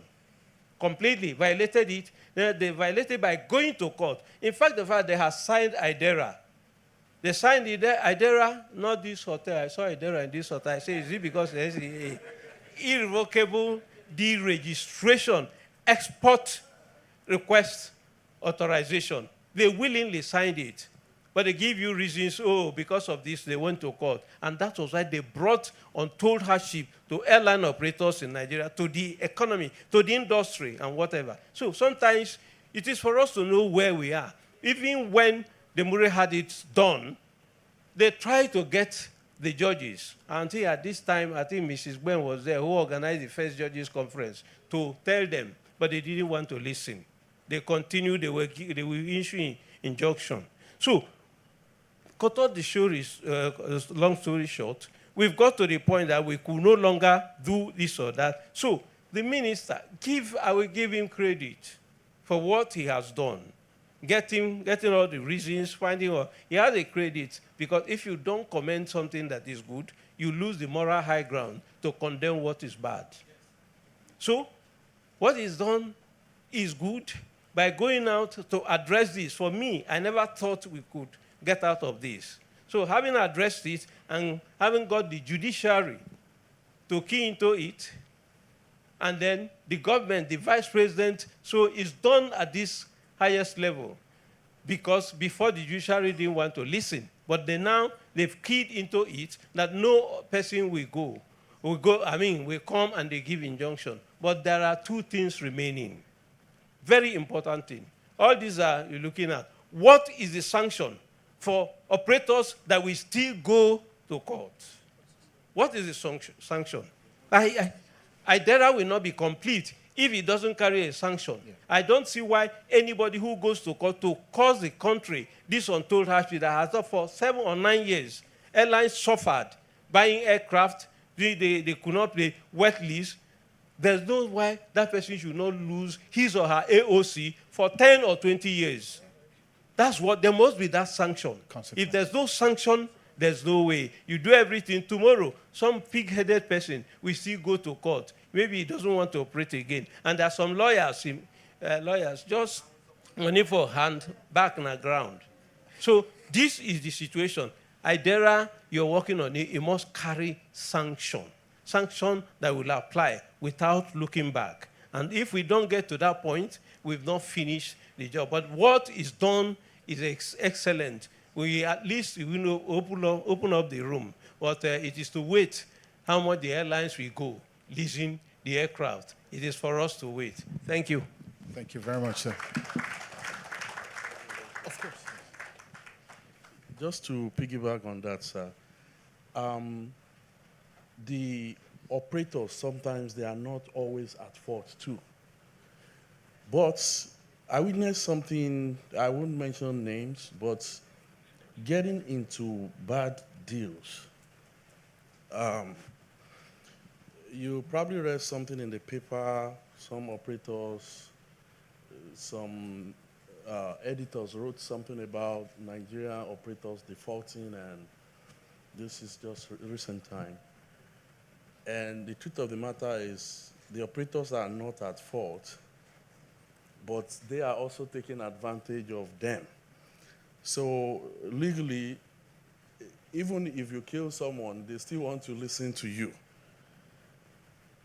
I was with the minister at the Boeing factory with our distinguished senator, and he gave personal guarantee, not just even government guarantee, that nobody has ever done that. I was looking at him when he said, I will personally guarantee any dry lease. And I'll make sure if you want to revoke your aircraft based on default, in 48 hours you get your aircraft back. Even me, my leg was shaking when he said that. He put his own integrity online. So, but there are ways that even people that are veterans in this industry, due to the urgency of the moment, they get into contracts without following the right procedures. So you see people executing contracts without escrow agreements. sending money directly to the other side, and now you end up in London courts running around to chase back your money. So in such scenario, you might want to approach courts too. So I think it's case-by-case scenario, but I know for a fact anybody that tried nonsense now will be kicked out. Nobody will be interested in looking at those things anymore. So we have our the head of aviation in the legislative arm here. They were all involved in drafting this covenant, sending it to Jeffrey Woods, reviewing it with the Federal High Court leadership. Yeah. I don't even see any human being that will want to, trample on their integrity and their efforts with the government fidelity that if we can get this done. Just last week, the leadership of Embra came to my office and we discussed this. And they said, yes, we like this, but we'll still be watching and see how... See, Chairman, that's my worry. Yeah. It's this pronouncement, was it supposed to have been made by the DG of NCAA or by the Honorable Minister? You see, that's where these legalities we need to, to be worked out and be tightened. You see, the zeal, anybody who knows the Honorable Minister knows that he's a go-getter. I mean, he takes on the system to get the things done. For me, he won my respect, during when he was in the Ministry of Labor. Not even as a senior minister, but as a junior minister, and then took on the whole National Assembly. But however, it's important that in creating this process, we must be able to empower the right persons, because you could also create some little link that people can explore technically.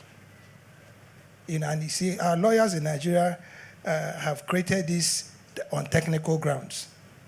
So for me, yes, why we take the word of the minister, but unfortunately, we've not been able to create a steady job for people who occupy that office.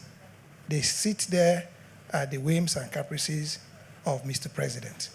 But the DG of NCAA by law, has a 5-year, I don't know if I've changed it now, tenure, that is protected by law. So if we further protect that office and protect the officers within that system, sir, it gives it more impetus. So you're no longer now talking about the political structure that should be able to give you that political comfort. You're talking about the operational structure, that now drives the process. And that's why I keep saying that if we make laws that can protect the officer, and then allows the officer some leeway to be able to seek redress. Sorry, I end on this. It happened in America one time when a policeman refused to apologize, to, I think it was Obama, a constable. And he said he was doing his job. And I had no reasons to apologize to a guest who had done the wrong thing. And eventually, I think he was invited back to the White House, and the president apologized to him. The only thing he focused on, he stood on, was that he knew his job, and the law protected him. So if we are going to get this done, it's not about a Dumoren or an Ade Elika or a Captain Fola. It's about the system, that goes beyond, that strong man. Today, we have a very strong Festus Kayamo. God keep him, God help him, and you can be certain that the amount of missiles that are being thrown into between Iran and would also be going his direction now. Because if there's any country that the system, fights back, especially when it's benefiting, it's us.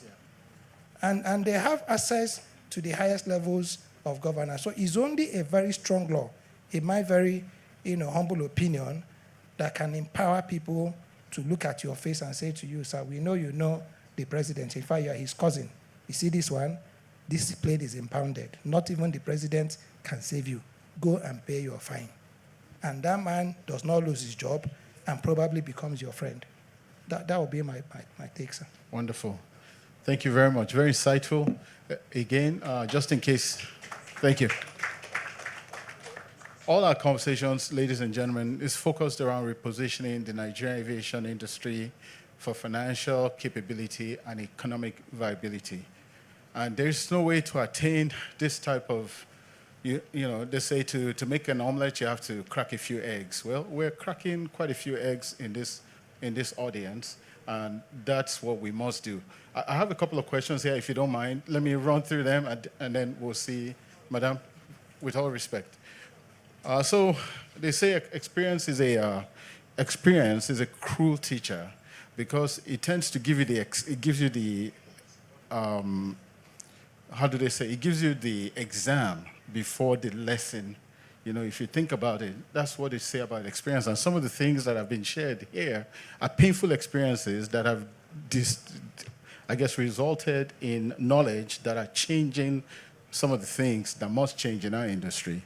Talking about changes, we must change to our next question.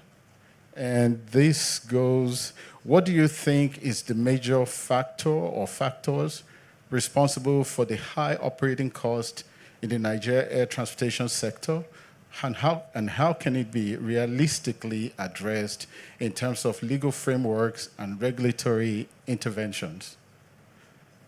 I can take that again. What do you think is the major factor or factors responsible for the high operating cost in the Nigeria air transportation sector, and how can it be realistically addressed in terms of legal frameworks and regulatory interventions? Perhaps? Let me take some part of it. Of course, I was waiting Okay. for you. All right. So when I started in this industry, although I've worked on several airline projects in the U.S. side, so I was able to, I dropped the hat of the CEO. I wore the hat of a project manager, and I told my team, we will start from how not to run an airline, not the regular feasibility study. So let's look at what people have been doing wrong. Why are the life cycles so short? So I gave them this, the proverbial story of lion and the tortoise. The lifespan of a lioness, maybe 10 years, and the male is 16 years.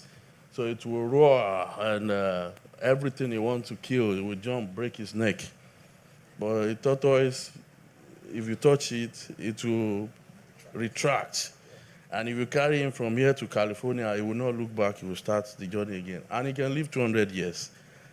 So, and bringing that forward, we look at everything from fuel theft.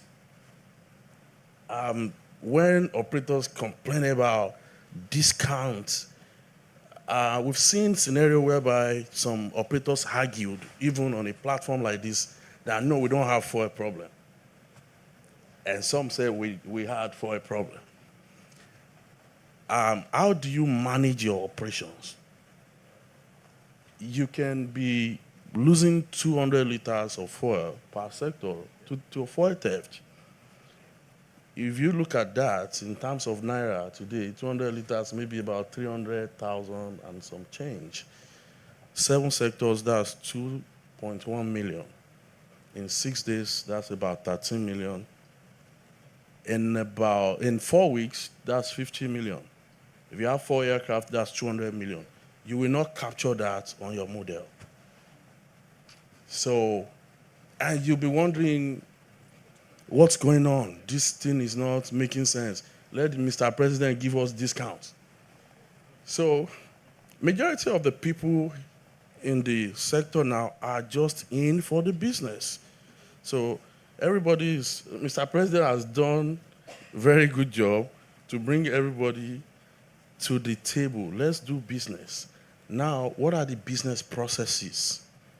1, choice of aircraft. Our route plan. We have wheels up, wheels down, maybe 45, 1 hour within the domestic region. Then we go to the regional operations. If you go to our airport at night, they lock, people park their aircraft and all of that. If you go to US, people fly at night. So we're supposed to be hub and spoke. If you buy new aircraft and you expect to make profit, you're not going to make profit parking your aircraft at night. So you can go to Johannesburg at night, come back in the morning and do the kabu within Nigeria during the day. You go to the west coastline, from Ghana to Morovia to Cote d'Ivoire, the Gambia, you tour those and come back. Those are forex revenues. And you come back, you do your domestic operations. When you talk about the Sky Alliance and all of that, that no airline, to your point, sir, can make profit without that, it's not about how you can talk. It's not about we are Nigerians. It's not about motivating them. An investor is also very wise, perhaps wiser than you, or somebody seeking alliances. What is in it for us? So if I'm here in Morocco and I see someone that can bring passenger from Nigeria every night to Morocco, 2.5 hours, instead of my aircraft sitting on Lagos tarmac, then from there I hit the west. From there I go to the rest of Europe, 2.5 hours to UK, 3 hours to the rest of Europe. So they are more efficient. But look at how much it costs from here to Morocco. Those are overnight revenue. We are losing all of that. So a lot of us, we have plenty aircraft on papers and whatnot. You look at balance sheets, some balance sheet looks like crime scene. But the real business is there. When we got to Boeing, they showed us our route plan, like how Nigeria can be profitable. Like we are the best if we can harness our location and bringing in the right aircraft. And I am eternally grateful to the minister because he spoke on our behalf. He doesn't have any airline. He doesn't have anything to do, but he spoke on our behalf. He reached out, and these people saw him like government of Nigeria speaking to them. So they are more confident, they are more open, and they made more suggestions that makes our operation very efficient. So we always talk about foiling. We should check technology, to your point, sir.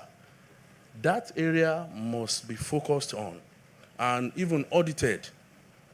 A lot of people, they don't have exposure to technology. If you convert $500,000 to the effect on foil, you think it's a lot of money, but you're losing it to technology. They're taking advantage of it. There should be some kind of framework to regulate, if not regulation, but just to see what's going on there to cut costs. So you must be able to cut costs, remove redundancy. That way you can increase efficiency and customer satisfaction. Now we believe that people will fly anyways. Like yesterday, there is no flight from Lagos to Abuja throughout the day. People are looking for tickets. So if you've not bought your ticket ahead of time, so even if you bring any aircraft, people will get into it. So, but looking at the customer side of things, now, where are the channels of revenue? We only focus on ticket sales. Go to the West. You can type it in your Google now. All the airlines in the US, their revenue from loyalty program surpasses ticket sales. All the loyalty program, I was part of the team that built the loyalty program for United Airlines, the US, Chicago. And they have their own separate directorate itself. Then, the way we look at loyalty program here is similar to the way we adopted e-Naira and the Bitcoins. Bitcoins, you can exchange it in different platforms. E-Naira is only within Nigeria. It doesn't cross the border or any other exchange that is known in the markets.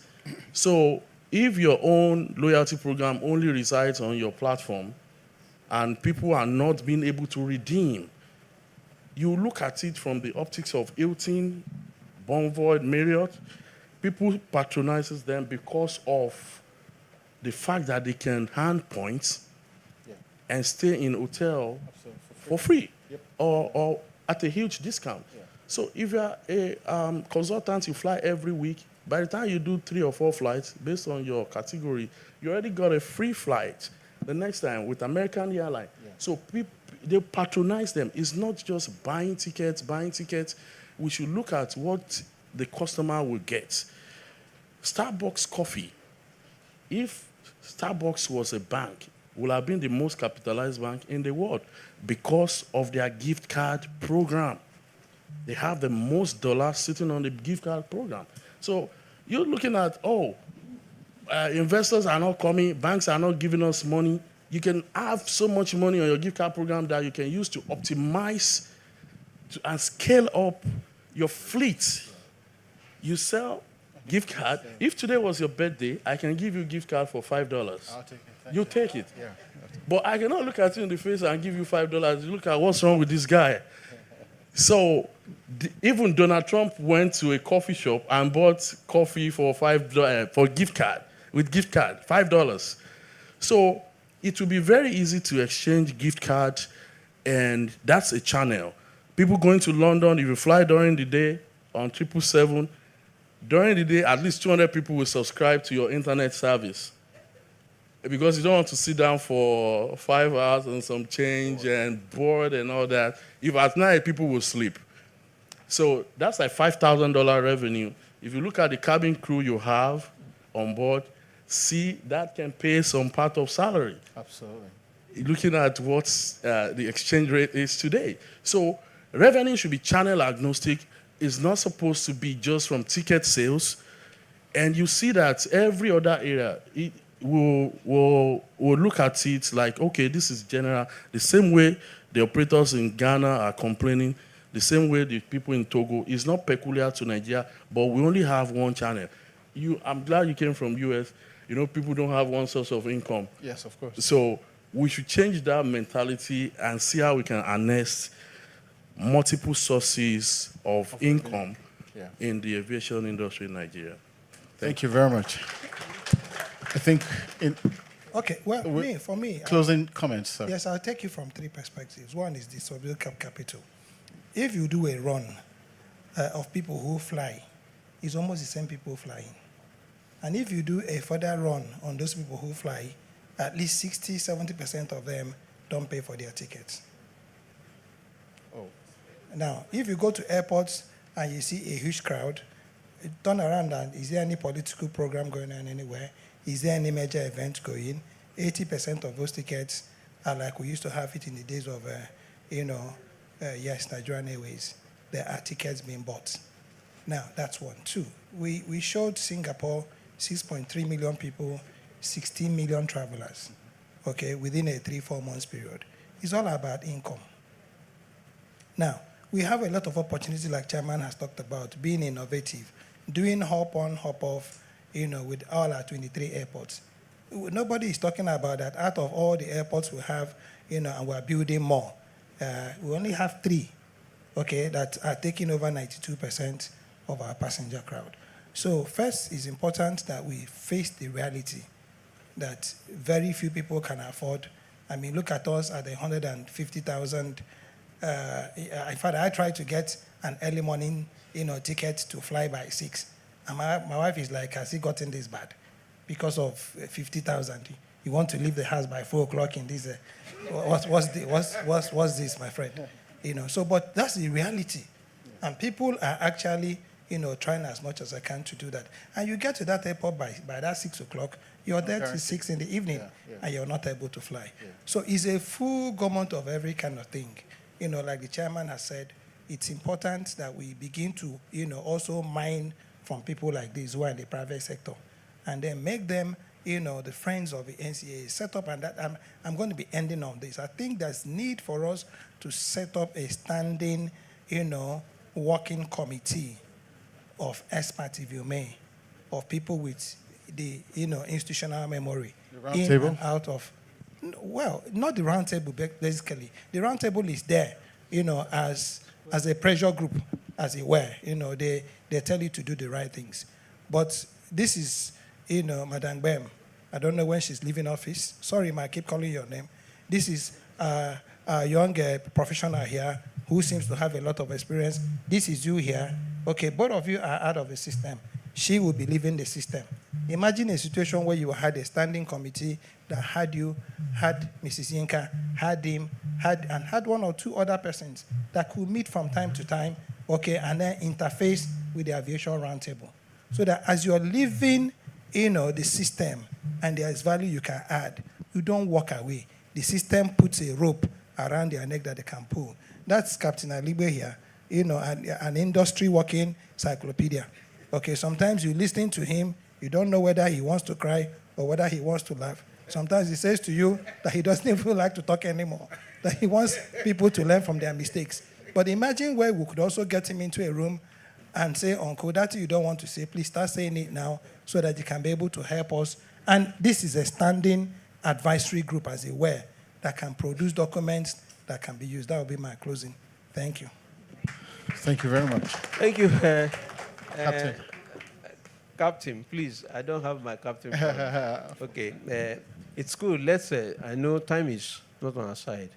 But please, since airlines don't want to help themselves, can NCAA help them? Yes. There is no reason why an airline that has only 2 aircraft should not be told the number of routes he will fly. Reduce him. You have 2 aircraft. You cannot do more than 5 routes or 3 routes. The same, you upscale it that way. I tell you, we should not go. We don't need to go very far. Look at our in Ghana. That airline, it started how many years ago?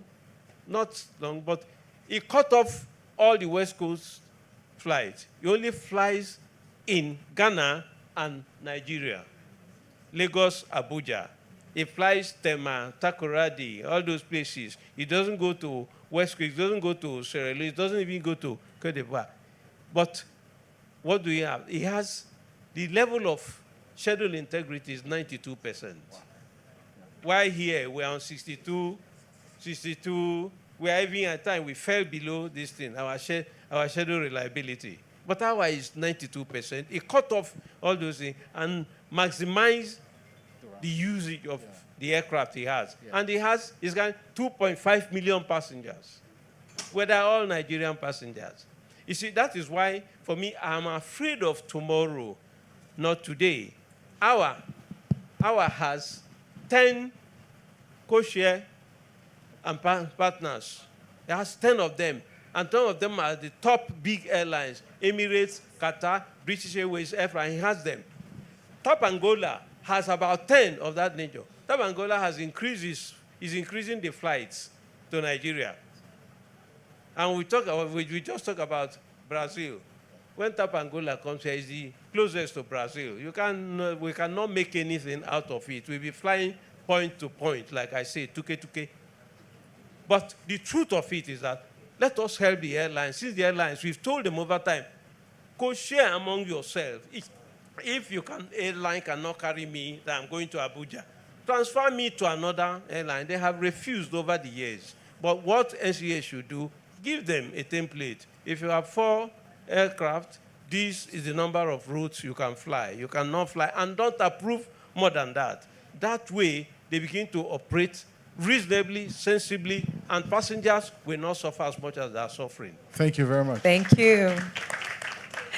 Please, a round of applause for Mr. Moderator and all our panelists.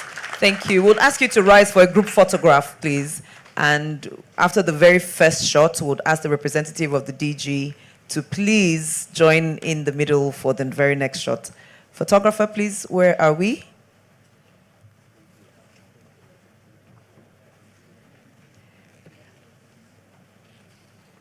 Thank you. Please look at the camera and say "Better Nigeria." Mr. DG, sir, and distinguished senator, please, would respectfully ask that you join this very next shot. This way, sir, please. There's no riser there. Thank you.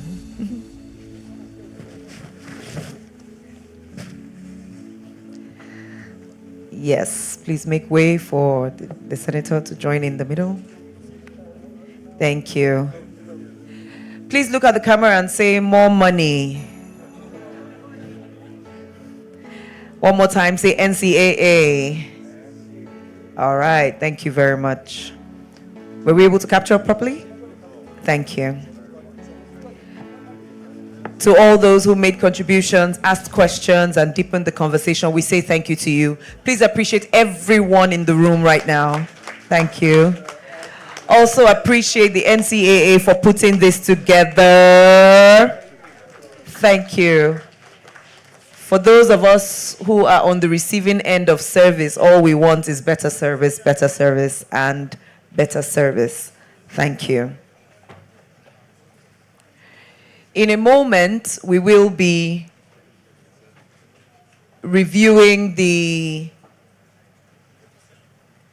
communique as put together by the group of repertoires led by the Director, Air Transport Regulation. Just in a moment, we have just, I thought it was, I see it's ready, but I'm wondering what the challenge might be.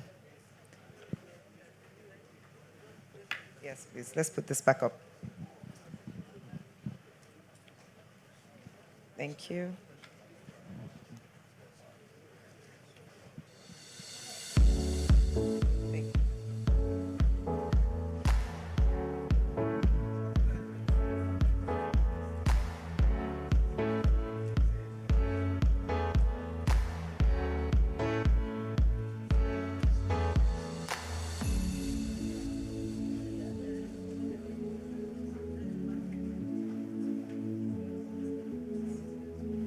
Okay, whilst the communique is being projected on the screen, there's a comment from the floor that we will take very quickly, please.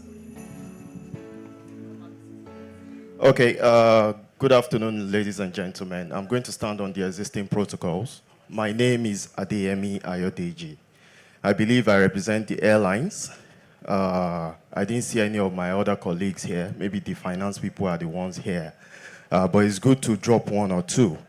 Not making it statements that will warrant a kind of response, but just to establish some facts here.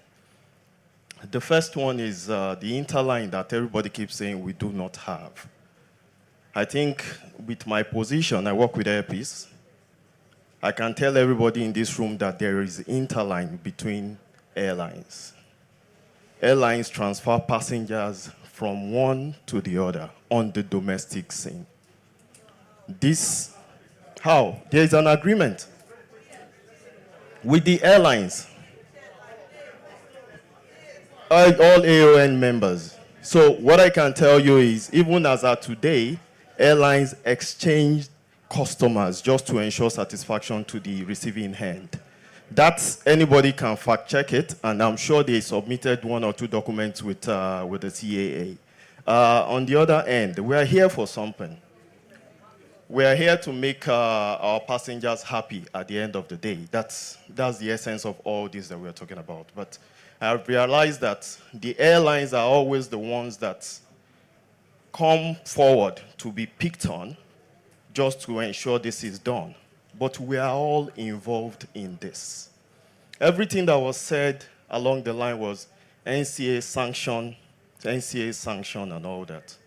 Protection of the airline is very, very key to whatever result that we are going to get tomorrow. If we keep thinking it's just about the airlines alone, then we will not get there. Infrastructure issues all over the country is a major, major factor that affects what everybody is giving out at the end of the day. If we don't address it, we will keep having these issues. I wake up in the morning, I'm supposed to go into Asaba Airport, and they tell me the person that is supposed to give weather report has not resumed. Unfortunately, I'm not going to speak that English to passengers that are seated. I'm going to have to tell them a nice thing. I'm delaying you through because of bad weather in Asaba. The weather in Asaba is good, but it's just because the personnel has not resumed to give the weather report. Then we give 45 minutes. I have 8 sectors on that rotation. Unfortunately, all the passengers on that rotation are going to get a message saying I've delayed them for 45 minutes. I won't say it's because of one person in Asaba. So we go through all this without saying much. I would just like us to look at it from that perspective that NCAA equally have a responsibility of dealing with this FAN, NIMET, NAMA to ensure that things go properly so that we can give out better results. Thank you. Thank you. The danger of a single story, eh? All right. Distinguished Senator, sir.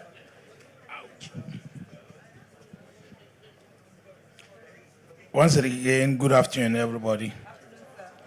I just want to make a comment based on what our panelists have just said and then the last speaker. At times you wonder in our country, where is our values? Where did we get it wrong? If you remember, the doctor, when he was delivering his paper, he said something, it saddened me. Kutonu here. The man said, do you think this place is Nigeria? It's very, very insulting. But the man was right, because even we don't even know our left from our right. Look at the last speaker. He's lucky I'm not the president of the country today. I will have sacked him.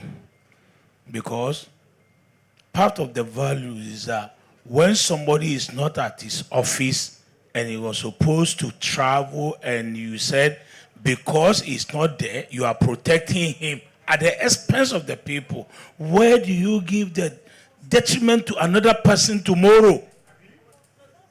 You should report so that the person that is involved will be dealt with. It's as simple as that. We need a lot of reorientation in this country. That's the truth. It's not only the politician, it's not only the senior, somebody that is putting people's life in danger. You know whether. Maybe that time he was not around. By the time he comes, the weather has changed. So it's not about emotion. It's just about doing the right thing at the right time, at the right place. It's not negotiable. Coming to look at an incident that happened 4 days ago in UK. A woman carried a daughter because she made a very good grade in school. They want to go on holiday. Reaching the airport, the airline refused to carry them because they don't have a passport. And then I said, look, flying a domestic, I don't need a passport. They said no. They didn't take her. She went back home and they sued British Airways and then they granted them punishment.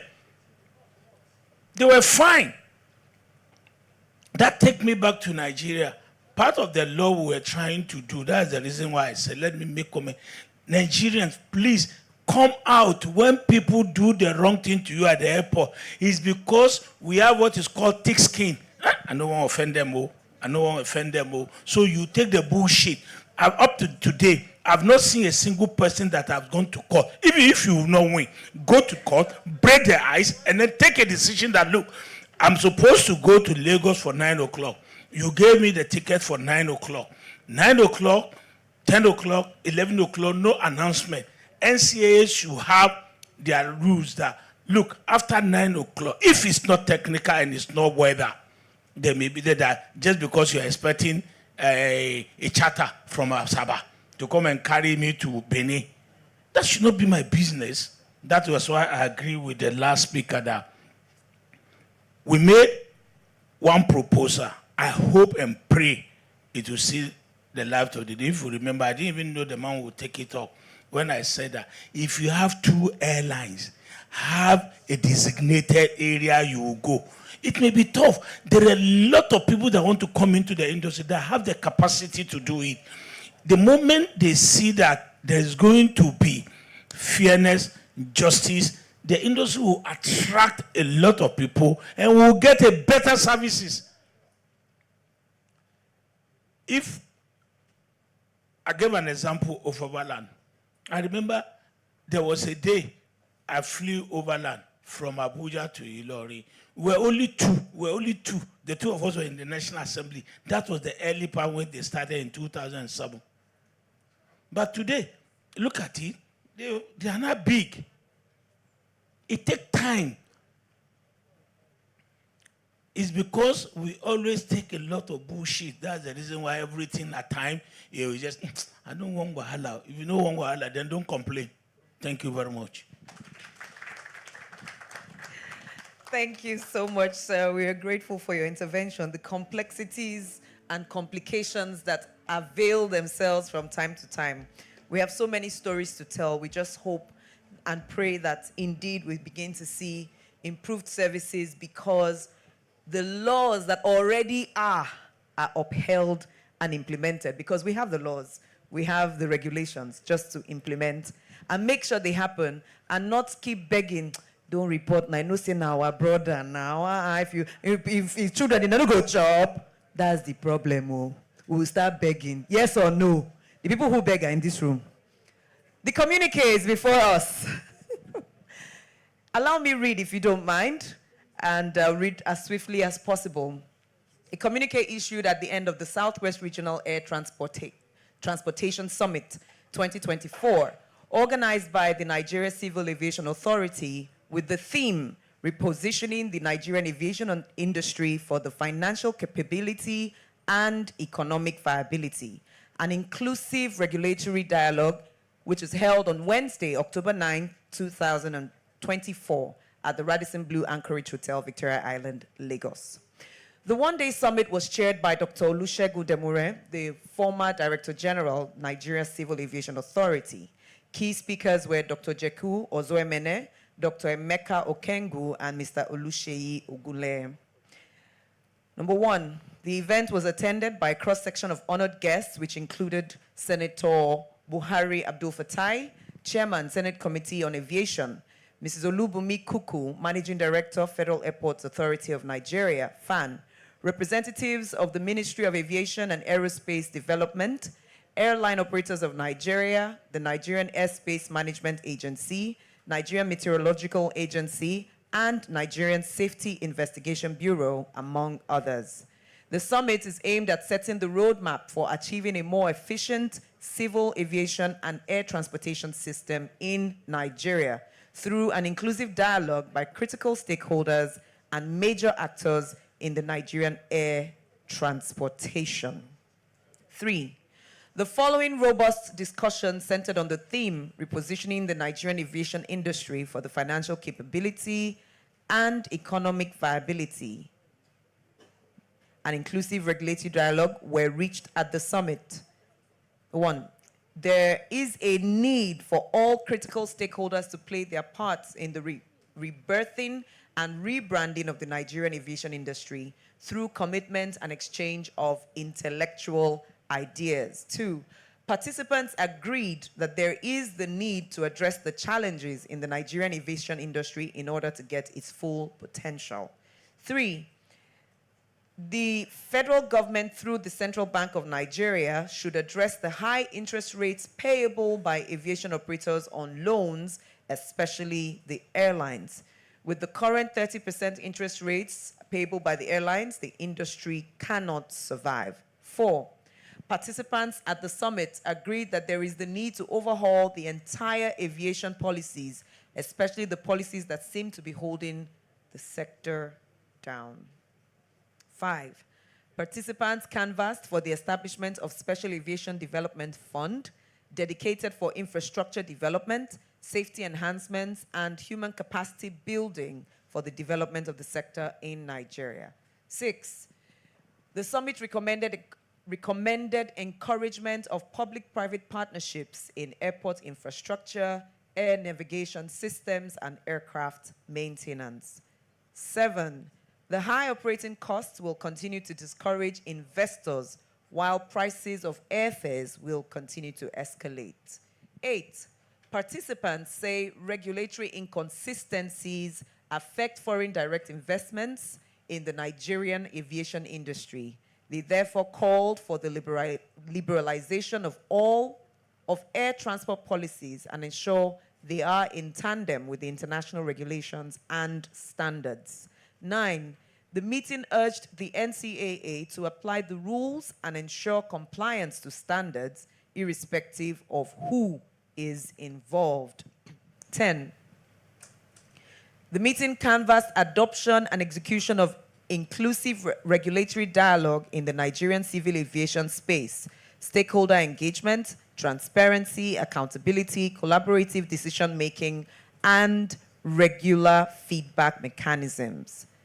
11, the NCAA has a role to play in harnessing the vast opportunities presented by the global aviation transportation system to drive national economic growth and development. 12, participants agreed that aviation operators in Nigeria, irrespective of the subsector, need to leverage technology, embrace innovation, and develop sustainable aviation infrastructure, and position the sector as a leading player in the global aviation landscape. 13, participants at the meeting agreed that the time is ripe for the Nigerian aviation industry players to take the bold steps through investments, regulations, policies, and engagements to move the sector forward. 14, participants at the summit submitted that for Nigerian airline operators to explore all the options of airline finance, which include external finance, bank overdrafts, short-term loans, trade creditors, they must be creditworthy and comply with industry standards, including the Cape Town Convention. 15, Nigerian airlines need to code share, collaborate, partner, and form alliance with international carriers to operate on the global stage. No airline can survive as a point-to-point operator. 16, the strict adherence to the Cape Town Convention practice, the strict adherence to the Cape Town Convention practice directions can assist the growth in the airline subsector if all players are ready to play by the rules. 17, participants also called for closer collaboration between the NCAA and other aviation agencies for the enhancement of safety and security in the industry. Should be 18, okay. Participants called on the NCAA to sanction airline operators who violate the Cape Town Convention through court actions to stall the return of leased equipment. They said that this makes Nigeria a high-risk country to do business with in the eyes of lizards. 19 now. The Nigerian aviation industry system should protect its chief executive officers and other personnel in a bid to effectively discharge their duties without fear or favor. And this should be 20. Participants agreed that financial interventions from the federal government have not addressed the challenges of the aviation value chain. Rather, they challenged business organizations, especially airline operators, to block the loopholes, for example, aviation fuel supply, ticketing, redundancy, etc., in the system in a bid to operate profitably and remain in business.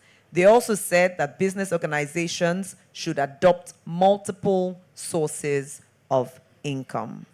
Here ends the reading of the communique, which will now, it will be appropriate to have a motion moved for the adoption of same. That's the proper thing to do, or shall we skip that bit for today? In line with the things we just read, I think we actually should move for its adoption, and it should be seconded by those who are here present.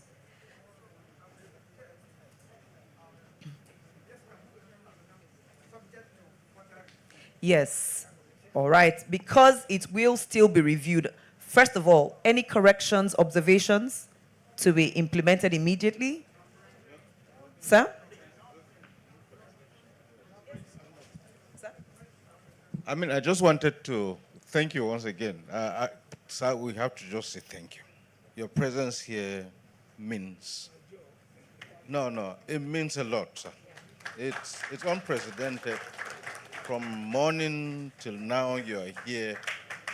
And this is where, this is where the laws are. This is where the policies are. And, for him to be here, to be sincere, it means a lot. More than anything else, beyond everything that you've said, sir. Thank you very much, sir. Yeah, I mean, you would notice that from the NCA side, we didn't give so many responses. and probably it wasn't intended to. But we've taken notes.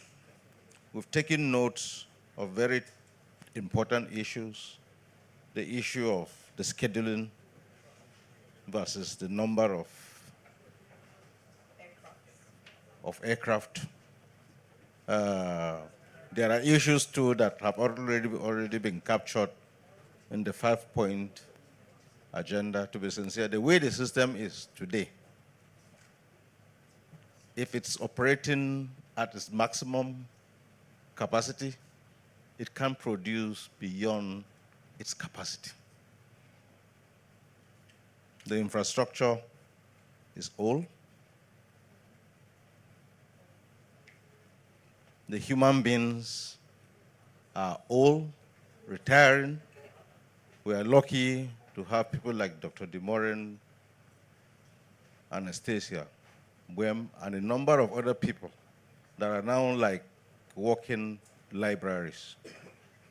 You know, that we have to do everything quickly to download whatever we have. You know, but as I said, those have been captured in the agenda, you know. And I must also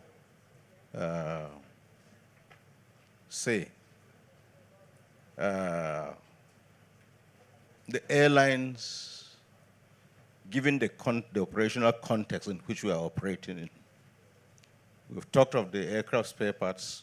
That's a very touchy issue. We are happy there is a waiver on the import of spare parts, you know, with respect to the schedule, the commercial operators. That is a big plus, but still that is not enough. He has told us some things here.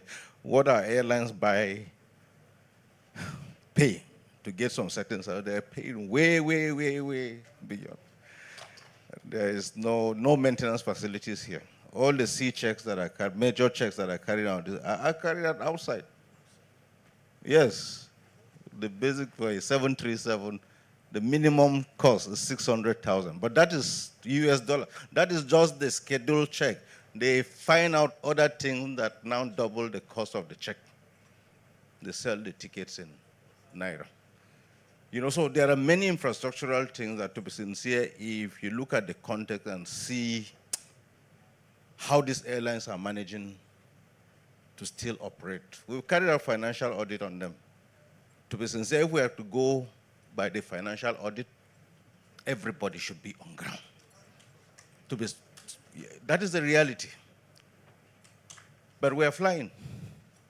Somebody is paying the cost for the flying. To be sincere, they are going deeper and deeper into red to enable us to continue to fly. So we can't continue that way. That is why the 5-point agenda are drafted the way they are drafted. So we've taken notes, and we are going to follow up on that. Some of those may not be reflected, and we don't intend them to be here. I just needed to say that. Thank you very much, and thank you. Thank you, sir. So on that note, we'll ask someone to move for the motion for the adoption of this subject to its further review. Take us, please. Sir, are you standing up to move? Oh, okay. But you're moving. You shall hereby not be moved, sir. Please, quickly. Yes, please. Please give him the mic, state your name and what you're moving for. My name is George Spiff. Yes, sir. I move for the adoption of the communique. Thank you. Subject to? Subject to. Further review. Further review. Thank you. Seconded by? Someone just raise your hand and tell us your name. Yes, please, over there, gentlemen. Thank you, sir. The cost of doing things right. I'm Comrade Yusuf Awal Ibrahim. I stand to second the adoption of this communique at this time. Thank you. Thank you very much. We'll accept that for today. Please appreciate him. Thank you. It's been a day filled with deep conversations subject to implementation, and we know that such will bring the desired results that we have. To offer the closing remarks and vote of thanks, please join me receive the Director of Finance and Accounts at the NCAA, Mr. Olufemi Odukoya. If you'll clap some more, he will be encouraged to come. Thank you. Good evening once again, everybody. I want to stand on the existing protocol. First of all, I want to thank God Almighty for giving us this day and making it a success. The program is a success for all of us. Our expectation and our prayer is that our effort today will not be put to waste. I want to thank the President of the Federal Republic of Nigeria for his renewed hope agenda, because what we are doing today is actually hinged on that renewed hope. And we are hopeful that we begin to see the dividend of our efforts, especially in this industry. I want to thank the Minister of Aviation and Aerospace Development. I want to thank the DG. I want to thank our Senator, our Honorable Senator that is here. Alaji, we can't thank you enough. Thank you very much, sir. It is really, really humbling that it is quite unusual. And I think that's the point, that we have your caliber of person stay with us from morning till night. We know your busy schedule. We know how it could be. We're really, really grateful. Thank you very much, sir. To our panelists, to the presenters of various papers, we have learned immensely from all that you have done and given to us today by way of the intellectual delivery that was done here. We do not take it for granted. To the operators, to everybody, NCAA staff, the gentlemen of the press, and the list is endless. I want to say a big thank you. We are grateful. We are hopeful that this will spring us forward. Thank you very much.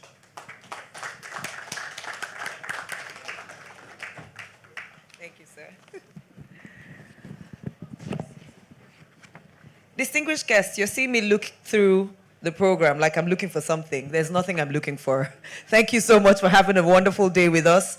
May God take us home safely, and may we see the implementation of all that we've conversed about. Have a wonderful evening. Goodbye, and God bless.